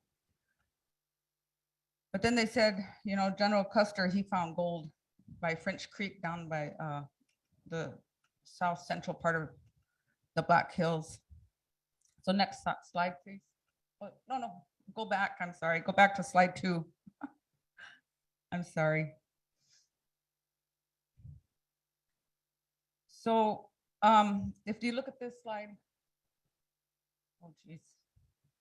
Anyway, so slide 2 would have shown, it shows some of our sacred sites that are known, that are publicly known, but there's thousands of sacred sites in the Black Hills that are unknown. And, you know, we're not telling where they're at. But they, right now, you know, if anybody knows where Mount Rushmore is, that was actually called the 6 grandfathers. And then they desecrated that with 4 white guys. There's also our origin story says that we come out of the Wind Cave, and we have a special connection to the Hesapa, the Black Hills, because that's our origin story. Some people say, you know, archaeologists say, oh, you guys are way over there, you know, you kind of came in, but that's not true.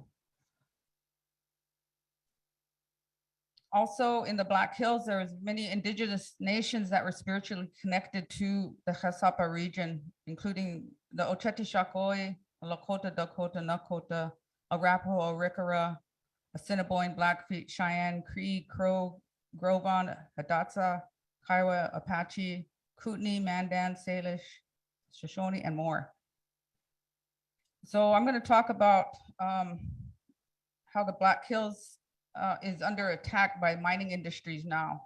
So in 1872, when the Mining Act was passed, they started coming in, and, you know, there was many things that went on in the Black Hills. First, they started taking the land.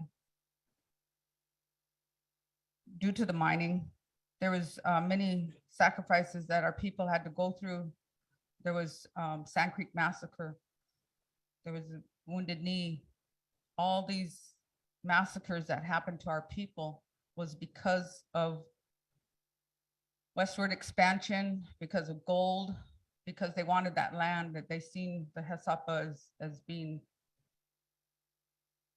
everything that is, because that's what we think it is. You know, that's what we know it is. We're connected to our DNA to that land. But in 1980, the U.S. Supreme Court ruled that the United States had illegally appropriated the Black Hills and awarded more than 100 million to the Great Sioux Nation. That's how they put it in our treaties, the Great Sioux Nation. We said no. And so it's drawn interest, but the Black Hills are not for sale and never will be for sale. We are working, I work with the Black Hills Clean Water Alliance, like I mentioned. We started out in 2009. They started out to stop a proposed uranium mining in the Dewey Burdock area. There's been mining interest in the Black Hills for many 150 years now or more, but the uranium mining actually started in the early 1950s down in the Dewey Burdock and the southern Black Hills, and then way up northwest of South Dakota in they call it the Guster Gallatin National Forest. But so there was uranium mining on both sides up north, which the Little Morrow River flows down to the Cheyenne, or down to past the Cheyenne River. And I used to live in a little community called Iron Lightning. It flows past Greengrass, where Arvils lives too, but so the Little Morrow was contaminated with uranium mining. On the south end of the Black Hills, the uranium mining out there in the 50s used to be mom and pop mines. So they paid, families to go out there and mine uranium. And then bigger companies started coming in. But at the same time, that kind of dwindled down. There's always that boom and bust. So the uranium went bust. And so now, since 2009, we've been fighting PowerTech, which is now part of Encore Energy, a company out of Texas. We've been fighting them for 13 years, and they have not started their proposed uranium mining yet in the Dewey Burdock area. And that is because we've been very diligent about making sure we're at these public comments, making sure we get enough people to come in and say no. But also, when we do that, the tribal, government always says, well, we got to do tribal consultation. And our tribal consultation goes something like, we're going to send you guys a letter, and then you guys have to respond. If you don't respond, then we're going to say you didn't respond. I mean, it just kind of goes back and forth. And you know what? It's time for us to say no, and it's time for them to allow us to give consent. Not allow, we demand that we give consent, and we're going to say no. Right now, the Dewey Burdock is being held off by the Oglala Sioux tribe because they not only got the EPA permit and the Nuclear Regulatory Commission permit, they needed 2 federal permits. Dewey Burdock got those permits, but they were challenged by the Oglala Sioux tribe and others. So that is still in, still being challenged, and the government's still trying to figure out what to do with that. So I think, like I said, the Hesapa is very beautiful. It's a sacred area. She has unique and special ecosystems that are interconnected by water. We always talk about, oh, that's Lawrence County. These are counties in the Hesapa. Lawrence County, Pennington County, Custer County, Fall River, and all these counties have their own little, zoning and their only planning commissions and all this. Right now, we've been working with the Pennington County to get a hard rock mining ordinance. And we've been going in there and saying, you need to do this, you need to protect the waters, put this in there. And it seems like they just have ignored us.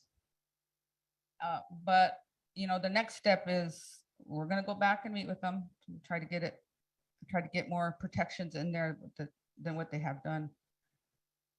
But the USDA Forest Service, they say water is one of the most important commodities on forest lands. The cleanest water flows from healthy forested watersheds. The most effective way to approach ecological issues is to consider them at a watershed level. So the watersheds, there you go. Now we're back on track, yay. So the watersheds in the HESOP they're connected to special and sacred places. The information from the Black Hills National Forest Service says amid the splendid scenery of the Black Hills National Forest are 11 reservoirs. We don't have any natural lakes in the Black Hills. All the, what they call lakes like Pactola Lake and Sheridan Lake, those are all man-made reservoirs. Corps of Engineers came in 1950s and 60s and put those in there for the cattle ranchers and the municipals, the towns and cities and whatnot. So, and then there's 30 campgrounds, 26 picnic areas, 2 scenic byways, 1,300 miles of streams, 13,000 acres of wilderness, and 353 miles of trails. So the watersheds run all around the Black Hills. It's such a geological wonder because the water, the Minilusa, the Madison, these aquifers, these special aquifers in the Black Hills, they go all different directions because of all the crevices and the caves and everything underneath there. They said under, maybe I shouldn't say this, but under Wind Cave, they said there was a natural lake under that was pristine. So it's, I mean, you know, but our water, a lot of the people on the Black Hills, they get their water from the Madison and the Minilusa. There's Deadwood. There's all these aquifers. The next, okay, you're good. The Black Hills watersheds are the Crow Creek, Whitewood Creek, Bear Butte Creek, Spearfish Creek, Elk Creek, Upper Rapid Creek, Castle Creek, Lower Rapid Creek, Spring Creek, and Battle Creek. So you have all these watersheds that need to be protected. Okay, the next slide. Go ahead, the next slide, please.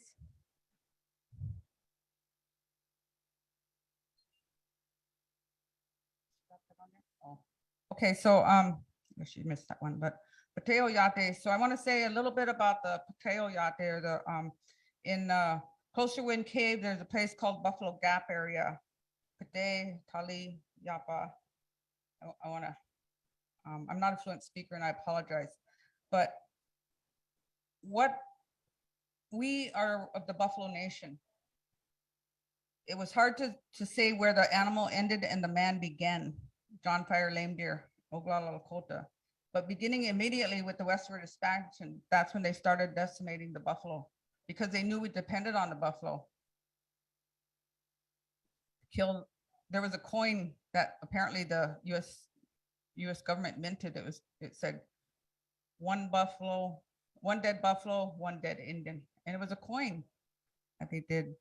But I just wanted to say a little bit about what the buffalo herd, the great buffalo herds that were here prior to European contact, 63 million. And they said they would, when the thunders would come, it would lightning and they would spook and they would run over the aquifers. And there were so many of them that it made the earth shake. And when the earth shook, it woke up the aquifers.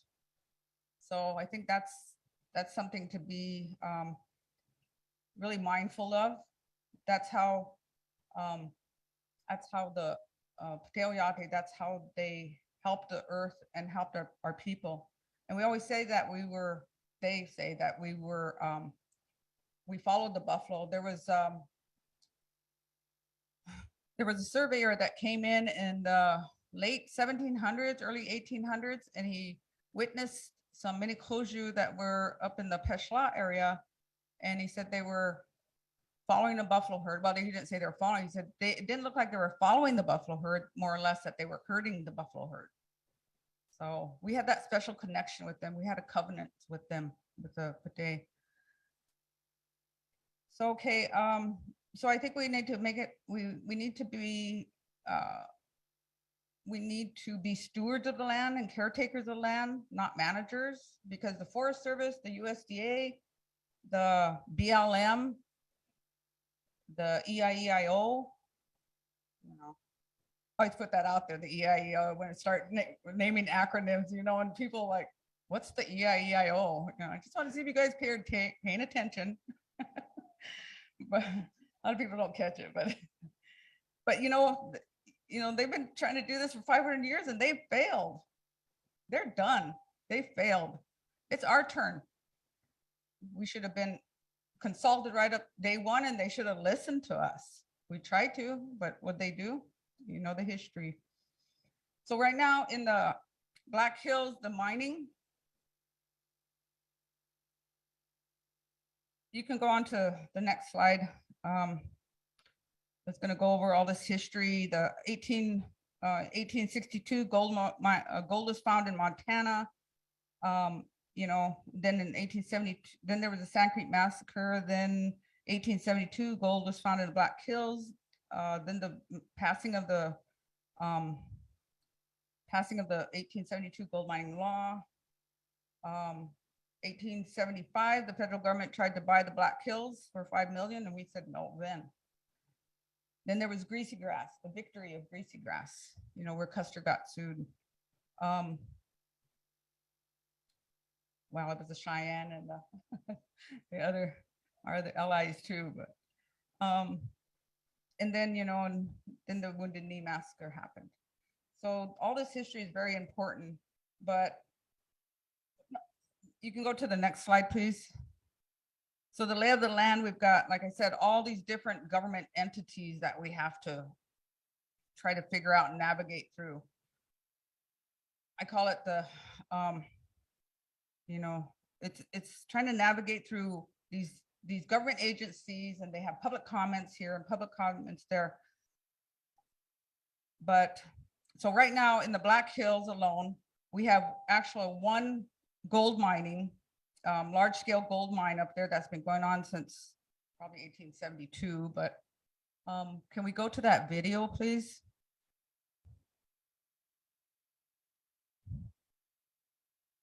Next slide with the video.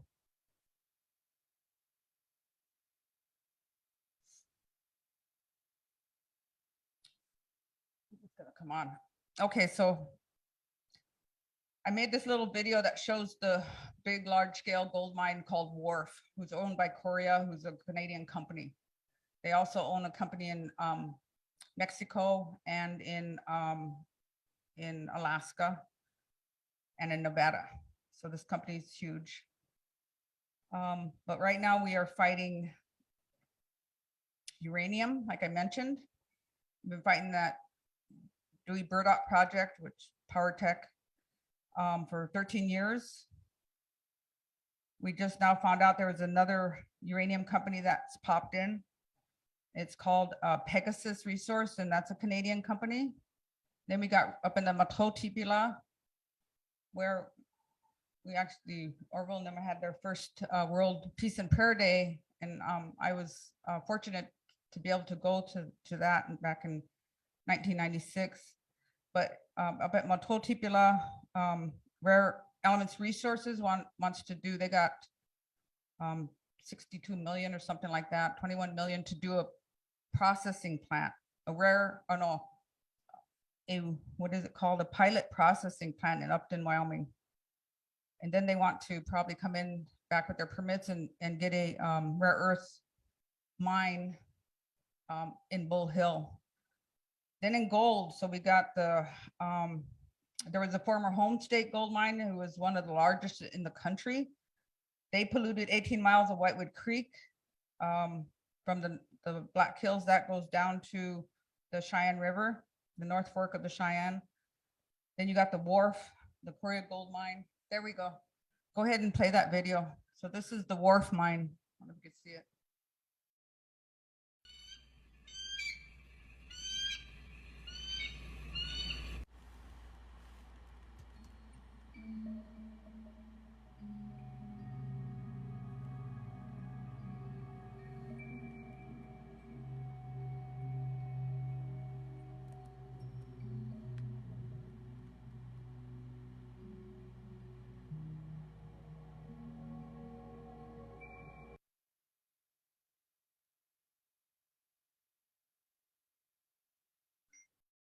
supposed to go a minute 45, but anyway, that's on our YouTube site. If you want to see it, we just got some footage, raw footage, and then put it together with some information. Now, Wharf, they do use cyanide, and they had do spills. And if they spill, they have to report it to the state of South Dakota. And the state of South Dakota has an interactive map that you can go on there and you can find all the toxic spills in the state of South Dakota. Oh, still going, I'm sorry. Yep, so the cyanide.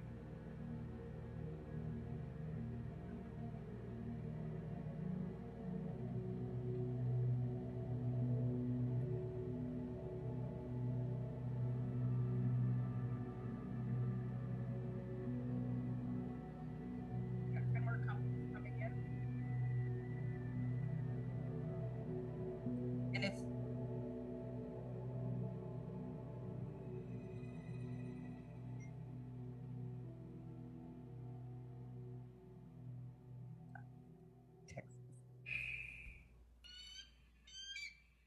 so anyway, if you want to see that better, just go on YouTube and look for Black Hills Clean Water Alliance. And that mine is approximately 7.5 miles in circumference around it. And they are expanding. So the next mine is, well, we got the Gilt Edge, which is a Superfund site. Agonico Eagle has some interest in that Superfund site. There's Dakota Gold, there's Solitario Zinc, there's Mineral Mountain Resources, there's F3 Gold. So these are all gold companies that are coming into the Black Hills, mostly in the northern Black Hills. Then we got lithium. Just a couple months ago, my Google alert went off and I was like, oh, lithium is coming in now. And that's down in the Custer County area, Custer County, you know, down in the south central part of the Black Hills. United Lithium, which is a Canadian company, Iris Metals, which is an Australian company. Then there's a Lotus Metals, which is kind of a local company that's got some ties, I guess, with the Iris. But these are coming in. And if you ever looked at lithium mines, and they're coming in under the guise of being exploration. We're just looking, you know, so yeah, I'll get up. But we are taking action. Let me see. You can go down to the slide 18, please.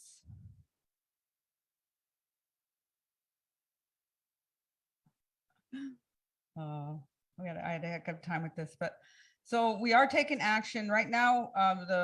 We created the Rapid Creek Watershed Recreation Act draft, and we do need people to help sign that petition because we want to get the Rapid Creek Watershed in the federal lands protected as a recreation area. That's one way of protecting it. So you can sign the petition at rapidcreekwatershed.org. We are also partnering with Minnequihuacan Indigenous Water Summit, which that is going to be held August 16th and 18th in Rapid City. Indigenous knowledge, Indigenous water justice, Indigenous water governance, and water infrastructure. So you can go to minnequihuacan.org on that. So yeah, those are just you know, some of the things that we are doing. We're up all night. And you know, our staff is just very small, but we have a lot of support in the community and with some other organizations and stuff. So I want to thank you for listening. I know I kind of ramble on, and but you know, water is the most important relative that we have. So how Pilama ye.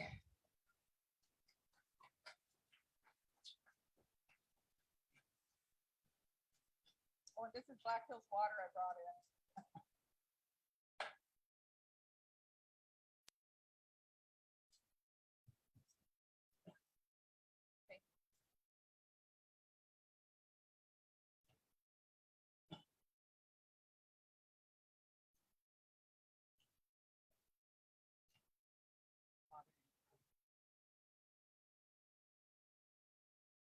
Thank you, Carla, Marshall, for your presentation. Our next presenter is Kushi Faith Spotted Eagle. She's going to be presenting.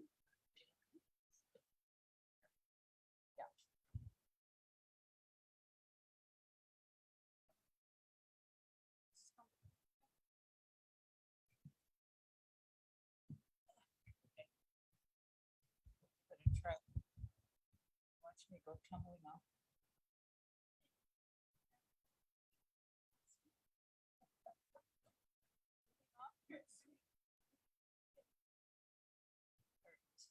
I think I'm okay.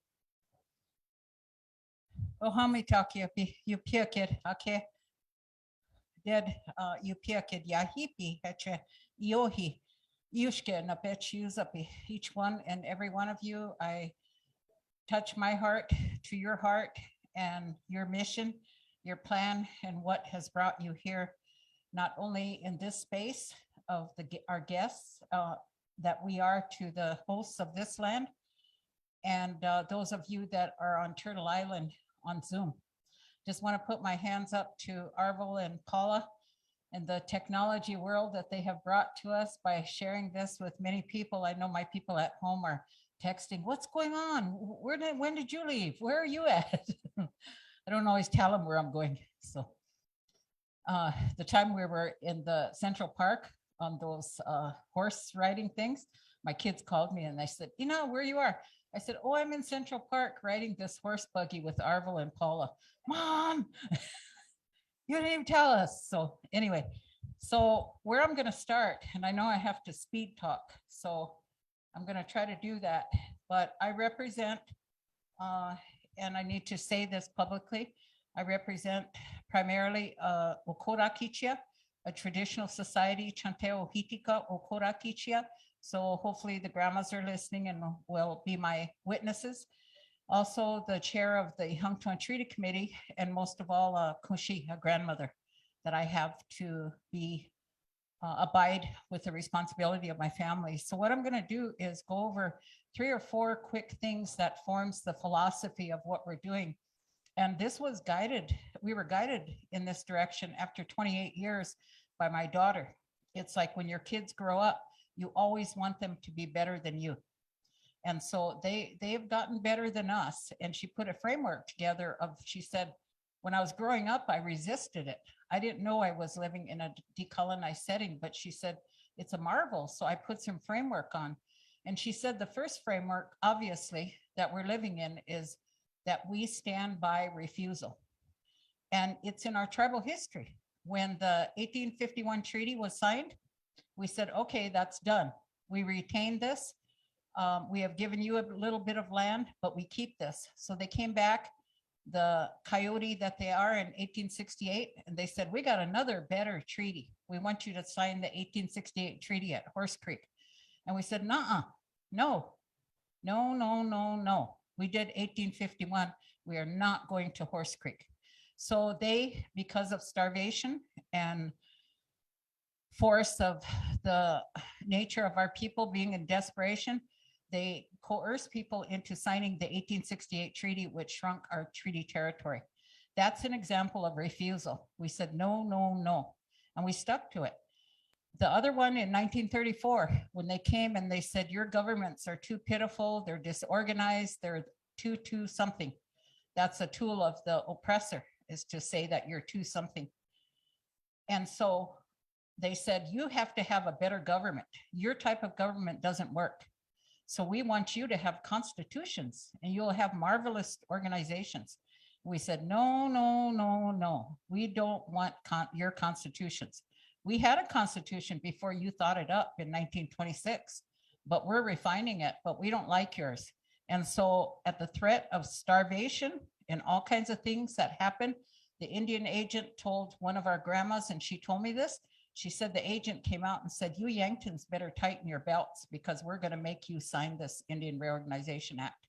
And she said they would hide the food under the floorboards. And she remembered the agent coming one time, stomping into the house, and her mom kept looking at that floorboard because that's where the food was hidden.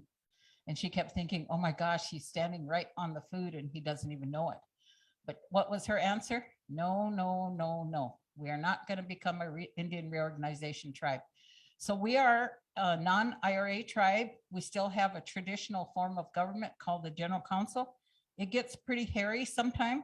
It gets out of control, but it's still our government. It's our form of government in a traditional manner. Those pictures in anthropology where you see people sitting in a circle in the camp, that's the General Council, and we still have it. So that's what we mean by refusal. So when people like at DAPL and other places, and they came and asked us to consult, we said, no, no, no, no. We need to, they just don't, my grandma used to say, Hena nuch champi. Those people have wooden ears. You just have to keep saying no, no. So that's all we say is no, no, no. So we said we need consent. We absolutely need that. And so that's been our tribal mantra, and we've suffered from doing it. They went after our land because we had beautiful black earth, which is beautiful farmland, much more than our Western relatives. So sometimes our no-nos didn't work with the Dawes Act. But so after no, when you say refuse, there's a writer, Audra Simpson, said it is an act that reveals itself at the point of refusal. It's a principle, a historical narrative, and enjoyment to revel in saying no. So you have to have some plans. You can't just be difficult and get arrested and say no. You got to have a plan. So now that we've said no, what is our plan? What do we have to do? So refusal is part of our strategy and our 50-year plan. The second one is rematuration. And this all ties in with what I'm going to talk about in the limited time that I have about a watershed that we're doing. What is rematuration? It is to restore a people to their rightful place in the sacred relationship with their ancestral land. That means Mother Earth. That means Inamaka, Kunshimaka, Unchimaka. So we have a long ways to go. We have those original instructions, and Misunkana has been doing this for over 20 years in trying to do rematuration of the land with the sacred sites.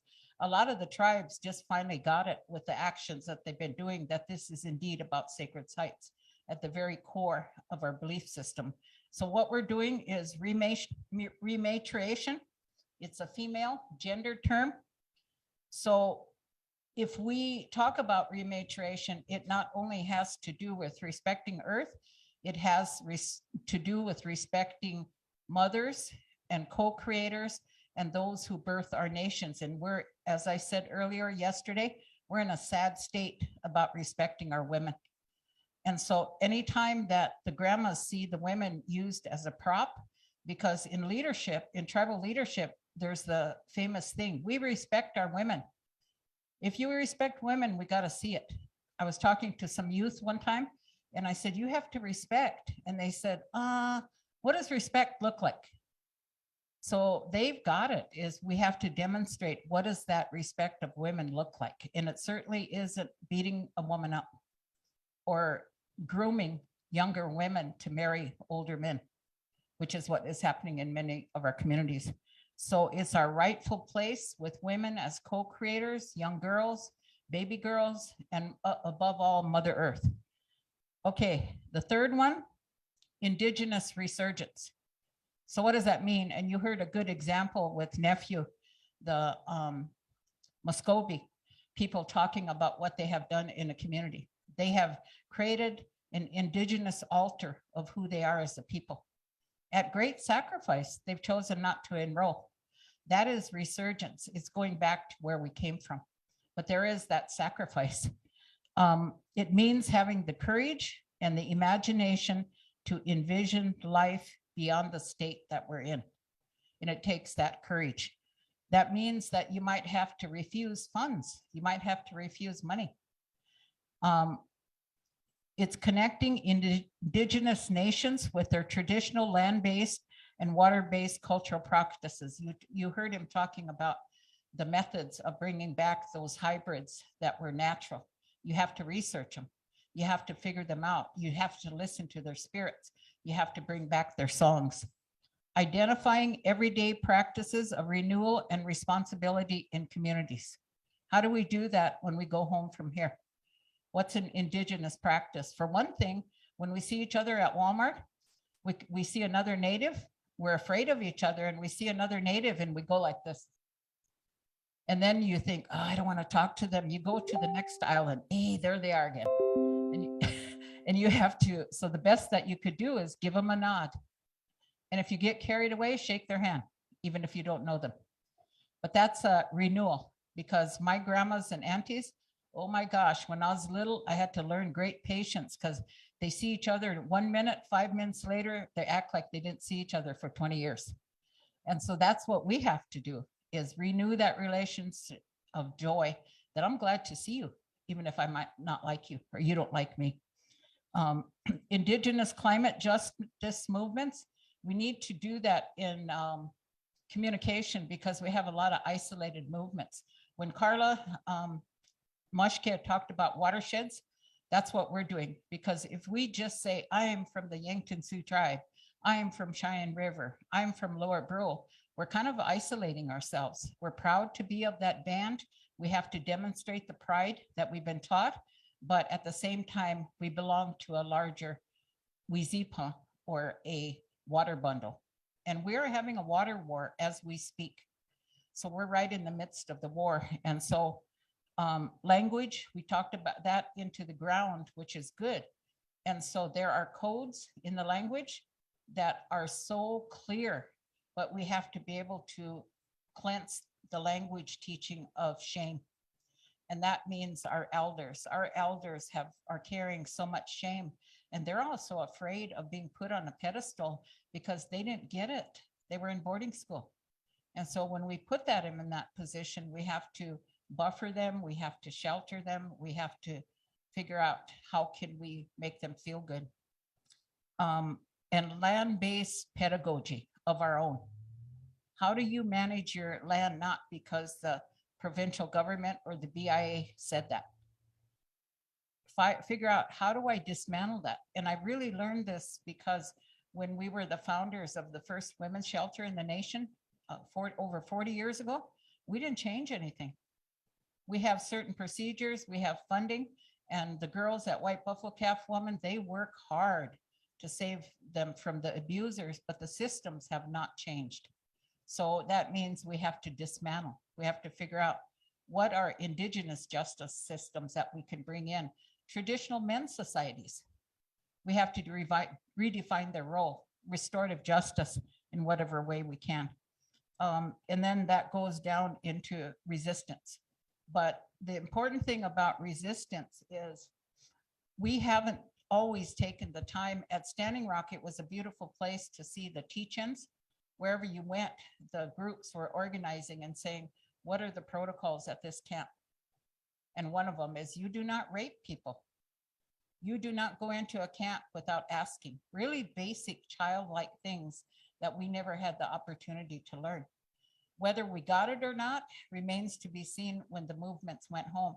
As I've done circles with people who went to Standing Rock, the thing that they said over and over again is, when I ask them, what did you learn about Standing Rock?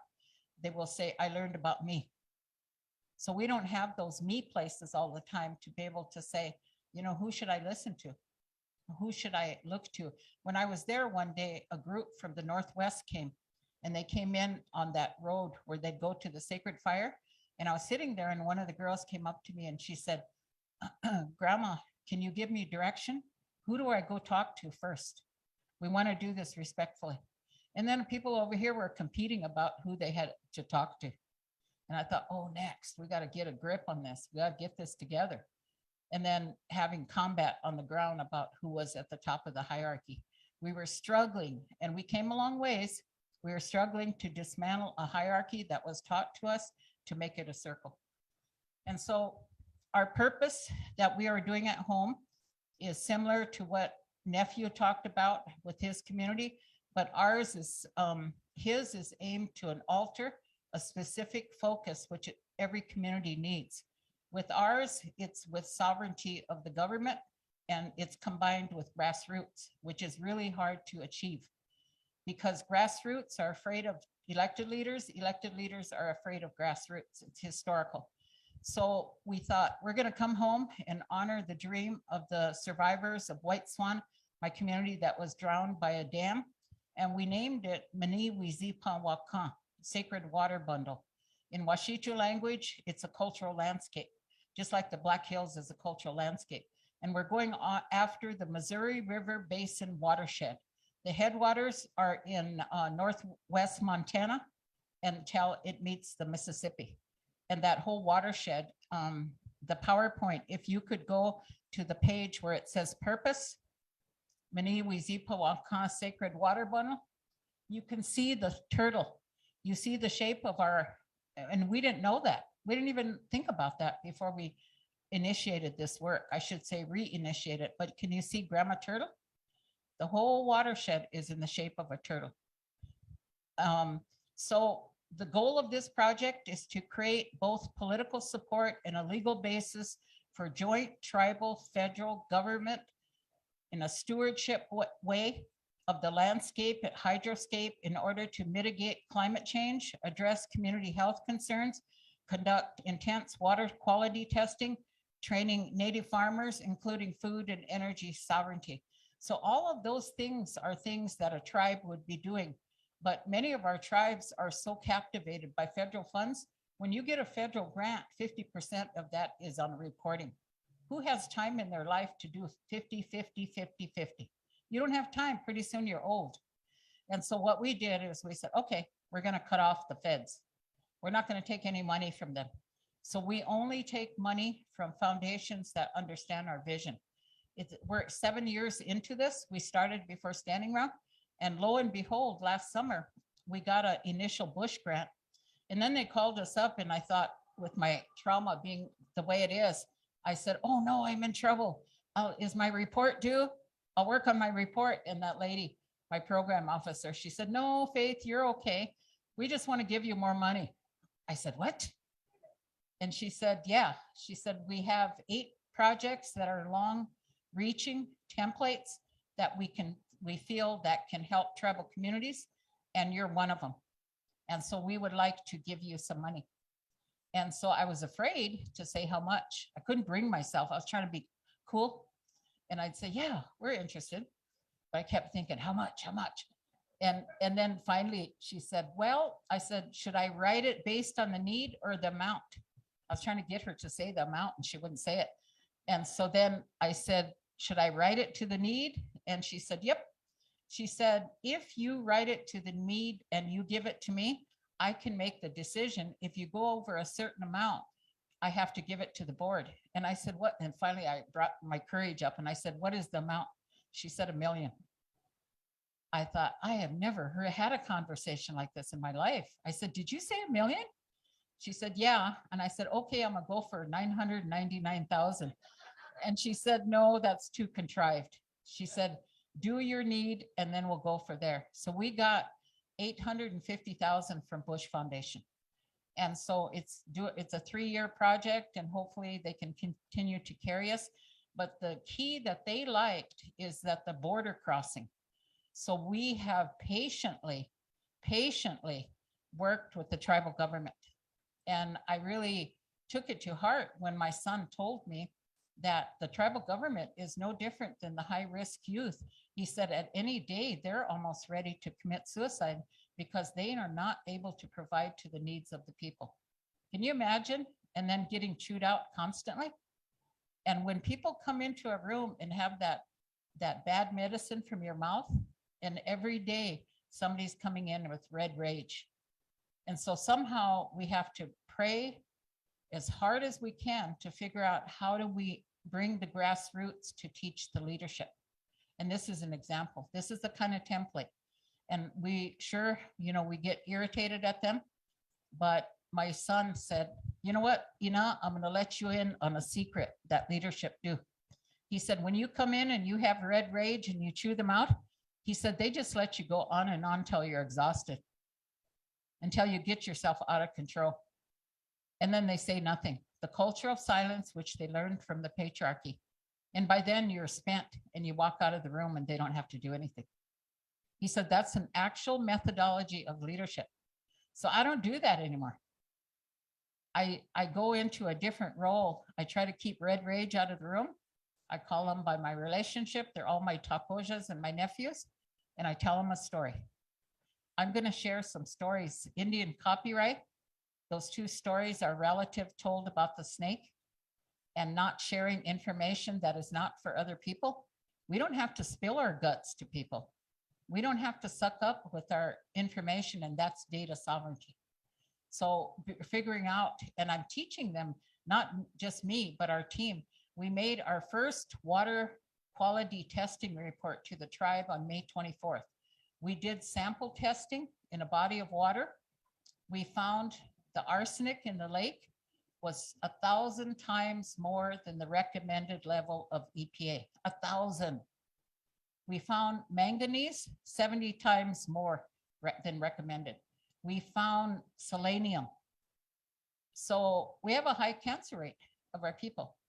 So we had concrete data, and we told them that we have, if you could visualize these young people that are getting educated in our workforce about ArcGIS and environmental engineering, they're kind of like Indiana Jones, and they're going into these data sites and they're mining.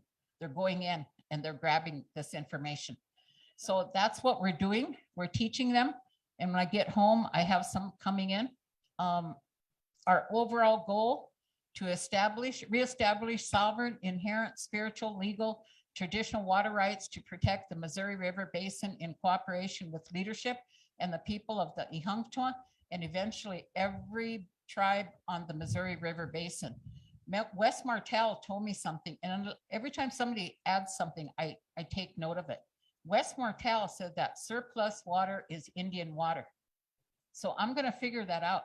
I have a hydrologist coming in, and I want him to measure how much surplus water is going down the Missouri River, because I'm going to claim that. That's surplus water, and we're going to develop the rationale to do that. The secondary goal, develop a comprehensive set of water codes.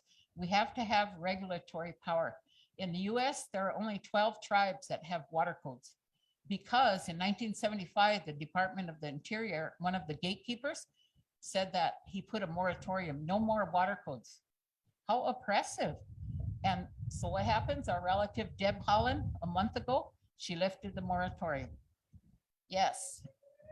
And in the meantime, we developed our water code, even though people would say, Faith, there's a moratorium. You're not going to be able to get it on. And I said, we're just going to keep working. They said the same thing at the KXL pipeline. Faith, I don't know why you're working so hard. It's not going to happen. It did happen. You just have to manifest these things. The tertiary goal, to strive for shared stewardship and management plan of the Missouri River all the way up the river. Now, the challenge of that, and I know I only have 2 minutes left, is this is what the cultural bioregion looks like. All of those purple areas are different bands of the Oceti. Now, they kind of don't like each other. So seriously, how are we going to relearn and lift up that scary feeling of distrusting each other as a Oceti and other tribes, the Arapaho, the Shoshone? So we need to model it in our community if we're going to expect the tribes up and down the river to do the same thing. So we worked on the Big Five for the last 7 years. We work with the Elder Committee. We work with the Constitution Committee, because we got to work with them. If we want a water code, it has to be part of our Constitution. We work with the BNC, which is the elected leadership. We work with the Treaty Committee. And then this is a new old thing. We work with Braveheart Society, which is the one that goes out and gets the money for the tribe. So that's the Big Five. And so we've had some knockdown dragouts and still are doing some of that, but we need each other. We cannot work in isolation. It's going to destroy us.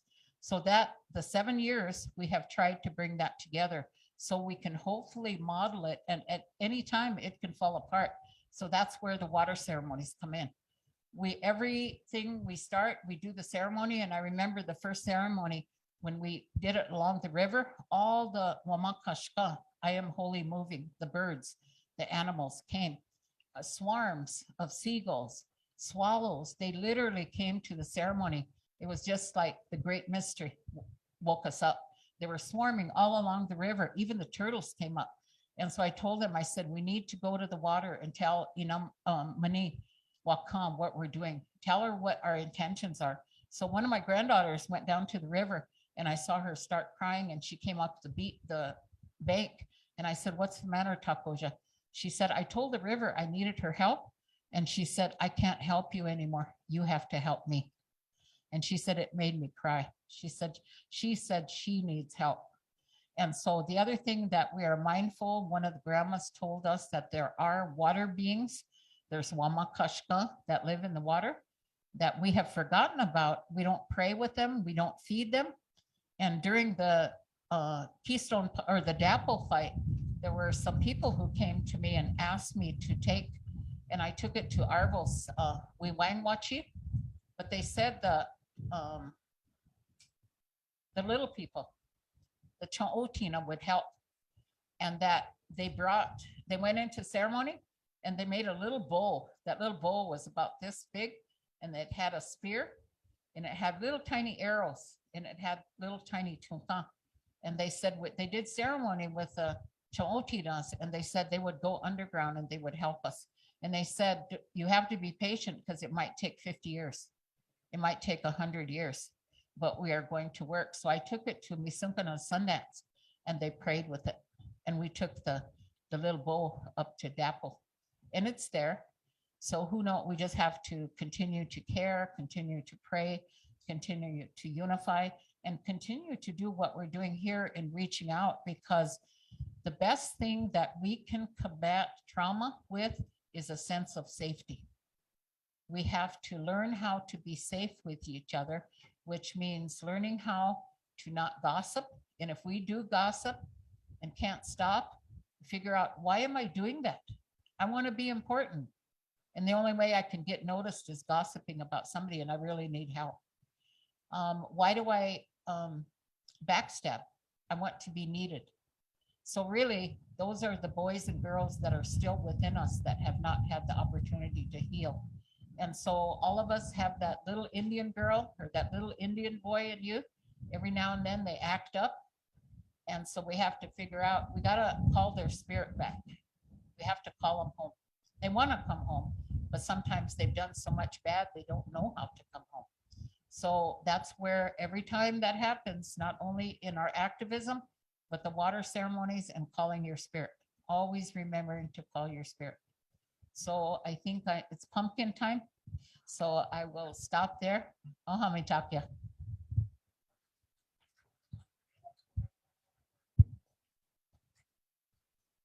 Take that down. I'll try to bail out of it.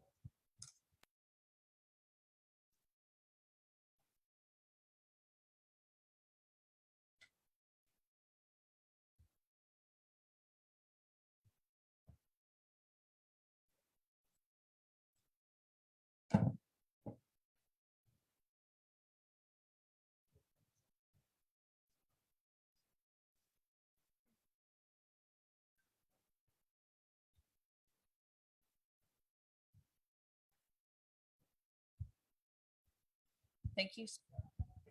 Pidamayapi Faith Spotted Eagle for your words. Our next presenter is going to be Cedric and Sissy Goodhouse. They come from the Standing Rock Sioux Reservation.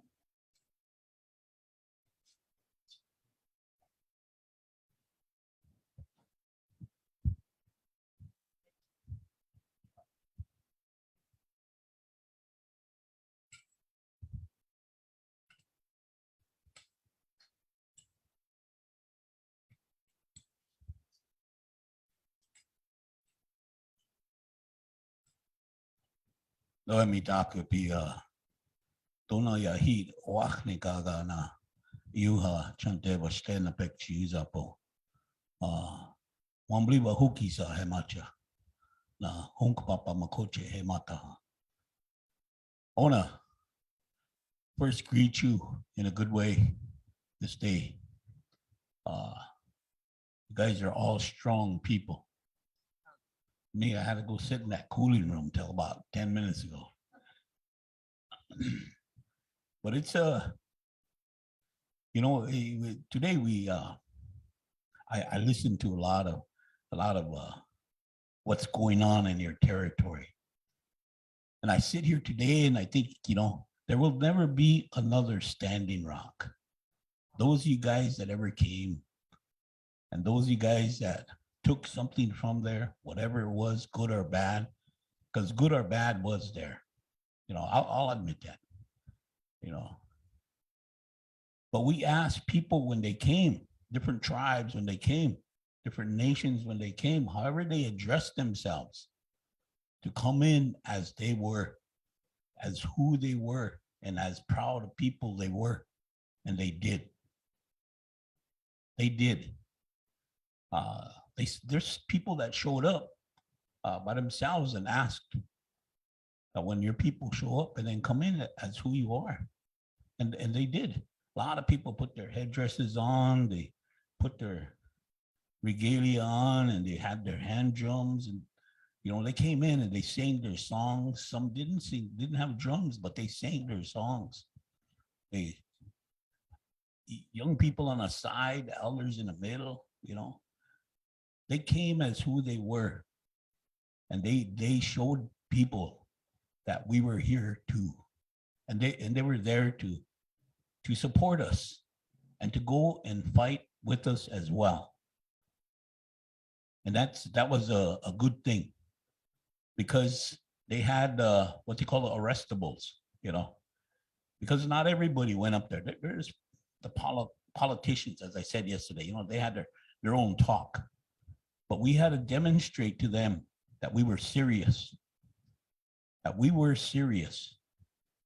And that's where we went up there and we told them that whether we got beaten up, whether we got sprayed with mace, whether we got shot with rubber bullets, we were still there. We never did nothing to provoke them. We just sang our songs and prayed. That's all we did. And that was their greeting for us. But we took it. We took it. I was thinking back about people that I seen there that were up there with us. And some aren't here anymore. Some never told who that they were there, because North Dakota police, they're still looking for you. They have you on camera. Every time I get stopped in Bismarck, we go to Bismarck maybe 2-3 times a week, get groceries, take people up there and stuff. They want to go. We get stopped, more than we should. Kind of friendly with some of them, but there's reasons why. And we just go through the routine. But we're treated like that everywhere we go. Everywhere. Not just here, not just there, everywhere.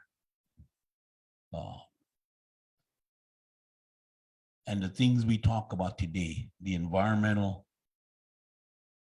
issues, disasters, confrontations, whatever we're doing, it's going on everywhere. That was what we talked about when we put that fire out. Because some of the stuff that Faith talked to, the negative behavior that was going on, I agreed with that. I asked one lady, you bring me those names of those people, I know who they are, she said. Well, you bring me those names, we'll have the FBI come here and arrest them if that's what they're doing. But then we're going to make you write a statement. I'm still waiting for those names, because we called the FBI and we called the state police and they showed up. She never brought me those names. So I apologized. I apologized to them. But in these, and when we address these things, there's a lady up here that said, we're only telling the truth. And that's what we got to do. We got to continue to tell the truth, because we can do no better than to tell the truth, because we are telling the truth. And now you see it in your own territory. You have a clearer sense of what's going on. And when we put that fire out, I consulted with the people on Standing Rock. It wasn't just one people. It was I was the one that went up there after the decision was made. Orville gave me a call too as well. And I told him why we were doing this. But when we let that fire go out, I told these people, you take everything around this fire and you either throw it in the garbage or you take it if it's yours. Because it's the fire that mattered. We even had a guy's a urine of some person's remains, you know, dust or whatever, ashes, urnal.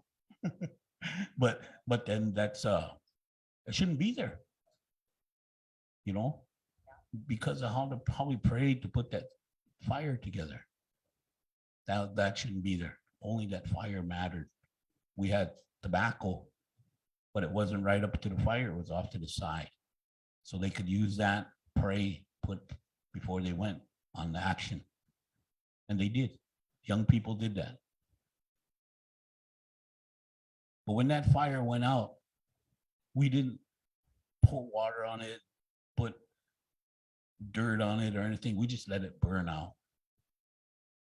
And when it burned out that afternoon about 4 o'clock, I got on the mic and I told people, you know, because there were some people crying. There were some people upset with me. There was calling me names. But I told them, I says, you know, I says, this is not the end. Whatever you learn from here, take home. Take this fire home with you. You're going to see things in a different way. You're going to see your own relatives in a different way. You're going to be able to talk to them in a different way. Because, you know, at that camp, we had a school. Those of you guys that were there, you know, we had a school. We made a school. We needed teachers. I told people that. We need teachers to teach our own children. We had a hospital. We need doctors. We need people like that, nurses, to care for our own people. We need lawyers. We need lawyers who lived our life, who know what it's about. Don't matter if you're registered or unregistered, this will never change.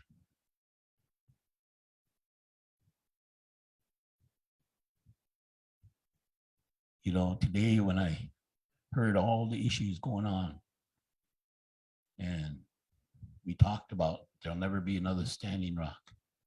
And that's true. But we can gather. We can still gather. And we could gather and go to DC where these decisions are being made.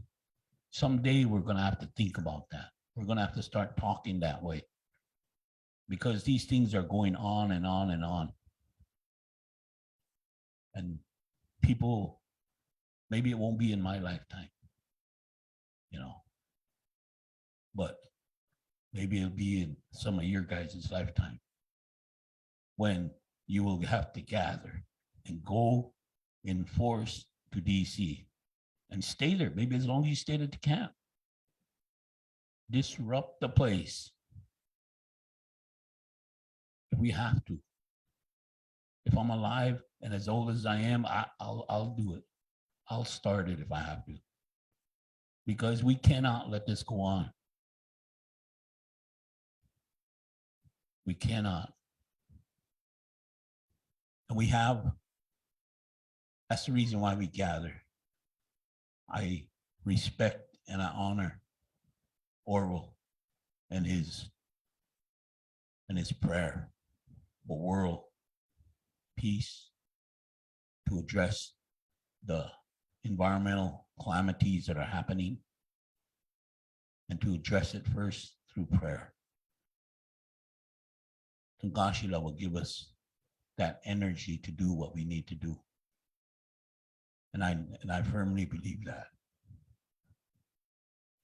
You know, we had people go to war for this country.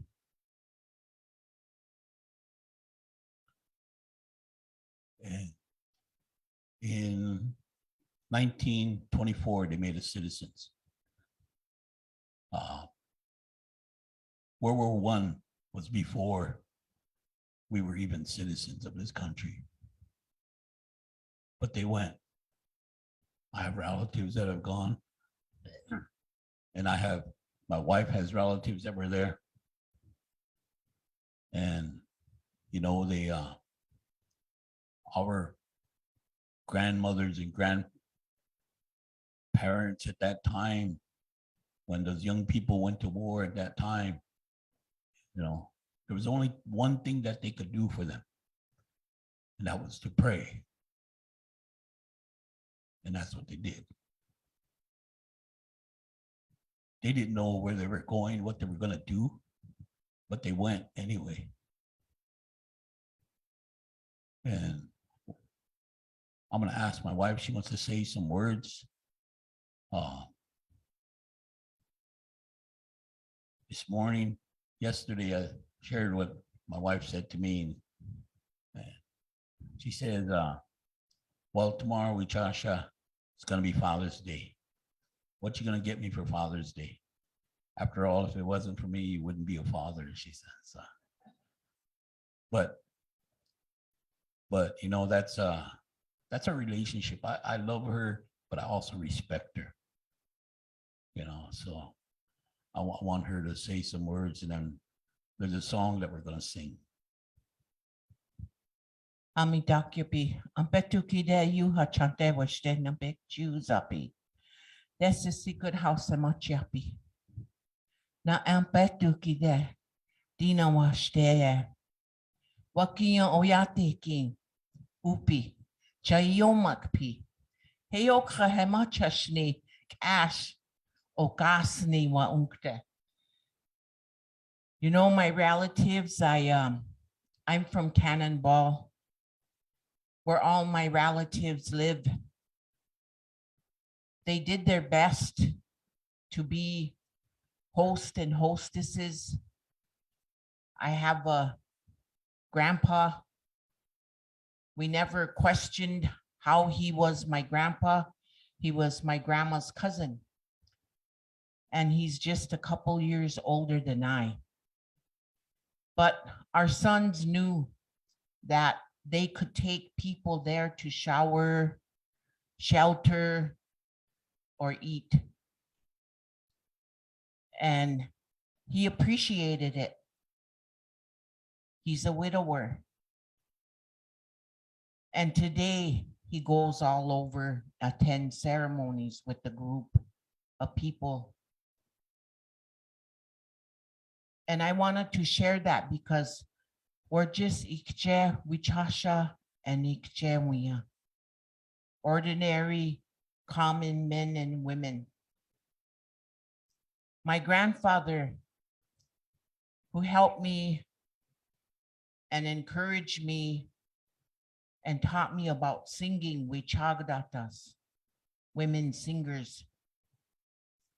He said they have a Wichocha. In that Wichocha, Ohini Traiya Unkta. Duek Ash, Hena Hunkaya. He said, in your way of life, you're always going to have relatives because you have to support relatives, our people.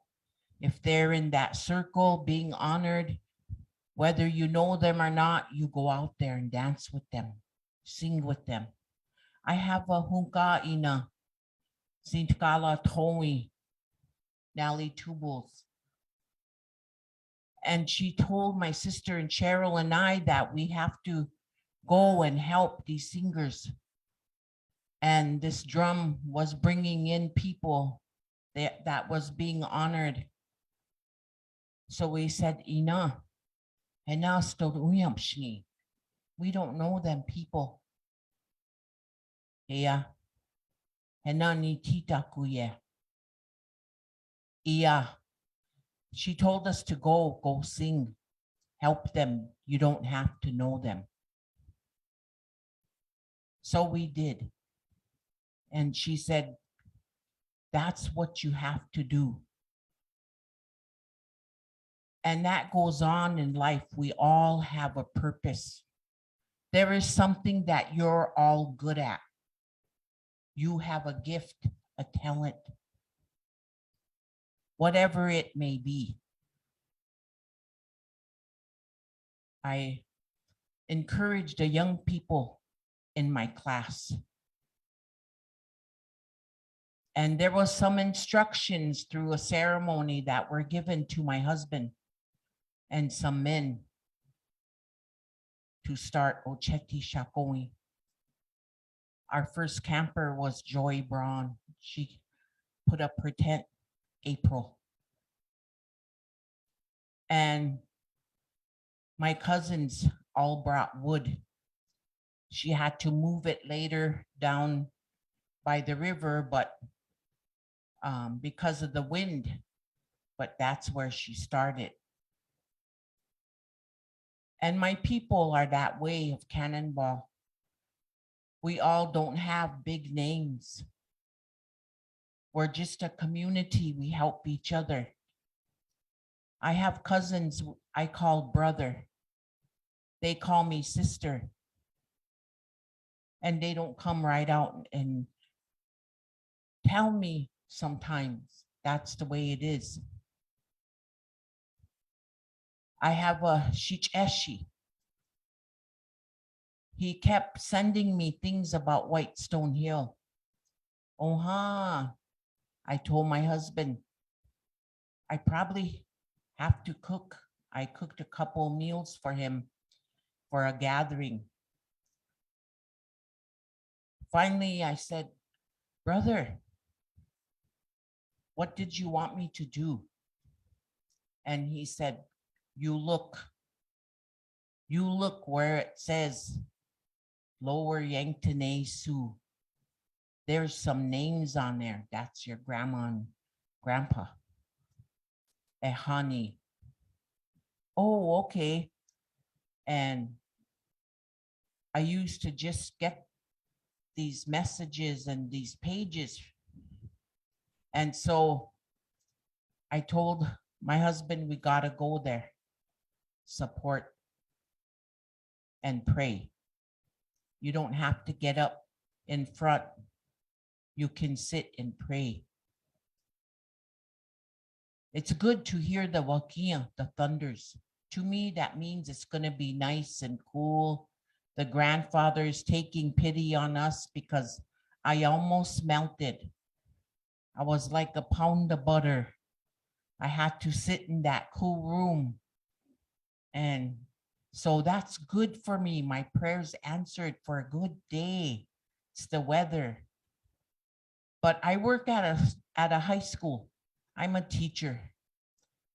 And I have my own ways. And my school allows me to teach how I want to teach. And I use that. I told the young ladies at the camp at Ocheti Shakoi, they said, Tony, we're gonna put your name down to support us as a teacher because you're certified. Ichu, go ahead, you can do it. And they did a good job with those children. They even prepared my son and his wife. She was the main cook at the time with the thousands of people. She made little kitchens. Wherever Lower Brew was camped, they had a kitchen. You know, the Oglalas, they shared their food with us when we first set up camp. You know, the different tribes that came in, they all had little kitchens, started to because there was too many people. And the young men on security told me, you know, Boo Boo is with the cook because he likes to eat. So he's taken care of. And I'm going to slow down here.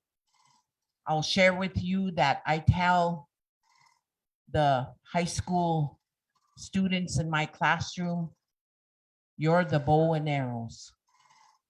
You're gonna get that law degree. You're gonna be a nurse. We're gonna use their education against them. You're just as smart as the non-Indian. I said it in more blunt terms, but they agreed. And we have a couple minutes left to share. So I'm gonna turn it over to this man that I made a father, and we're gonna share a song. You know, we made a song one time, and it has to deal with some people that were going through a hard time. They were physically challenged by cancer, and you know, you wouldn't when we seen them, they gave us a list of names who they were gonna bring forth, and you know, you wouldn't know them. Some of them were good mothers, good sisters. They took care of their children and sent them to school every day. They cooked for them when they came back, met them at the bus. You know, they were strong. And we thought that, you know, cancer was going to take them. And yet the list of names that they gave us, you know, they were honorable people. They were strong, honorable people. You'd never know that they were facing this. My father and mother both died of cancer. And I know what that does, you know, but today medicine is remarkable. So, you know, I had a kidney transplant recently. So I'm coming out of it. I said, I told my wife, I'm throwing my cane away pretty soon. I had me in a wheelchair, a walker, and I got a cane. That's gonna go too. It sticks out on this side. Looks like I used to have a 6-pack. Now I think it's a couple gallons now. So, but that song, it says that, you know, Tunkashila, this day, you made me strong. You give me strength. And regardless of what it is, you know, I'm gonna do my best and meet those challenges. You know, so those are basically the words to the song. And when we were going back down through the camp, when the camp is all gone, we took our time going down that hill, and we were thinking about this song because they came to the house, gave us tobacco, and asked if we could do this.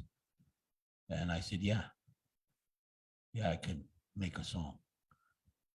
So when we were going down through there, there was a bald eagle come flying right alongside the car, and then it crossed the bridge and went towards the river. And we got a song from there. We started singing it, got to just north of there, about 10 miles, and she put it on, recorded it before we went to Bismarck to take care of our business. And this is the way that song goes.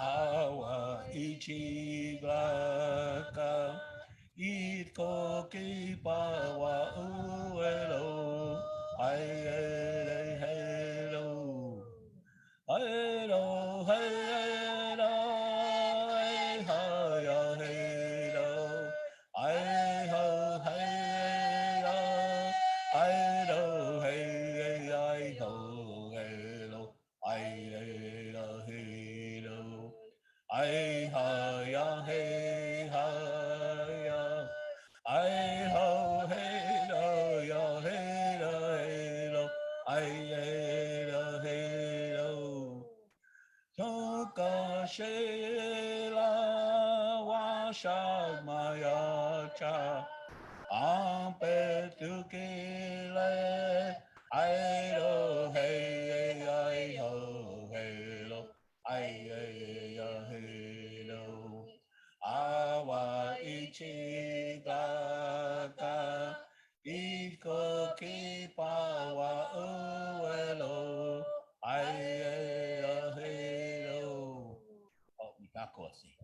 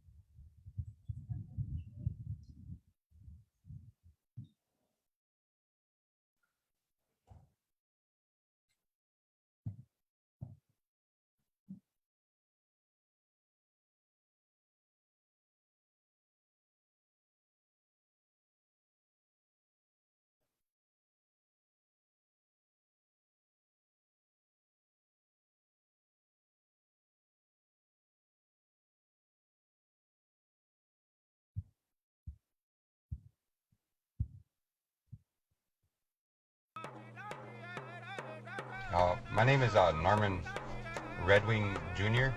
I'm from the Sistan Wapinan Sioux tribe. My dad's name is Norman Redwing Sr. We are a people. We come from 3 different Oshbaye, Sisituan, Wakbetuan, Wakbekute, Oshbaye. Together we make the tribe. We say Dakota Oyate, but the Oyate is one people. That includes the other bands of the Sioux Nation. The aquifer that's underneath it is not renewable. It doesn't replenish itself other than through runoff. The amount of water that's being used there is estimated around 1 million gallons of water per day. Approximately 835,000 acres of water that's underneath in the Veblen aquifer. And it's not a continuous aquifer. The amount of waste and manure coming from the amount of cattle there, anywhere from 2 to 2.5 million pounds of manure per day. The living, breathing thing, our water and our land, and we don't connect with it as much as we used to and as much as we should.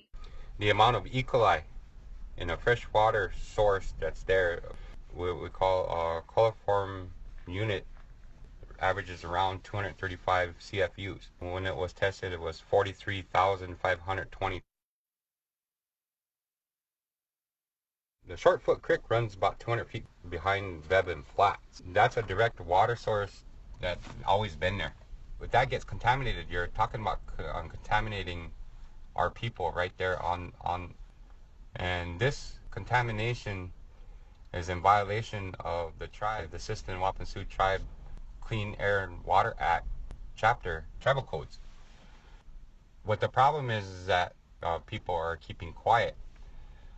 You do have instances of skin rashes, like MRSA infections that are happening around in that area. I can't say is a direct result of that, but if the cattle farm wasn't there, these kinds of things won't be happening within that community, especially to the elderly and the children. And the land that we live on here, I think, is super important to our people, and it's pretty much like the basis of who we are. It's everything we have is like located on this land. We have all of our medicines here. We have everything we need here. We have like the animals who live here. They're like essential to who we are as Dakota people. And the same thing with the water. Like, I believe that our water is super important. If we don't have water, we don't have life. So our water is like the top of the list for things that we need and the things that we should be protecting. The Little Minnesota River is being directly affected by the cattle farm itself, by the Veblen Dairy Farm. Because of the continental divide, water actually can flow north, and it does flow south. And it reaches into the Minnesota Lake and into the aquifers that are connected to the Mississippi. The perception is that if you don't say anything, people aren't going to notice. Every human being has a right to health, to have clean air, clean water.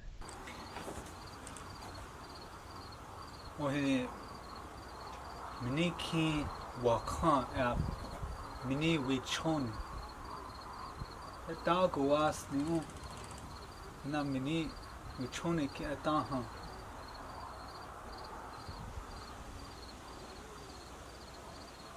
hekta hana Ian Hookshina King Welcome Shun Hatchet was new Oki Hippie.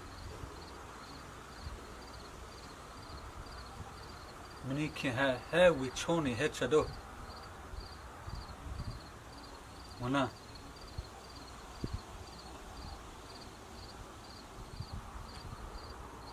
Veblin dairy ed mini ota hash ota it chupi. Dokchun. Dokchun. Hetched dueka stat haro unge uyuhapta.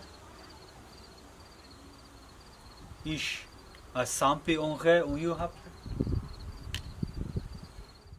It's easier to get things done in South Dakota or North Dakota or in other rural states. All they want to do is make more money.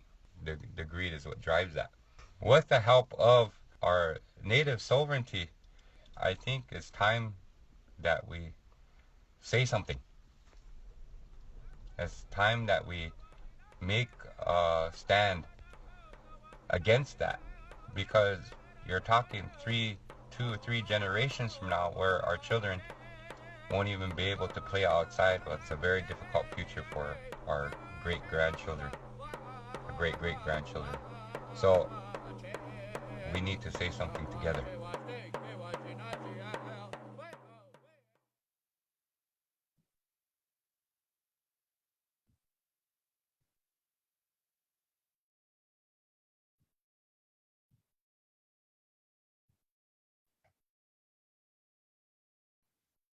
Hello, everybody. Well, this is a welcome, Mini Wichoni. Magachu. Everybody's cooling off. So this is my reservation, the Sisito Anwakpeta Hamacha, Tashina Sawia Makiapi, Naku Pala Horn, Pala Looking Horse. So we started this on a kind of an accident. My oldest son is brain injured, and I had to hurriedly get him out of the brain injury unit out of Iowa, and I had to move back to the reservation so I could get support.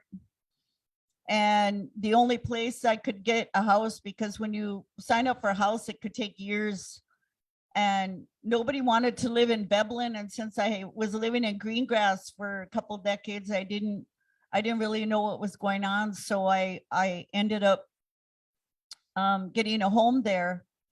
And my son has a bad habit of taking off. He's brain injured, he's TBI.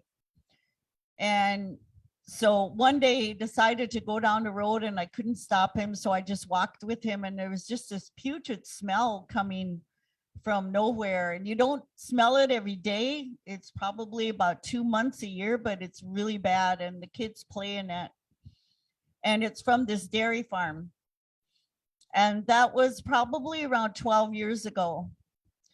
And so I followed him, and I started asking the neighborhood. I said, "What's that smell?" And they said, "Well, what do you think that is over there?" And it was a huge 19,300, biggest dairy farm in the world. And most of our people are lactose intolerant. And here it is in the middle of our reservation. So I start sounding the bell, and we created a Facebook called Mini Wichoni, which later Standing Rock kind of took over on that about a few years later. But I was trying to bring attention, and these young people that helped bring attention and made this video, I so appreciate them wherever they are. And I hope some of them were watching, and they did it on a grassroots level, just young people. And I approached them and I said, "Can you young people sound your voice?" And since that time, we worked really hard to try to bring attention, because I called the area of our reservation, our POW camp, as the vertebrae, because the water runs south into the Mississippi, down the Little Minnesota River, and then north into Red River Valley. I call that the vertebrae of Unchimaka, because it's of the Continental Divide. And so when this happened, I started asking questions, and there were high cases of MRSA, and there was even a man that was a doctor with the Indian Health Service that we approached, and I asked him to get some kind of data of how many people are getting sick, and he delivered like a whole thick paperwork of all the people that are getting sick on my reservation. And it's, to me, it's the water, whether it's the dairy farm or, you know, everything that the chemtrails that come over, but everything is about water. And I was raised by my Kushi. And one of the things that she said to me, she said, everything is for sale. Water will be too someday, because we grew up without electricity and we hauled our water she used to get mad at me because once in a while I would, you know, go get water, a pail of water, and I would spin it with my arm. I don't know if any of you haul water before, but it's something that kids do. They spin it, and it dumped on me. And so she knew that I did that because I was all full of water. And she got after me and she said, don't be playing with water. She said, and that's when she said, everything's for sale. You know, water will be too someday. And I was, in my mind, I was laughing because there was so much water coming out of that pump and it was so pure. But here we are today buying water. And now they're saying that, you know, the bottle that it's in is deteriorating in there and it's getting in our systems. And, you know, I worry, every single one of you that have grandchildren, you mentioned, you know, you're worried about your grandchildren and future generations. And it worries me because I grew up with turtles. I was in an era where we had to eat the turtle's heart. And apparently nobody does that anymore. And I was fortunate, you know, my Kushi couldn't speak English and she had me do that when I was 7 years old. And she told me, you know, now you have to speak up for the water. And so I tried to understand what that meant, but it wasn't until way later, until smelling that dairy farm and finding out how much water, you know, they take 1.5 million gallons a day from the aquifer. And so just recently I got on the Roberts County Commission and I got into this Zoom, and they okayed to double the dairy farm. And then when I did more research, I found out that the church owns that dairy farm and they don't even pay taxes. And so last night I was talking to the Uchis and I said, we need to do something. I said, not just with the dairy farm. I said, but you go to the Black Hills, and I'm sure around here, it's like, it's time for land back. It's like you go into Black Hills and there's all these camps, you know, and they take all our kids and they take them and they justify having this camp in the Black Hills. And it's like, come on, land back. It's like, these guys don't even pay for, you know, any taxes. And it's like, it doesn't even matter what kind of church you make. They don't even pay taxes. And yet we barely get, you know, something to support us. And we have to, you know, as far as getting an umbrella so we can do our work, you know, we have to be accountable for every penny, but they really don't. They can go buy land in Africa and give everybody Kool-Aid, you know? I mean, it's not fair and something's wrong there. And so when I found out that this dairy farm was not paying taxes, and they're in another state where the dairy farm owner that used to be owner had a dairy farm in Minnesota in Thief River Falls, and the guy was 3 miles away from the dairy farm, and he sued that man. His name is Rick Milner, and he wiped out all his money. And I don't know, sometimes our tribal councils, but apparently we sold our tribal land with the congressional stamp of 40 acres. And he went to our council knowing that he was getting sued. And he said, look, you get this $40,000, $1,000 an acre of that pristine land that you just seen. And why don't you invest in the dairy? And the council was, yeah, let's do that. Not telling anybody, and turned around and saved that check and got sued and turned around and took the cattle from the female cows, and now he's got another cattle farm north. And so what's wrong with that picture? It's like, for me, after I think it was in 2012 or 2013, they made National Bison Day. And it was the only thing that the Congress at that time during Obama's era where they okayed, this National Bison Day. And so Orville said, why don't you talk to Gladys? She works for the college. And so we did an honoring and we wanted to honor the buffalo. So we had all these people come in to talk about the story of the buffalo. And one of them was Rosalie Little Thunder. Rosalie walked from the Black Hills to Yellowstone to stop the slaughter, which is still going on today. And she walked so many years. And so we helped her at one point, and we invited her. And she was so passionate about the buffalo and talking about the different buffalo stories, and shared a lot of the stories. And one of the significant things that she shared with us that I thought was beautiful during her teachings was she said, I asked my father one day, why is it that they call alcohol mini wakan, and wakan shicha, like the devil, and yet it's wakantanka is God, and these different, but it's all wakan, which means sacred. Why is it? And she said it took him 3 days to answer. And he said, because also Mazawakan is gun. And she said, I couldn't understand that. And he said, because it affects life, and it could take a life and it could give life. And I always think about, her teachings to this day. And I don't know if you've seen that Yellowstone, all of a sudden the thunders came and it wiped out all the roads around Yellowstone last week. It was a day after her honoring. And I thought that was Rosalie. And so, but Rosalie, we thought a lot of her.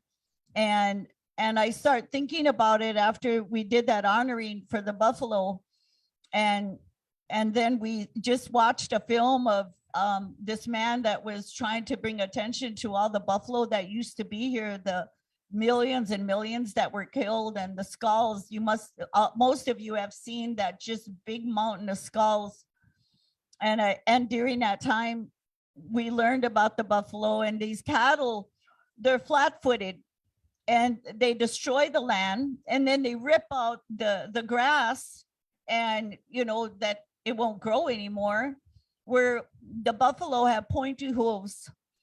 And the buffalo and the coyote and the wolf are the main ones that doctor the earth with, their manure and their urine and their saliva. They're like little mowers. They don't pull up the grass. They were our teachers, and they taught us to respect the land, and they reflected, what the water, bringing the spirit of water back to the earth so it could stay plentiful. And so to me, we have to get away from the beef. We have to start sounding the alarm. And to me, that we need to let the buffalo run free and the horses run free. And so even last night I said, why don't we create a mother church? So, we can, I don't know how many years I helped Orville. We go to all these meetings to save the Mustang. And it feels like, they have nowhere to go. And so I'm so happy to be a part of even being here at Rosebud Continuum that offers a place, a sanctuary for animals. And even our reservations, in bringing back the horse and the buffalo, and there's a lot of non-natives that are getting it too. And they're trying to create something, but it's gonna, it's going to take a lot of more awareness, you know, with the work that we're doing to change things around. And so this is our 27th year of World Peace and Prayer Day, and it's been a hard 27 years of being ridiculed and, you know, thinking we're doing it to attract attention to ourselves, when our sacred hoop is it, you don't pay attention to people that keep thinking that they're way up here. I. We have to be we. That's the only way we're going to make it, is what does unifying really mean? And so that's what the most thing that I learned traveling around the world and meeting the indigenous people, the Maori and the Japanese and the Aborigines and the Zulus and the Irish people, they all agree that we need to unite, and they all agree that we need to be we. And so it's just a small group of us, but we keep sounding the alarm. And when it got really bad, I asked Orville, you know, all the ridiculing, some people saying they, you know, was their idea or something, and I wanted to back away, and then he reminded me of his vision, you know, that he had a long time ago when he's, if you recall this morning, he shared about the TV, about the world turning, and somebody beside him reached and touched the earth, and it opened up and there was a fire in the middle, and he didn't know what that meant. He never seen those people, and it would turn again and somebody would touch it again. I said, Orville, I think you seen, maybe computers did exist back then, but I think you seen the first computer, because now we're touching a computer.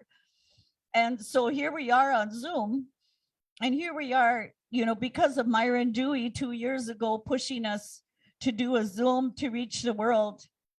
And we're just starting out, but I just see this as getting bigger and bigger, and utilizing this technology to reach each other and hear each other and respect each other.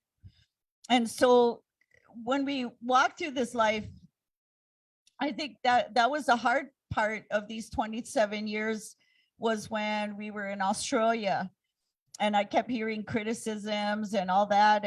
And I was about to tell Orville that, you know, I wanted to not help him anymore because of people saying things. And this man walked from the crowd, and he used to be a teenager or a young person growing up in an Aboriginal community. And in that Aboriginal community, his father was a doctor, and they had to place him somewhere else in another Aboriginal community. He was non-Aboriginal.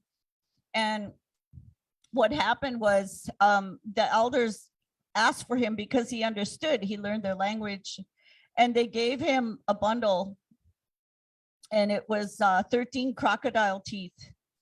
And they told him, in 36 years, there's going to be a man coming from the Americas, and he's going to bring a message, and you need to tell the people, you know, our people, to listen, because, you know, there's something coming in the future, and they need to listen to those teachings of uniting.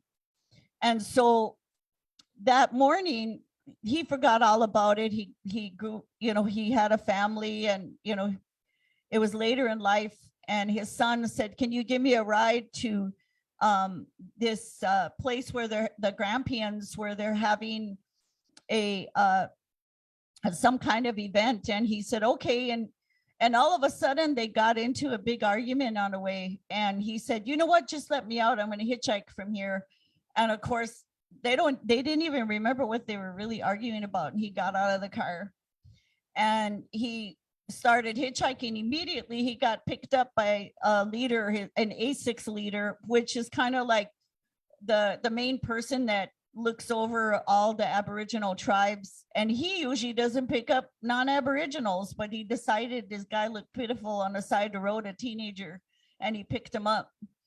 And as they were going to the event, he said that, so can you tell me what this event is about? And he said, sure, you know, and he started telling him, he said, there's a brochure there. And that year we made a brochure. And so he started reading it, you know, all nations, all faiths, one prayer.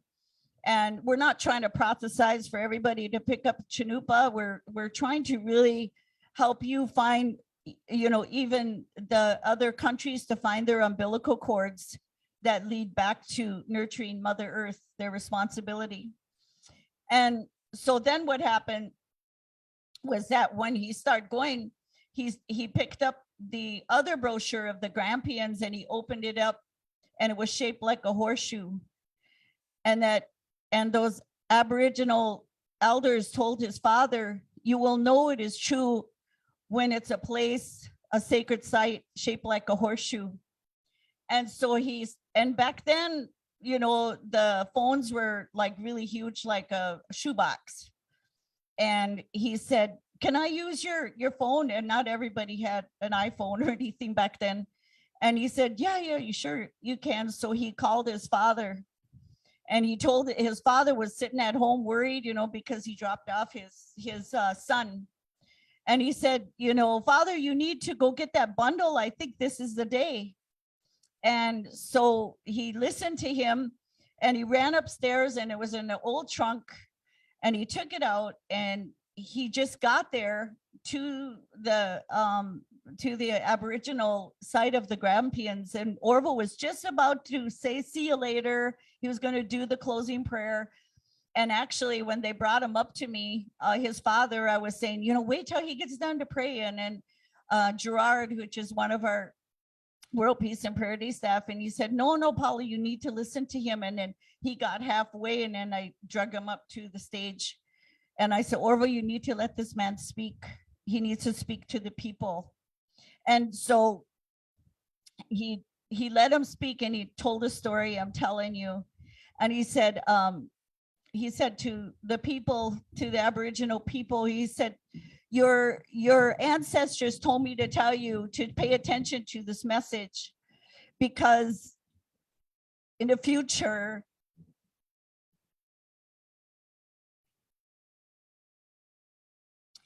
it's going to get bad. And you need to wake up now. And that was a long time ago. And I at that time, I was waiting to tell Orville I didn't want to do the event anymore because of the criticism. And I didn't want to listen to people saying, oh, when you do something good, you're going to always get criticized. And I had elders tell me not to say anything back. You know how hard that is? No matter how much criticism you get, you don't say anything.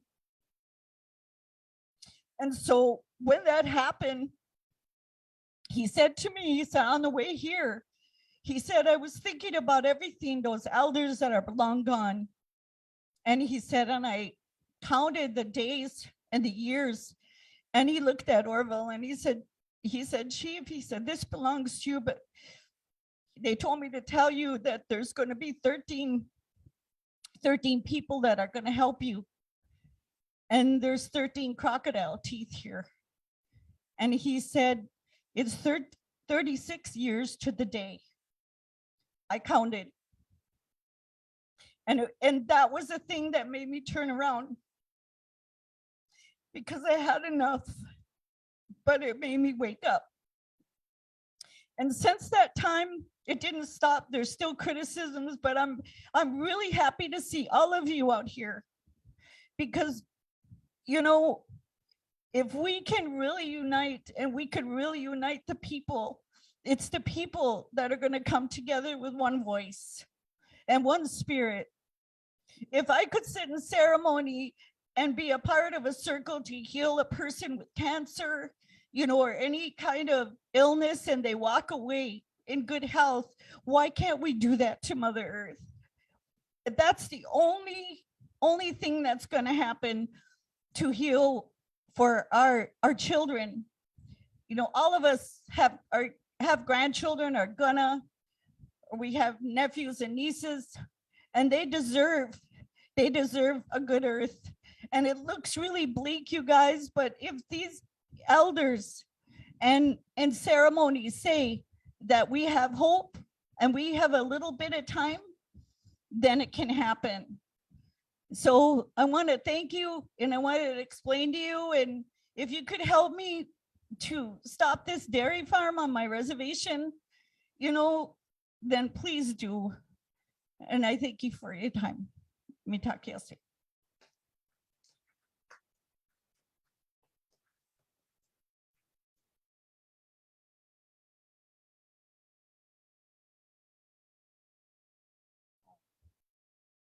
Thank you, Mom, for everything, for pulling everyone together and creating this beautiful ceremony. And our next presenter is someone that we've known for a long time. He works with many different tribes from all over Turtle Island and across the seas, and he's all over the place. Sean Mulford. He's comes from the Dene people. Could you please step up?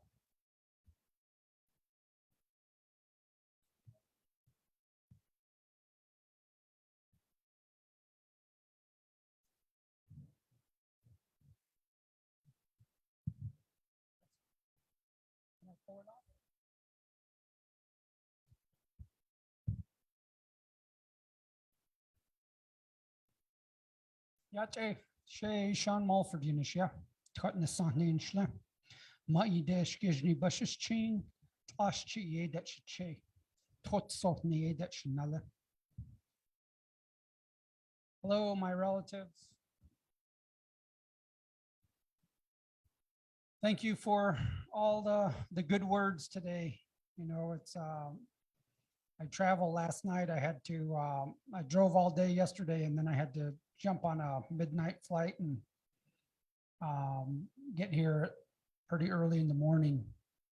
We had someone on the plane that had an emergency. I thought I was going to sleep, but there was somebody that needed some medical attention. So I think no one slept on the plane. But thank you for all the words and the stories.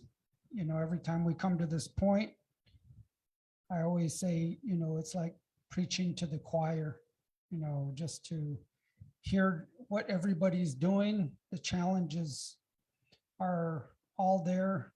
They're the same, but you know, they're unique. But there is a theme about it, and one of them is water, you know. And we just heard Paula talk about the pollution of water with the cattle farming, and we have our sacred areas too. Dokoa Sleed, which is our sacred mountain to the west in near Flagstaff, Arizona. And that there is kind of where we're all headed now with the water shortage. They're getting to the point where they want to go toilet to tap, meaning you flush your toilet, goes to a treatment facility, and then comes back to return back where you supposedly are able to drink it. And so that's where we're at. That's the thing that we're really dealing with in our area. You know, the state of Arizona has just legislated that you can do that. They've created a permit where you can go toilet to tap. No one has picked up that permit yet, but it's there. And so, you know, when we look at that reclaimed wastewater, that treated sewage water, we know there's things in there that are not regulated. You know, they're not tested for. You know, they test for E. coli, salmonella, all those things, but they don't really test for the antibiotic resistant bacteria, the genes that are in there, the compounds of emerging concern is what they call, basically pharmaceuticals, chemicals. And I'm sure you all know this, you know, all those things are in there. One of the things that we look at as Native people is the environment. So we're also seeing how that water is impacting our ecosystem in our sacred area. And we're seeing that the high nitrogen levels in this water and phosphates in this water are altering the whole soil. And when you begin to alter the soil, you change the plants and the insects and so forth and so on, as this previous speaker talked about the grizzly bear. You know, the grizzly bear, where the grizzly bear is, tells you that the ecosystem below that apex species is pretty healthy. The land is healthy. In order for a grizzly bear to survive, the land has to be pretty intact. And so what we're seeing is that they're changing the soil, and then the vegetation's going to change, the insects are going to change. And then after that, the invasive species are going to come in and take over the native species. And then of course, the native species is our medicine. That's what we use. So, and it's the same theme of that story that I kept hearing throughout this, with the mining and the invasive species, the water contamination, all these things.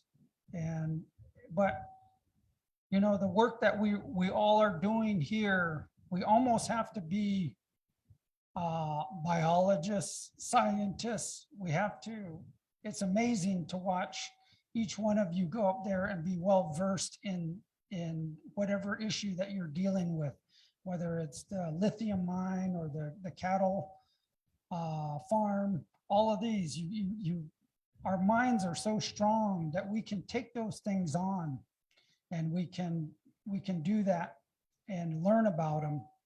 And then we point it back to the non-Indian people and we say, hey, here's your laws, you're breaking your own laws. And all they do is they change their law, you know. So I heard that the young people here too, they said, go out there and learn that. But, you know, I think what our elders always told us was learn their ways to overcome them, not to become them. And I think that's what we really have to teach our young people, is they have to be well versed in all of these things. But we have to use it to protect our way of life. And so that's kind of where we're at. That's in our sacred mountain. That's kind of where we're at. We pushed them to their limit, scientifically, legally, everything. You're breaking this law, this statute. Here are all the results of all the chemicals, all the analysis of the water, everything. And they're just stuck. And then they just get quiet. And then they begin to slowly change the law. But I think I heard a number of areas where other people are right there too, you know. And so we have to begin to move into that spiritual place, you know, like I said, with the contamination of the soil. Our young people are spiritual people. I notice I've been hearing that, you know, I think the Dalai Lama said that I may be the last one, you know. And then I remember Orville saying that as the spiritual leader of his people, you know, his grandmother said, you may be the last keeper if the people don't straighten up. And talking to the Hopi, they said, we used to have a really sacred society here, but they're no longer here, because just like the plant, the environment, socially, culturally, everything has become so polluted. We can't cultivate spiritual people, holy people, like we used to.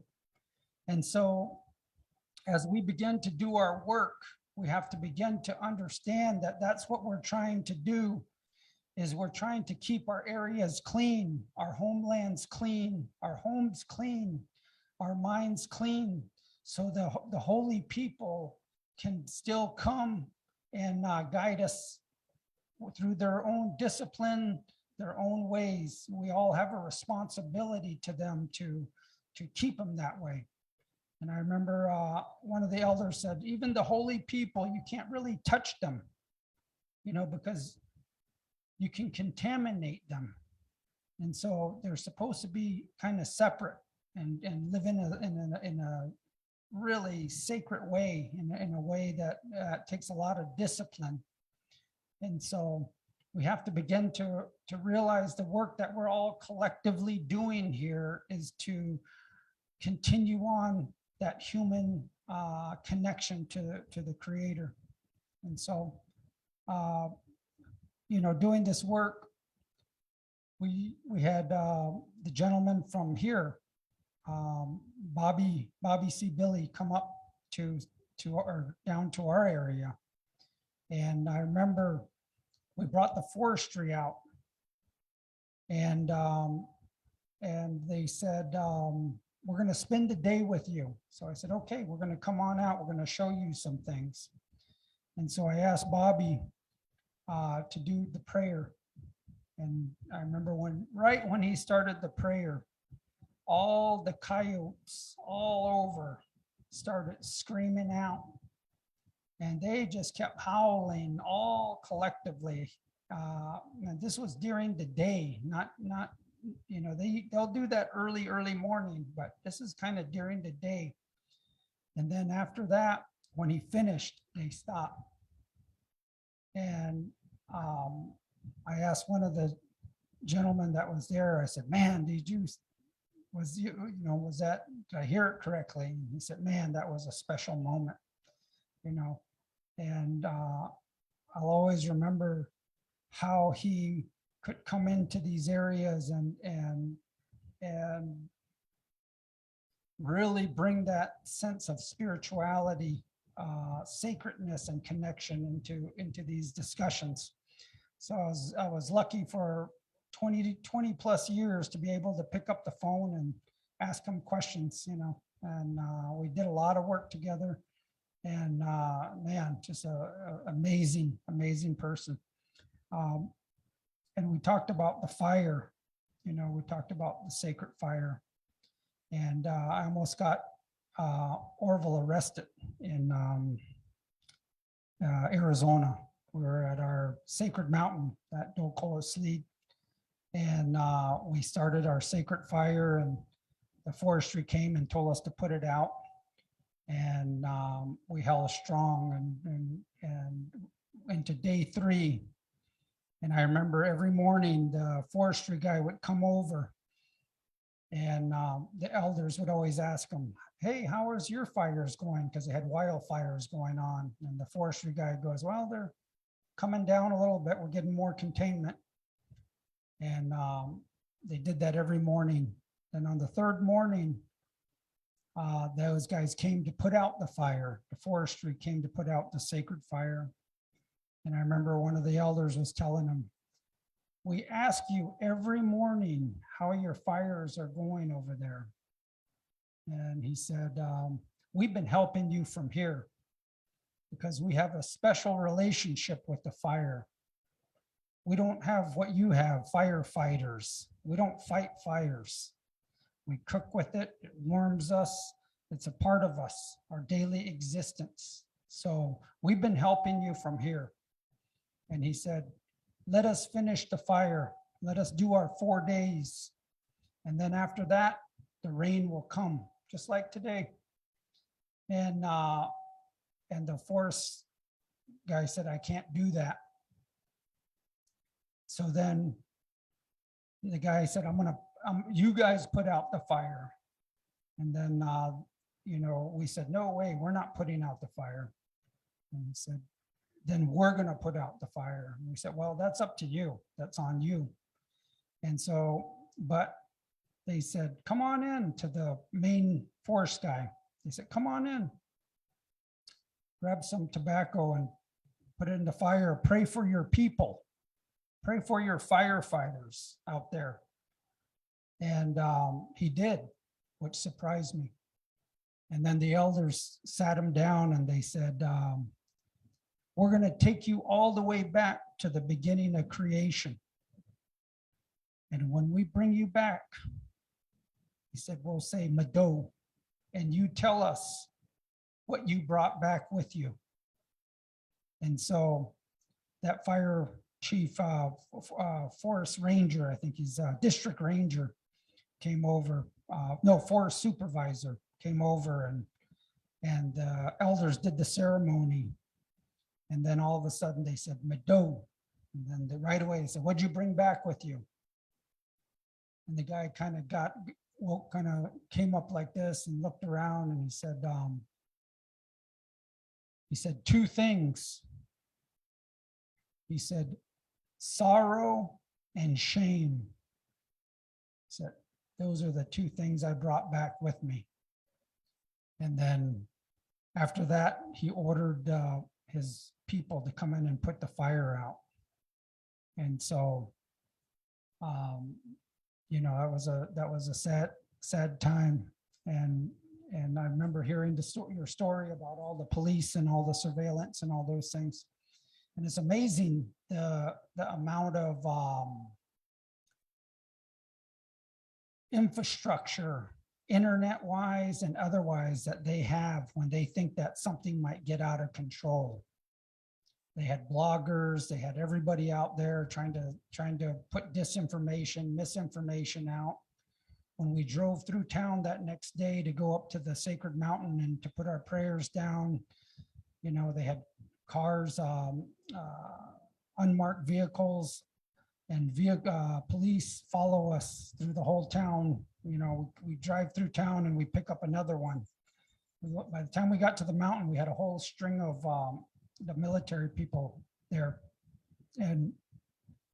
But we did our thing, because we have a right to do that. And just like when Bobby had prayed and the coyotes came and sang out with him. One of the other elders there was from Gila River, Bennett, and he told the forestry, he said he had a staff with him and he drew the line in the sand. And he said, you've pushed us back this far. He said, we're not going back anymore.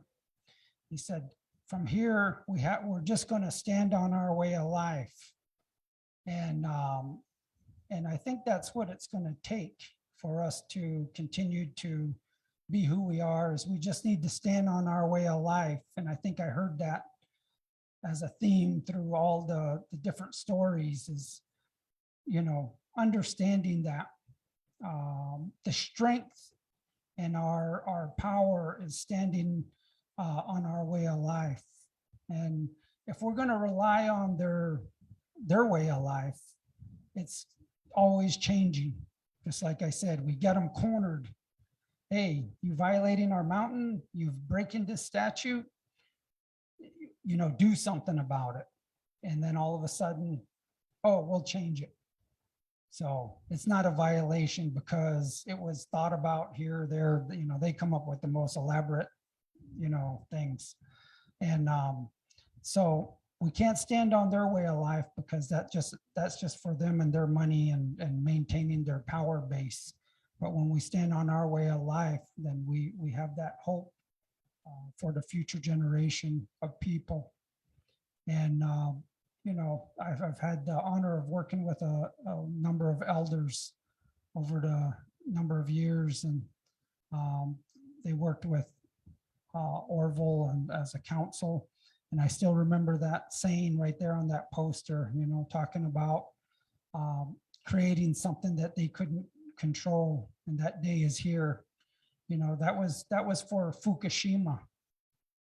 Fukushima, March 11th, 2011. I remember that date because we were all meeting, the spiritual people, the elders, the medicine people were meeting with the forestry in the sacred mountain of South Mountain and just outside of Phoenix. And we went up there and we had our meeting. When we came back to the hotel, it was on the news that Fukushima, the TEPCO, had the nuclear disaster.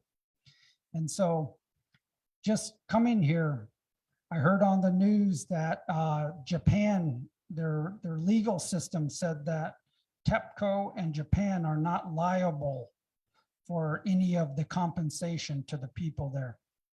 So they have no accountability for their own problems that they create.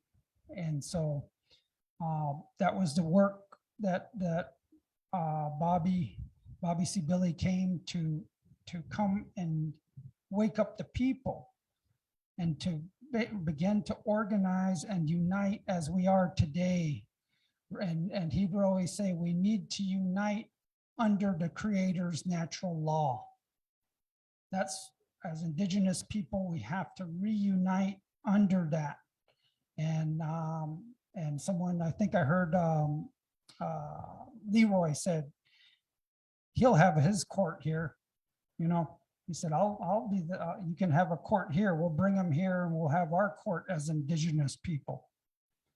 And I still remember the spiritual people from South America and North America came together late 90s to begin that prophecy of the eagle and the condor coming together like the fingers of the hand. And I think when I'm thinking about that happening in the 90s and I'm seeing the work that we're all doing, I'm thinking that we're not really coming together with our brothers and sisters and grandpas and grandmas from the South like we should be. And that has been prophesized that we have to come together in that way. You know, the elders put that there in the 90s. They initiated that. But one of the rules there was you can't record at that meeting. And I remember the warriors there, one of them had a dream and he said, this person's recording. So we all went into his tent and we found his recording equipment. So we dragged him out and put him in front of the elders council. And one of the warriors said, what do you want us to do with him? And I still remember one of the Apache grandmothers, she goes, hang him. And so we're like, oh, you know, we're looking around at each other. But, you know, then they talked about it and he got taken out of camp. But, you know, we have to get to that point, and this is where I'm hoping Stephen Newcomb comes tomorrow, because we have to look at each one of these issues that we're dealing with and begin to look at where is it all coming from, you know. And I remember talking with him, and he was talking about, well, where are we going to adjudicate all these issues? Why do we have to always jump into their court system? You know, where all of a sudden they win because of latches or dirty hands or some weird thing that they pull out of their hat, you know, just so that they don't have to make a ruling on the merits of the case. They just dismiss it in another way. You know, why do we have to adjudicate it in their courts? You know, and I think that's, I like what Leroy said. Let's do it right here. You know, but we are doing it right here because the nature is letting us know, you know, it's getting to that point where it's going to get hot and it's going to get nasty. It's going to get dry. It's going to get wet.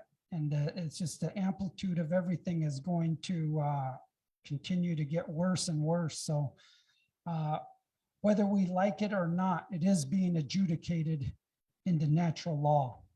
And they have to wake up and begin to look at us as Indigenous people.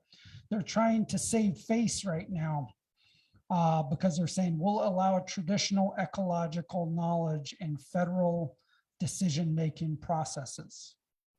But like the elders have said, their system is so polluted and corrupt. If you take our traditional ecological knowledge and you consider it a seed and you put it into that system, it won't grow. So why are we giving them the traditional ecological knowledge? It's their system, their corruption, and the way that they're making money. That's the problem.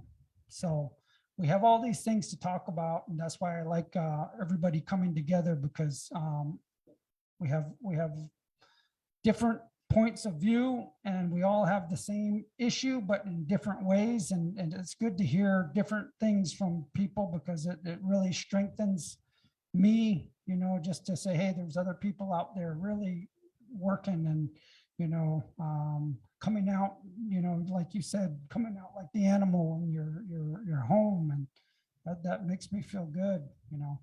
So thank you, Orville, for inviting me, you know, again, and Paula for supporting him and the work. And Hopi, you know, we were out here maybe a month or two ago, I can't remember, but there's a lot of work that goes into just bringing this small group together. And I just got a chance to get a glimpse of looking at that.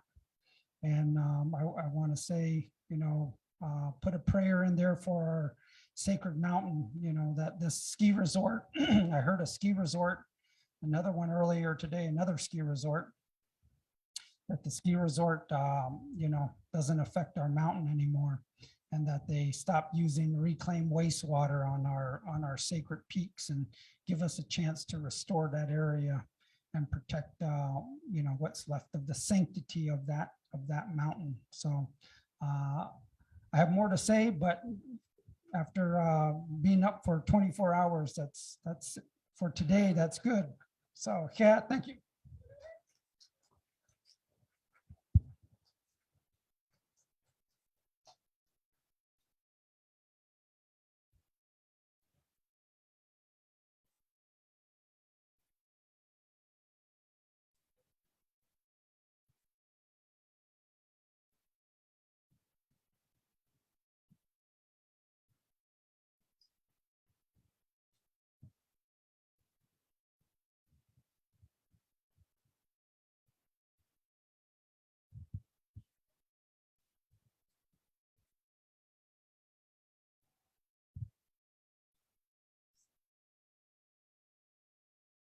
Thank you, Sean. Our next guest speakers.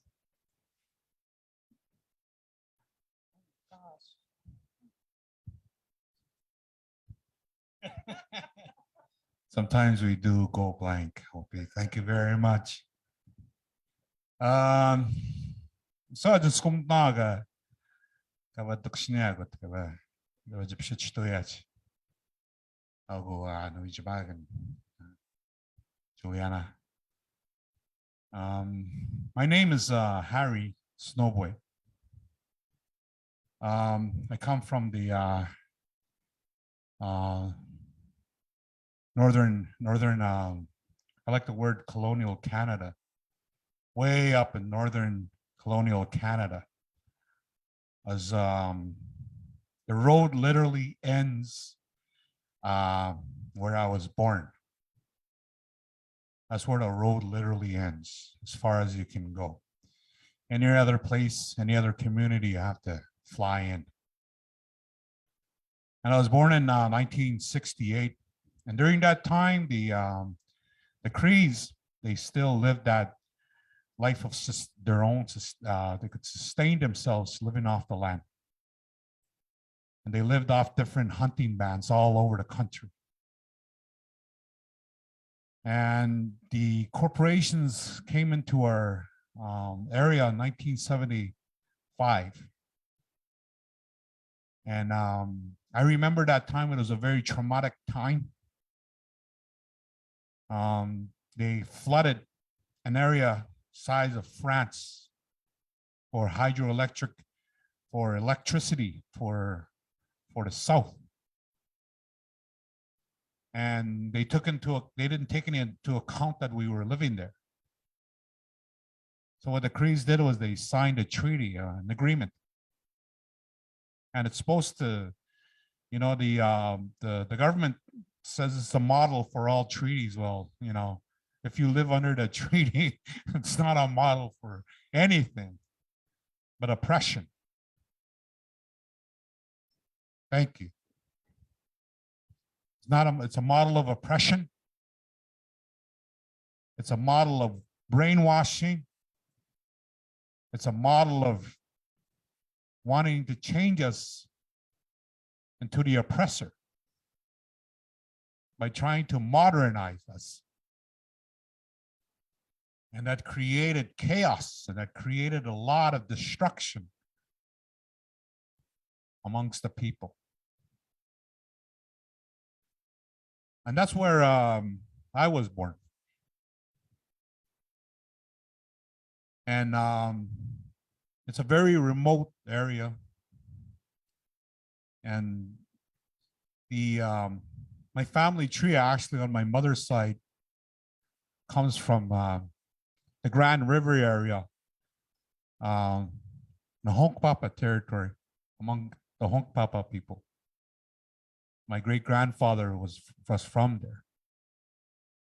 And again, you know, the same reason U.S. military chased our family into that area back in the 1800s. And that's where we survived, and we kept what we intended to keep. And I lived under the influence of my grandmother. That was her father. And she raised us, me and my sister. And I want to acknowledge her today. And I want to also acknowledge her father. And I also acknowledge the other survivors. It wasn't for them, I wouldn't be here today. I wouldn't know what I know today. And I want to acknowledge them, and I want a heartfelt thank you to them. And it's always their story. That's who we are. Our story is about this conflict. Our story is about trying to keep our ways alive. That's what our story, that's what makes us one people. That's what makes us come together like that. For the last over 20 years, since my family, I've always been medicine people to the Crees. Since the time of my great grandfather and to my time, the Crees have been coming to us for medicine, for ceremonies, for help. And I continued on that line. But for the last 20 years, I've worked with the communities. I worked with our people on the street, trying to keep them alive, trying to gain back their identity, who they are.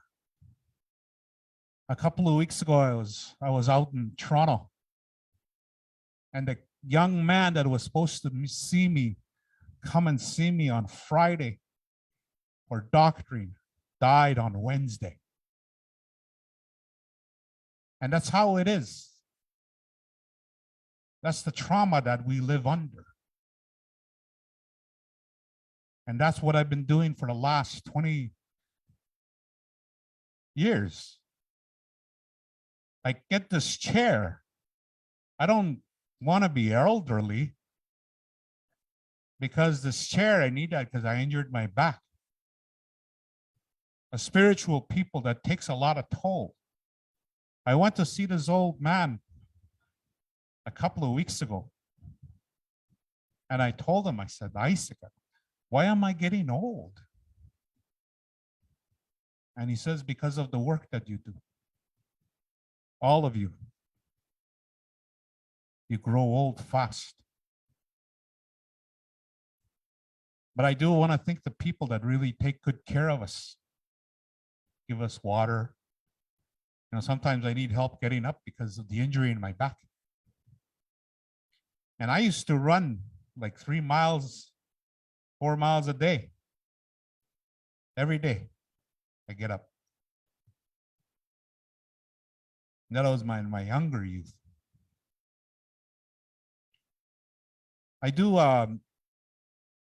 there's something that I wanted to talk about.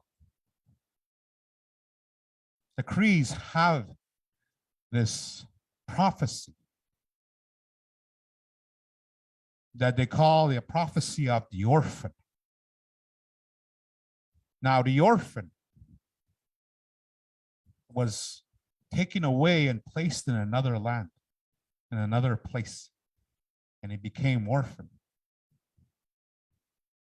And he fought to come back to his mother. come back to the place where he was born. And he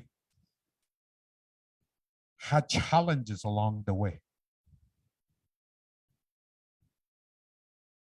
Now that orphan, that's us.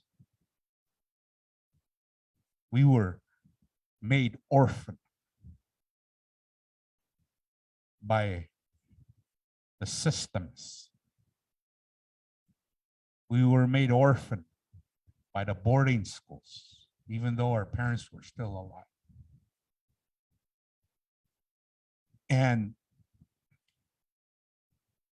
But when the orphan came back,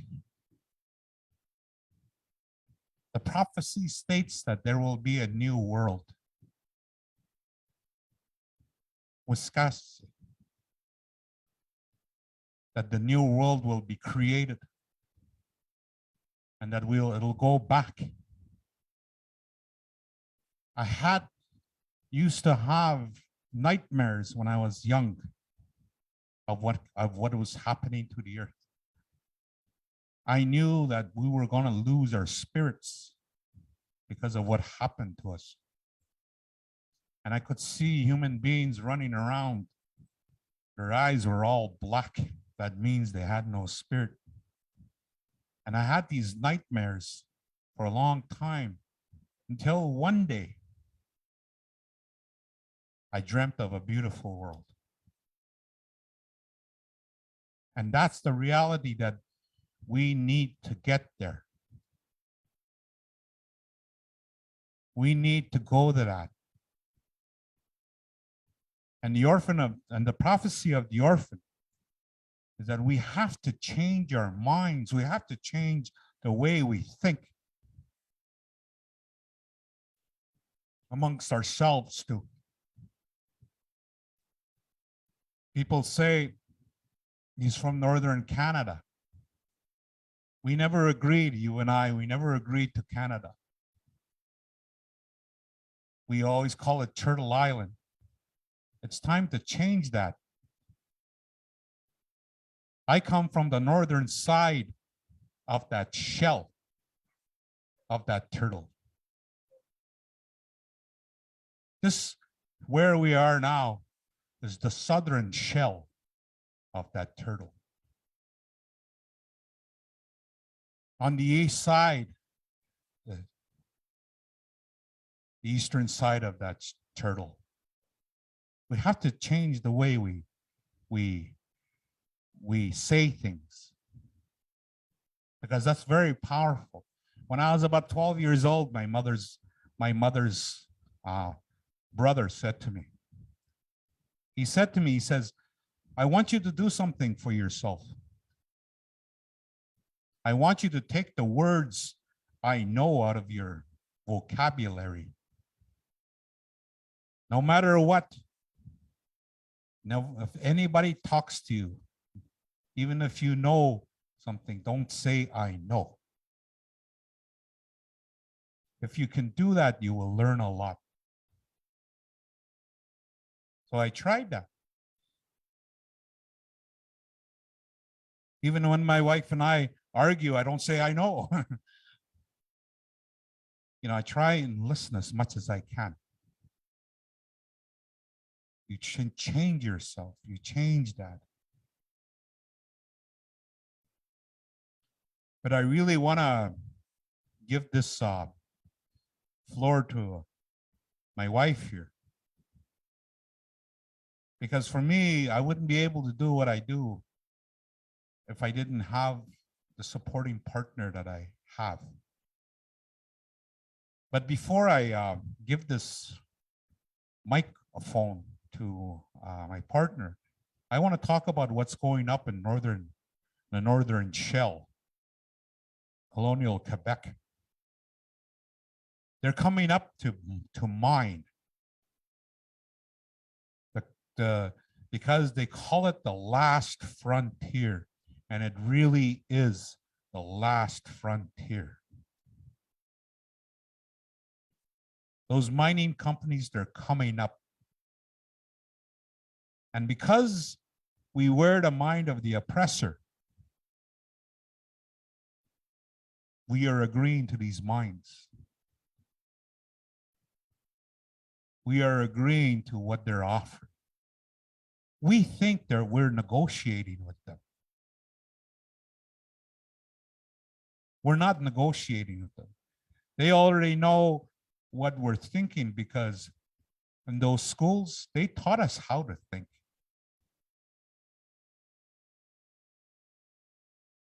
And we think we're negotiating. We're not.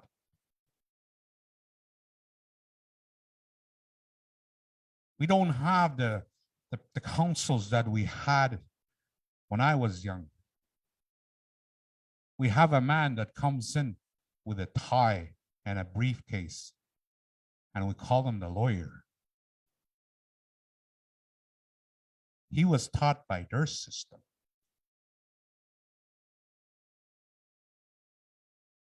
It is a system of lies because they will change their laws to suit their needs.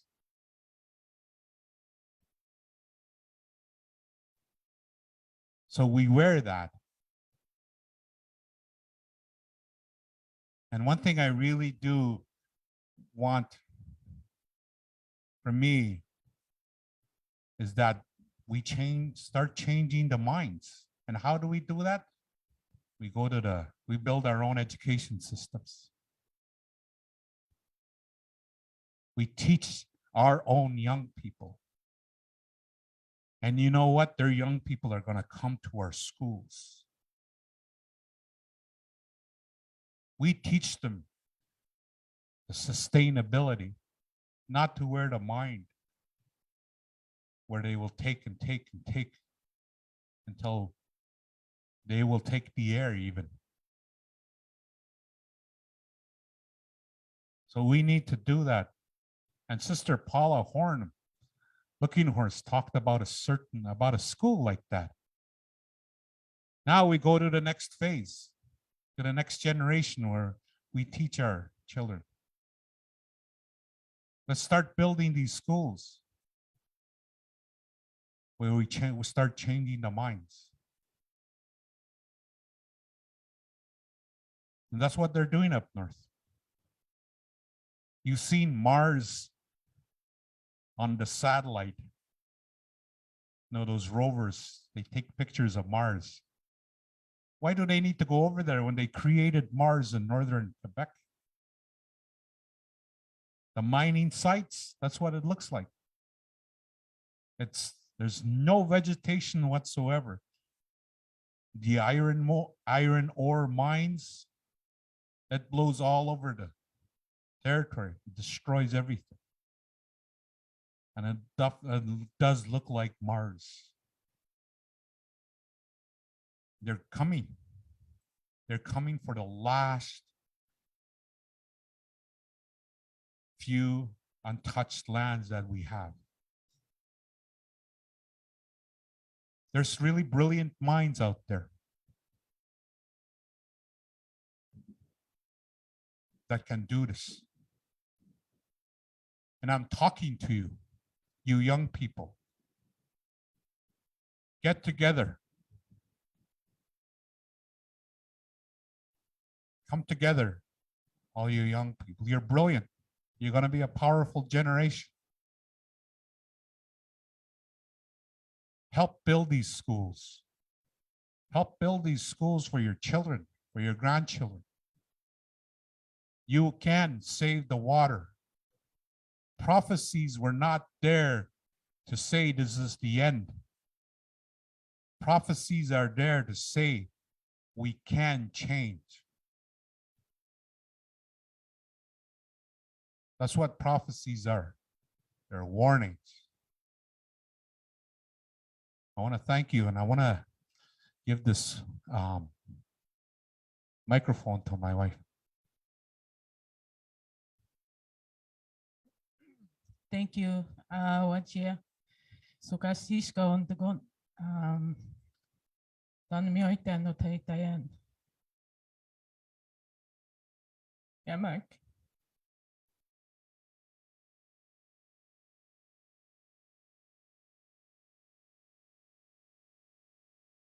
Justicia con Chicago.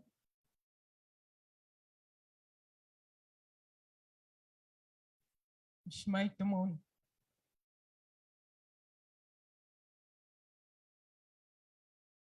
Magmagstini nas kong niya ba? Nachalitayan.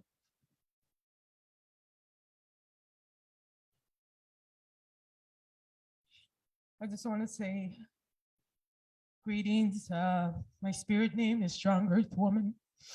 And I'm from the Cree Nation EUSG. And I'm very honored to be here. You've touched my spirit with your words, with the work that you do. I come here in a humble way. I don't hide my feelings. I always speak from my own truth, from my own experience.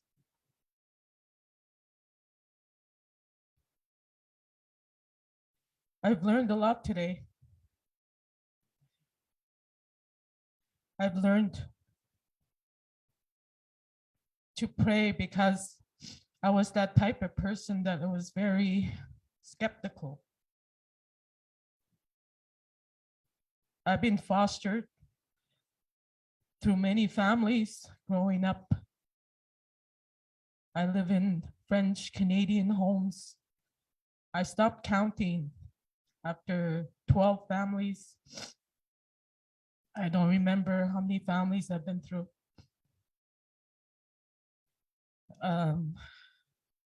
People say I'm fortunate to be trilingual. But sometimes, thank you, it feels like such a big sacrifice.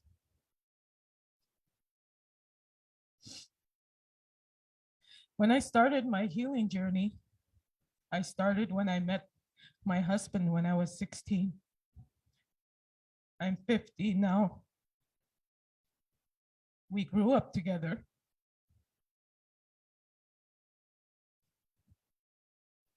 I learned ceremonies, I learned my culture.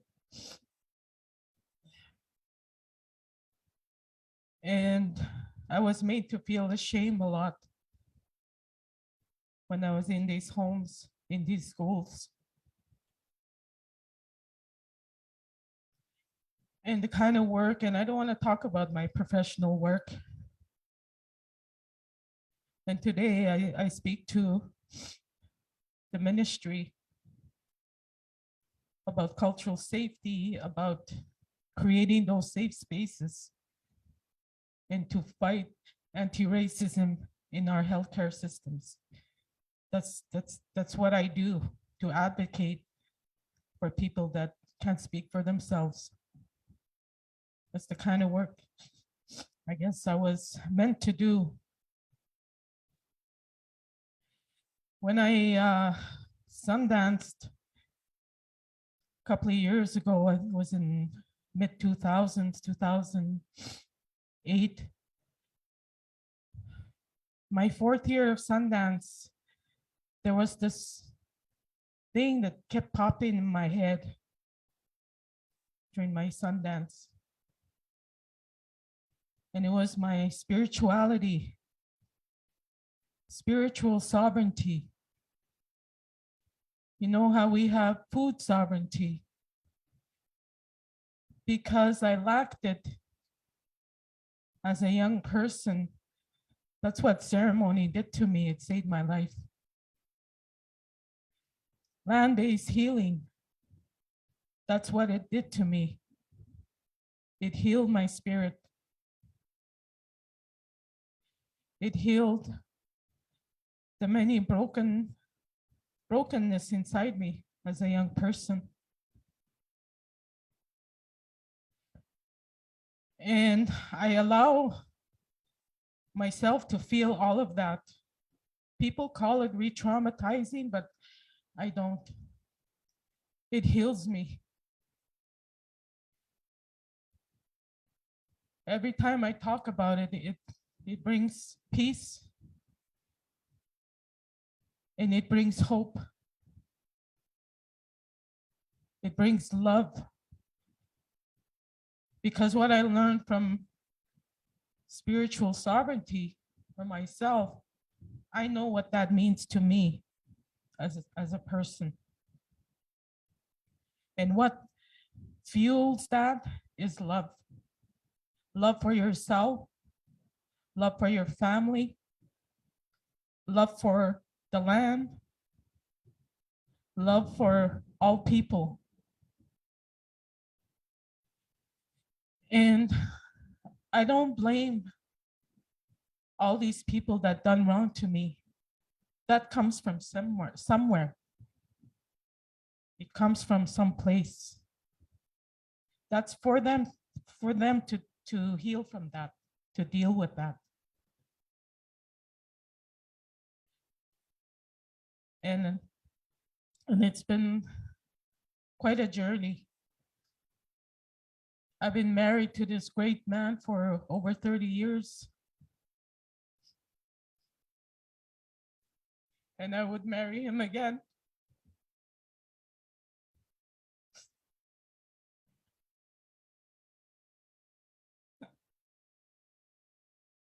And we have 5 beautiful children, 7 grandchildren.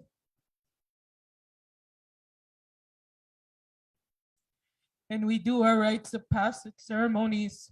We don't miss it. We do it out on the land. We do, my grandson's gonna have a walking out ceremony, and it's the first time he's gonna touch the earth.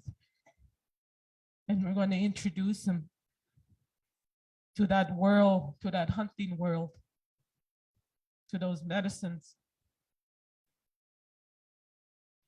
When my daughter had her walking out ceremony 30 years ago, I don't know if I ever had mine, so I did it at the same time.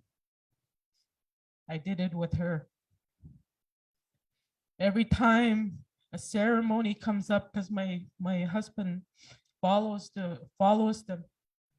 all the rites of passage, I would go through them myself as well. Even if you're 30 or 50 years old, you can still do them. That's what I tell people.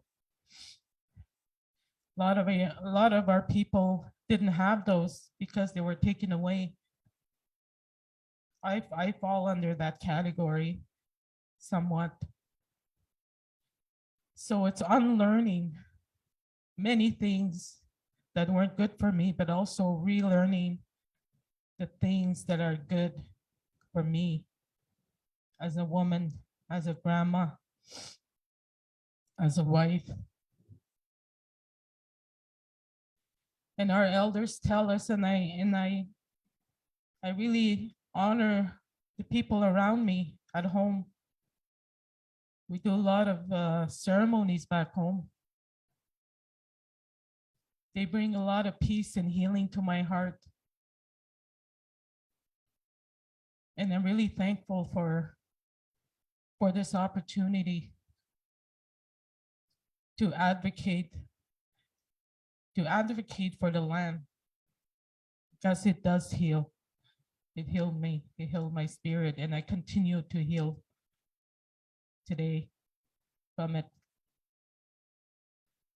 So I want to say miigwech to Paula and Orville and family for having us and just to share this little bit of time together. And I hope we get to network,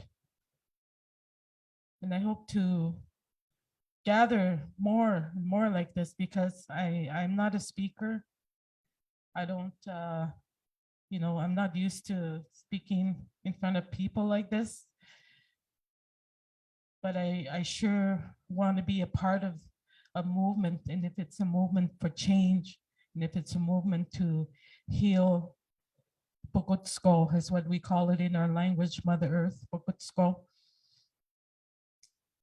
I want to be part of it. And thank you from the bottom of my heart. Miigwech, thank you so much. Thank you. One more thing that I want to point out. I want to talk about cultural appropriation. I want to touch upon that. Every human being that is born on this earth was given a point of connection. Every human being. Your point of connection is your ancestors.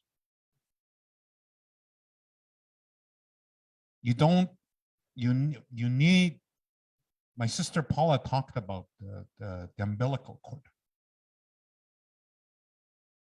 I'm not asking people to go back, to go live where their ancestors go. Because when it came to this land, yours was severed somehow. That's why you have this thirst and this hunger for our culture. Because here we kept it. Now, today, I encourage you to find that connection, to go back to your ancestry, and to go visit the land of your ancestors. If you are a spiritual person, it will touch you where your ancestors roamed. And that connection, that spirituality, you feel, it'll take you home. And you will feel comfortable with who you are. That is what we are here to teach you. We are not here to teach you to pick up our ways. We are here to teach you to pick up spirituality, which we don't own. To teach you how to reconnect again with your own ancestors. It is very important in order to save this earth, because at one time your ancestors were earth-based people, just like us. No matter what country you came from, you do not need to pick up our ways, because the Creator gave us these ways. And when we mean share, we do not mean share pipes, we mean share the prayer, one prayer. We do not mean for you to run our ceremonies, to run the ceremonies that the Creator gave us. We mean to share the prayer. So find your ancestors again. Find your own connection again. And you will feel comfortable. And when you come to pray with us, your ancestors will walk with you. You do not need to appropriate any other ways than what your ancestors had. So, thank you very much.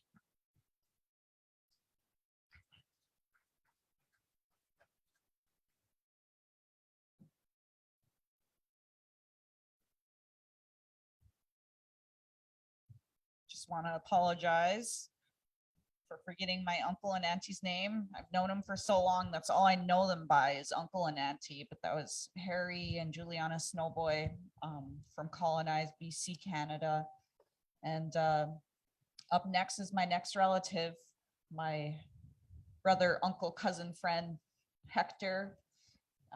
He's firekeeping this year, and I'd like to invite him up and share a few words.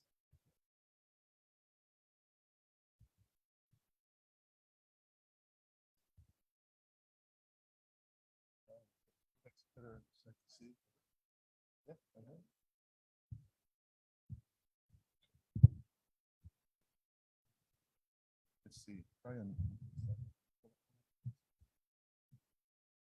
Aliancho Compascatli, Noka Hector, Tawantisuyu, Supaiki, Chief Overlooking Horse, Supaiki, Hopi, Supaiki, Misakuki, Mas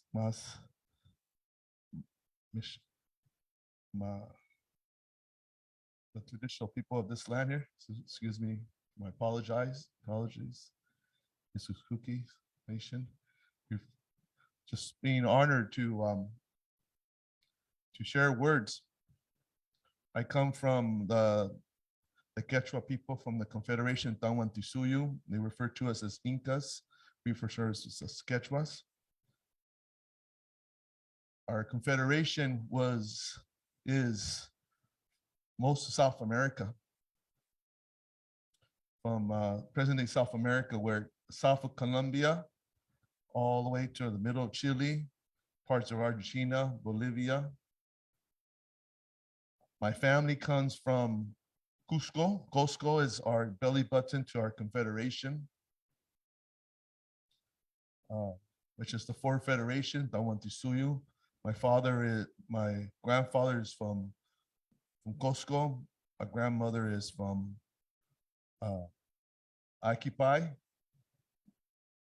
That means the village by the volcano. My other grandparents are from Chiclayo, which is the north part. Very fortunate to be raised by my grandparents and by my parents, who taught me my ways and my people. And I'm here to share some of that with all of you, as well as be able to read the coca leaves. When our medicine person read the coca leaves, it tells the future. It says that I have to work with the youth. And the medicine people told me that I need to work with the young people and show them something that we have. Our traditional warrior societies were underground within the Quechua people. We had over 1 million warriors in our confederacy when we made first contact. Just like many of your nations and your tribes, it's our way to lead with love, with heart. But our ancestors were fearless. We have plenty of courage, but we respect life. We respect the ancestors, the elders, all. We respect our words. So I have here my brother here. He's also from my nation, my tribe, my people. And it's something that to share. And this is, you don't see this, and it's passed on from generation to generation. And this is from the sign here. Hope you can see it. These are our laws of the Quechua people. And we learned this when we were first born. We would hear it all the time. Most importantly, we will see the example. Amasua, Amayua, Amakewa, Amasuka. Our first law is, Amasua, is to be a person of your word, to keep your word, to understand your responsibility as a person. And so when someone would break that law within our culture, they were cut our tongue. So our responsibility was made who we are. We are a representation of our family, of all our people, of all the civilizations of our people. So it's really important that when we take on a task, that we represent who we are. Our second law, Amayua. Amayua means to give of ourselves, to give of our energy. It's the opposite of to take. If we would take, they would cut off our hands. Most importantly, it was to give of ourselves. So when we're asked to do something, we will put in 150% in doing what we need to do. Amakewa. That means not to be lazy. It's the opposite. It's to be strategic. It's to work hard. Again, we represent our ancestors. Amasuka. Amasuka speaks about not gossiping. If we will gossip, no one will speak to us. It's the opposite. It's to find good in everyone. So you can see why, being that this is our laws, what they did to our people, what they continue to do to our people. In the Andes, it's continually being mined. They're raping the earth right now as we speak. My brother's aunt is a congresswoman in Peru who's fighting right now and protecting those our Andes, which is called, for us, the mountains are called Apus. There's a sacredness of the Apus.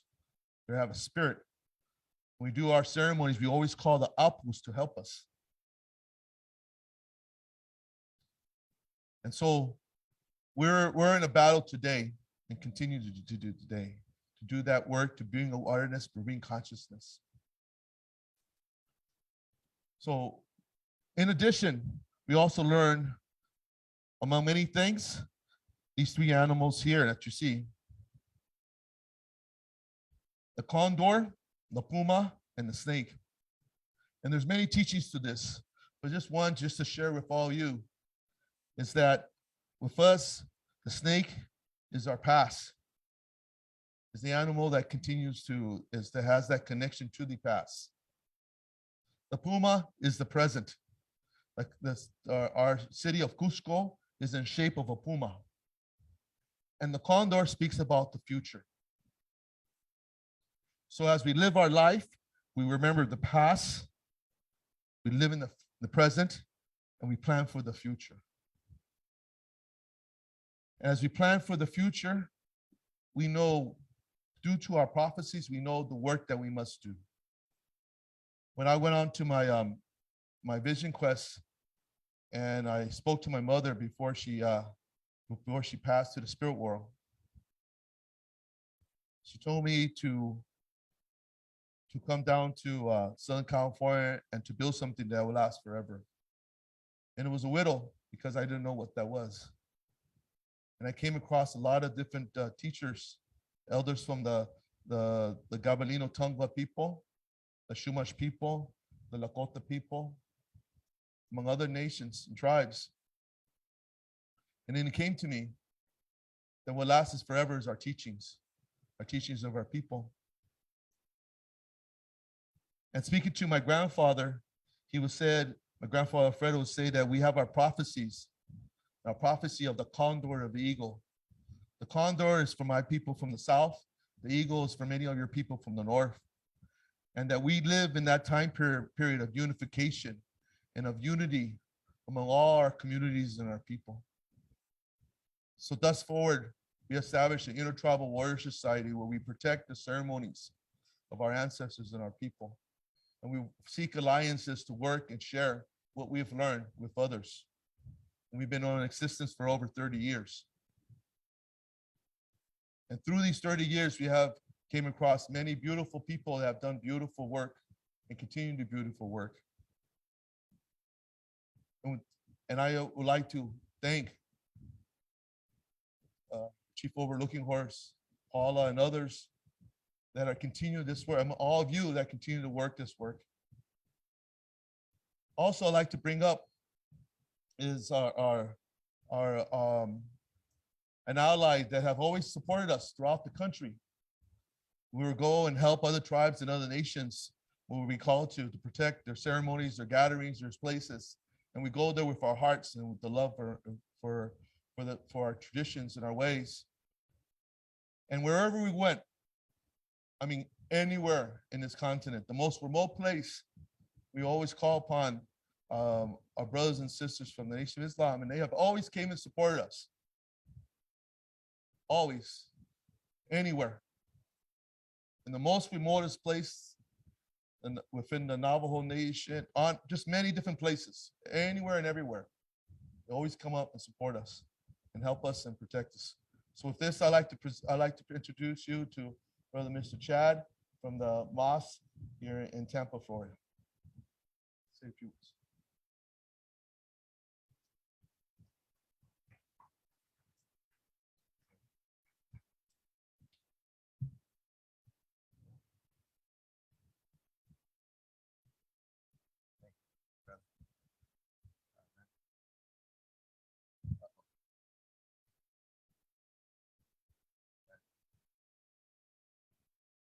All righty. Bismillahirrahmanirrahim. Ashhadu an la ilaha illallah, ashhadu anna Muhammadan Rasulullah. Assalamu alaikum, peace be unto you. First of all, I would like to thank my dear brother, Brother Hector, for the invite to come here.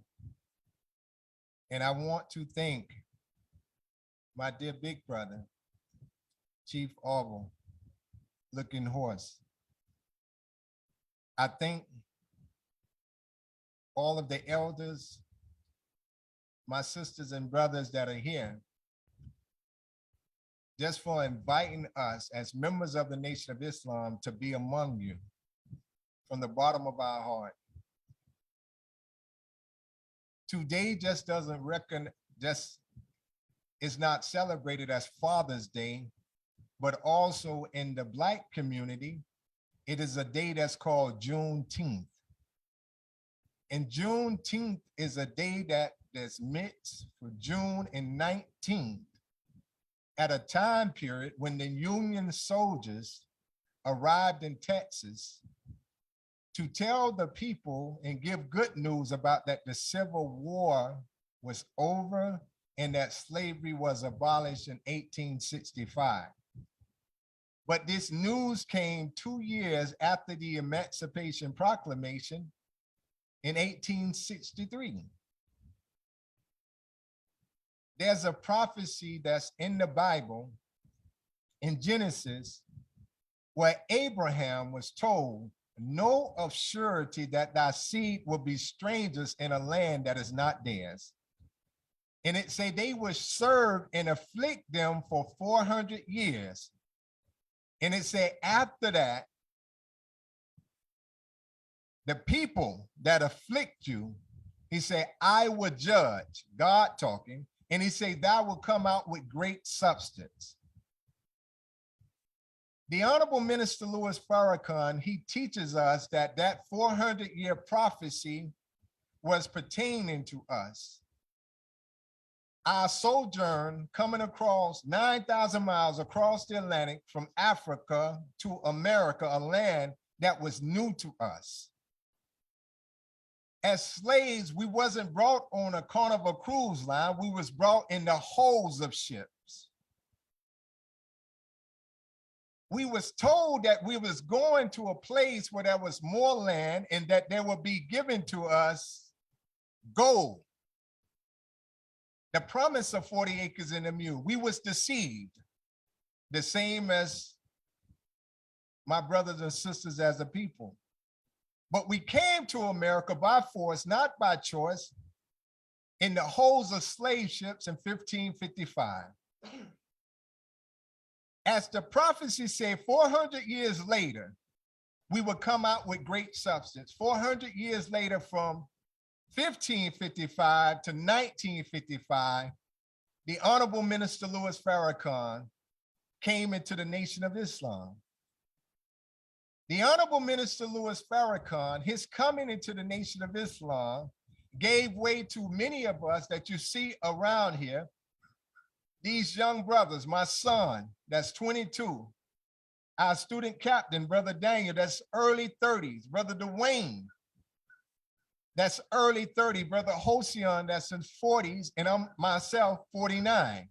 It's because of the Honorable Minister Louis Farrakhan, his direction of giving us guidance and telling us that we need to have freedom, justice, and equality as a people.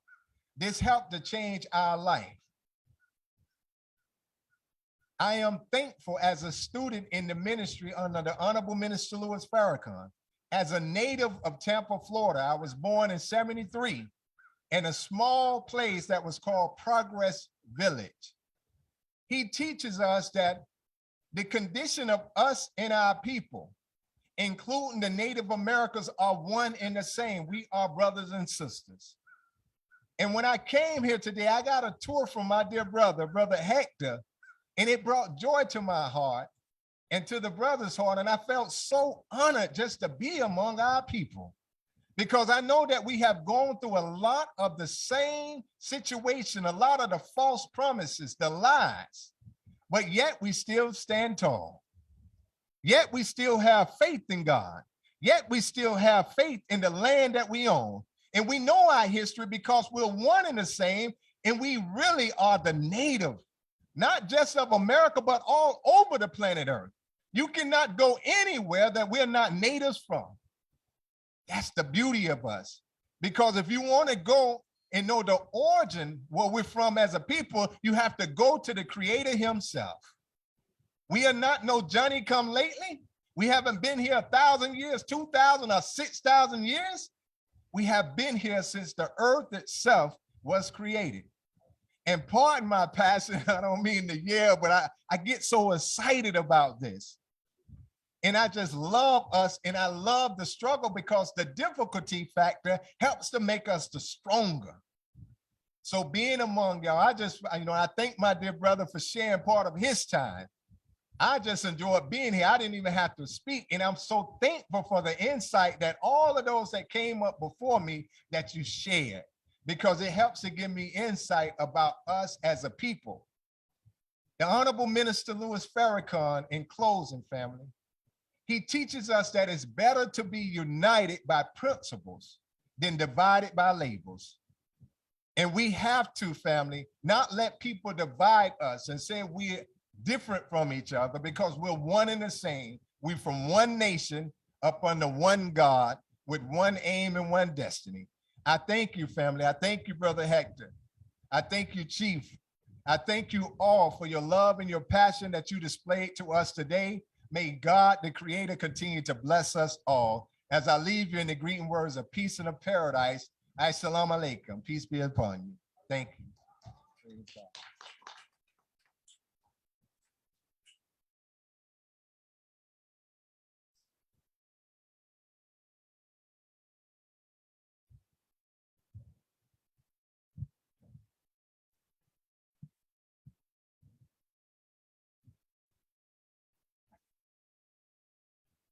So Dr. Brames isn't here just yet, but I just wanted to share a little bit more about why we decided to choose this site for World Peace and Prayer Day. We're located at a place called Rosebud Continuum, and it's an eco-science science learning center for children. And I had the opportunity to actually live on property and learn about the different sustainable practices that they want to, brought kids in to teach. And one of the things that I admire about this property is that they're trying to revitalize indigenous plant knowledge here by replanting indigenous plants and trees. And I'd like to invite Dr. Brames up to introduce himself and share his knowledge and his expertise.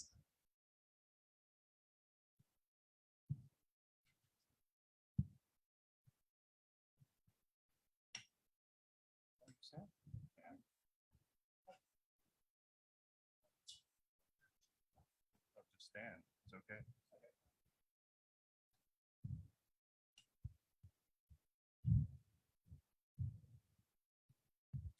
Excellent.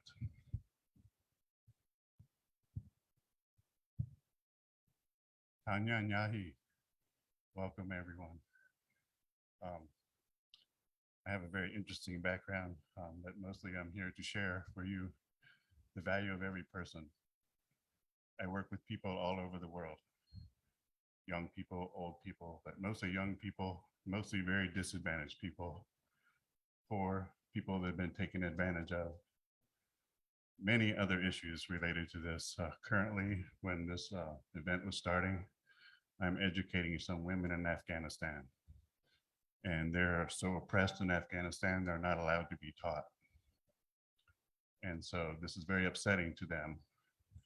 And so when I met them and started to work with them, the first thing I'm telling them is that they're equally valuable. Because when you're in a society, when you're not valued as a woman, you're not valued because you're not supposed to work, you're not supposed to drive, you're not supposed to be intellectually participating in the culture. All of these things make you feel not valuable. And yet these students, these women, they're very valuable. So I try to tell them, you're the future of Afghanistan. You will be teaching your children, because if you're not allowed to be educated, who's going to teach your children? And then who are those children going to teach if they didn't get taught? And so despite many obstacles, we're teaching the women in Afghanistan many things, but mostly that they're valuable. So this same message comes true here. Everyone is equally valuable. All of you are very valuable. Sometimes you think when there are many kinds of oppression and things like this, that you will feel like there's despair. There's no future. What can I do? So I'm very honored to be here and do this. So I've been discussing some of these things with Chief Orville Looking Horse, because we both are very concerned about the youth and what the youth will do in the future. So just to show you an example of what a difference it is when you believe in somebody, when you will value them equally. My son calls me this morning and he says, "You're my hero." I said, "How come I'm your hero?" Because earlier in life, he was not a good person for a while. He made many bad decisions. He hurt other people, many things. But all the time when he was growing up, he was always taught to be cheerful, kind, and helpful. Currently in life, I've taught more than 20,000 students. I've shared with them, every one of them, to be cheerful, kind, and helpful. So my son now, he finally saw his ways and saw a new way and came back around to seek these values. And now when there's a tornado somewhere, he packs up all of his construction equipment and he drives to the place where the tornadoes happen. He helps people to rebuild their houses. When there's a hurricane, it's the same thing. And when he does this, he brings his children. When he was young, I did the same. I brought him with me to help people repair their homes, people on a fixed income and have no resources to replace their roof and stuff like that. I would gather together 20 people and we would finish roofing the house before noon. All the shingles off, all the new tar paper on, new shingles, everything. Walk out the door 4 hours later. So with many people, you can do many things. But number one, you have to value every person. So for me, I had the same issues when I was 15 years old. I'm not proud of many things I did when I was 15 years old. But I had somebody that believed in me all the time. No matter what I did in life, how bad I was, I had a grandmother. She was always believing in me, even if many people in my family don't.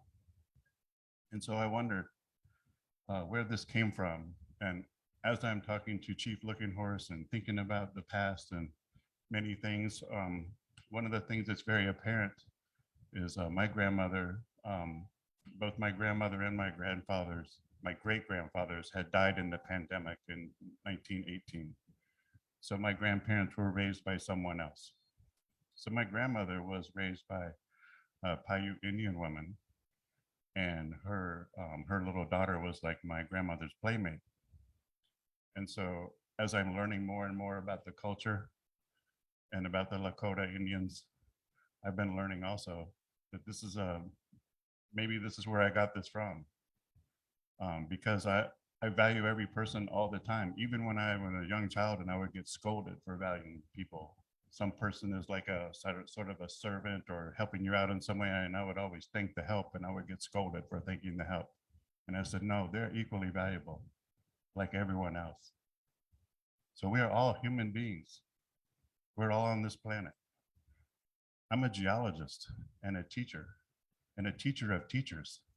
So I'm wearing a feather of truth, because when you're a teacher, you must speak truth. I don't have quite as much truth as Chief Looking Horse, he has many more feathers than me. But over time, maybe I'll get some more. And so the big message here, so in the things that I do in life, because my grandmother taught me these things for everyone to be equally valuable, I have passed this on to many people in many places, all over the world, all the time. But more importantly, it is the youth. So my grandmother believed in me anyways. If she didn't do this, you would not probably know me. So I encourage all of you, if you want peace, number one thing to have peace is to value every person. Peace also requires happiness and tranquility. Shoshante Washte, be happy. There are many things I've heard today that would make people unhappy. But look, we are powerful. We are here. We are speaking. We are meeting together. We are sharing ideas. We're looking into the future. So that leads me to the next part. Where is our future? The future is in the youth. I encourage all of you, take some young person under your wing. Teach them your ways. Teach them your values. They will carry this on. One of the things that was also apparent to me, they're discussing many things and they're talking at this meeting about the 7th generation. I am a 6th generation Californian. My grandmother was raised in the White Inyo Valley, at White Inyo Mountains, and they struggled with very dry land. They've dug wells, they made things work, but the city of Los Angeles came, built an aquifer and took all of the water, dried up the land into nothing. Absolute nothingness. Did this stop my grandmother? Did it stop my grandmother for teaching me these values? And so in some ways, you think, you know, how did I end up at this place now? Maybe it's because of this. If I track back my generations, I go back 6 generations and then it gets quiet. I don't understand this thing about the 7th generation. You need to teach me, because I'm hoping for my future that my children and my grandchildren, they will know their 7th generation. They will know where they're headed. Because I'm a geologist, I understand the earth, many things about the earth. I know about the earth before there's any people. This fossil on my arm, this starfish. Oops, you can see sometimes there's a starfish on my arm. This is one of the oldest starfish ever discovered. This starfish is 330 million years old. They want to study it in museums, and because they're only one. It's the first one and the only one like it. So this would only happen if I am curious, if I'm willing to go out and learn science and explore the world and learn about nature. When we're here, we are making a new sort of small tribe here at Rosebud, with graduate students, and many people come here to visit this place. Many of the students, they have not been to a place like this. They have not worked with nature. They've not got their hands in the soil, as they said, touch the earth, and to know where the water comes from here, and that the water here is pure because the water flows from Marcus's land, right? From North Alabama and North Georgia, flows underground in the Floridana Aquifer all the way to here. So when you're drinking this water here, not only is it from there and is not from his sacred land, it is also purified by the sediment in between here and there. The water here is very pure. So in the same way, we try to help the graduate students see where they came from, where they're going, what they can do with this information. We invite all of the tribes, anybody who wants to send some idea here for students to test. I help supervise the students with their research and guide them in their research so it's valuable.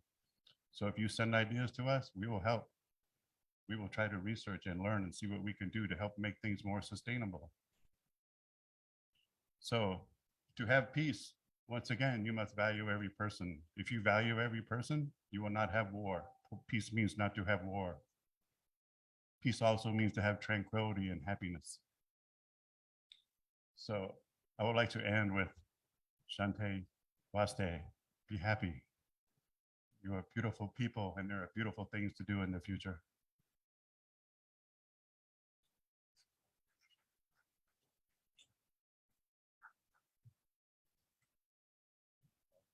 Someone said before, maybe they're suffering from cancer. So am I, it's okay.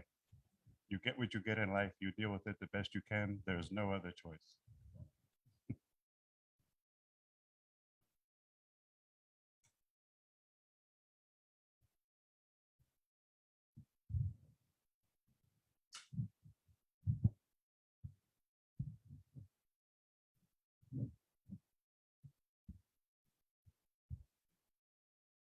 Our next guest presenter, her name is Doreen Manuel. She comes from, not gonna butcher it. She'll introduce herself. Doreen Manuel.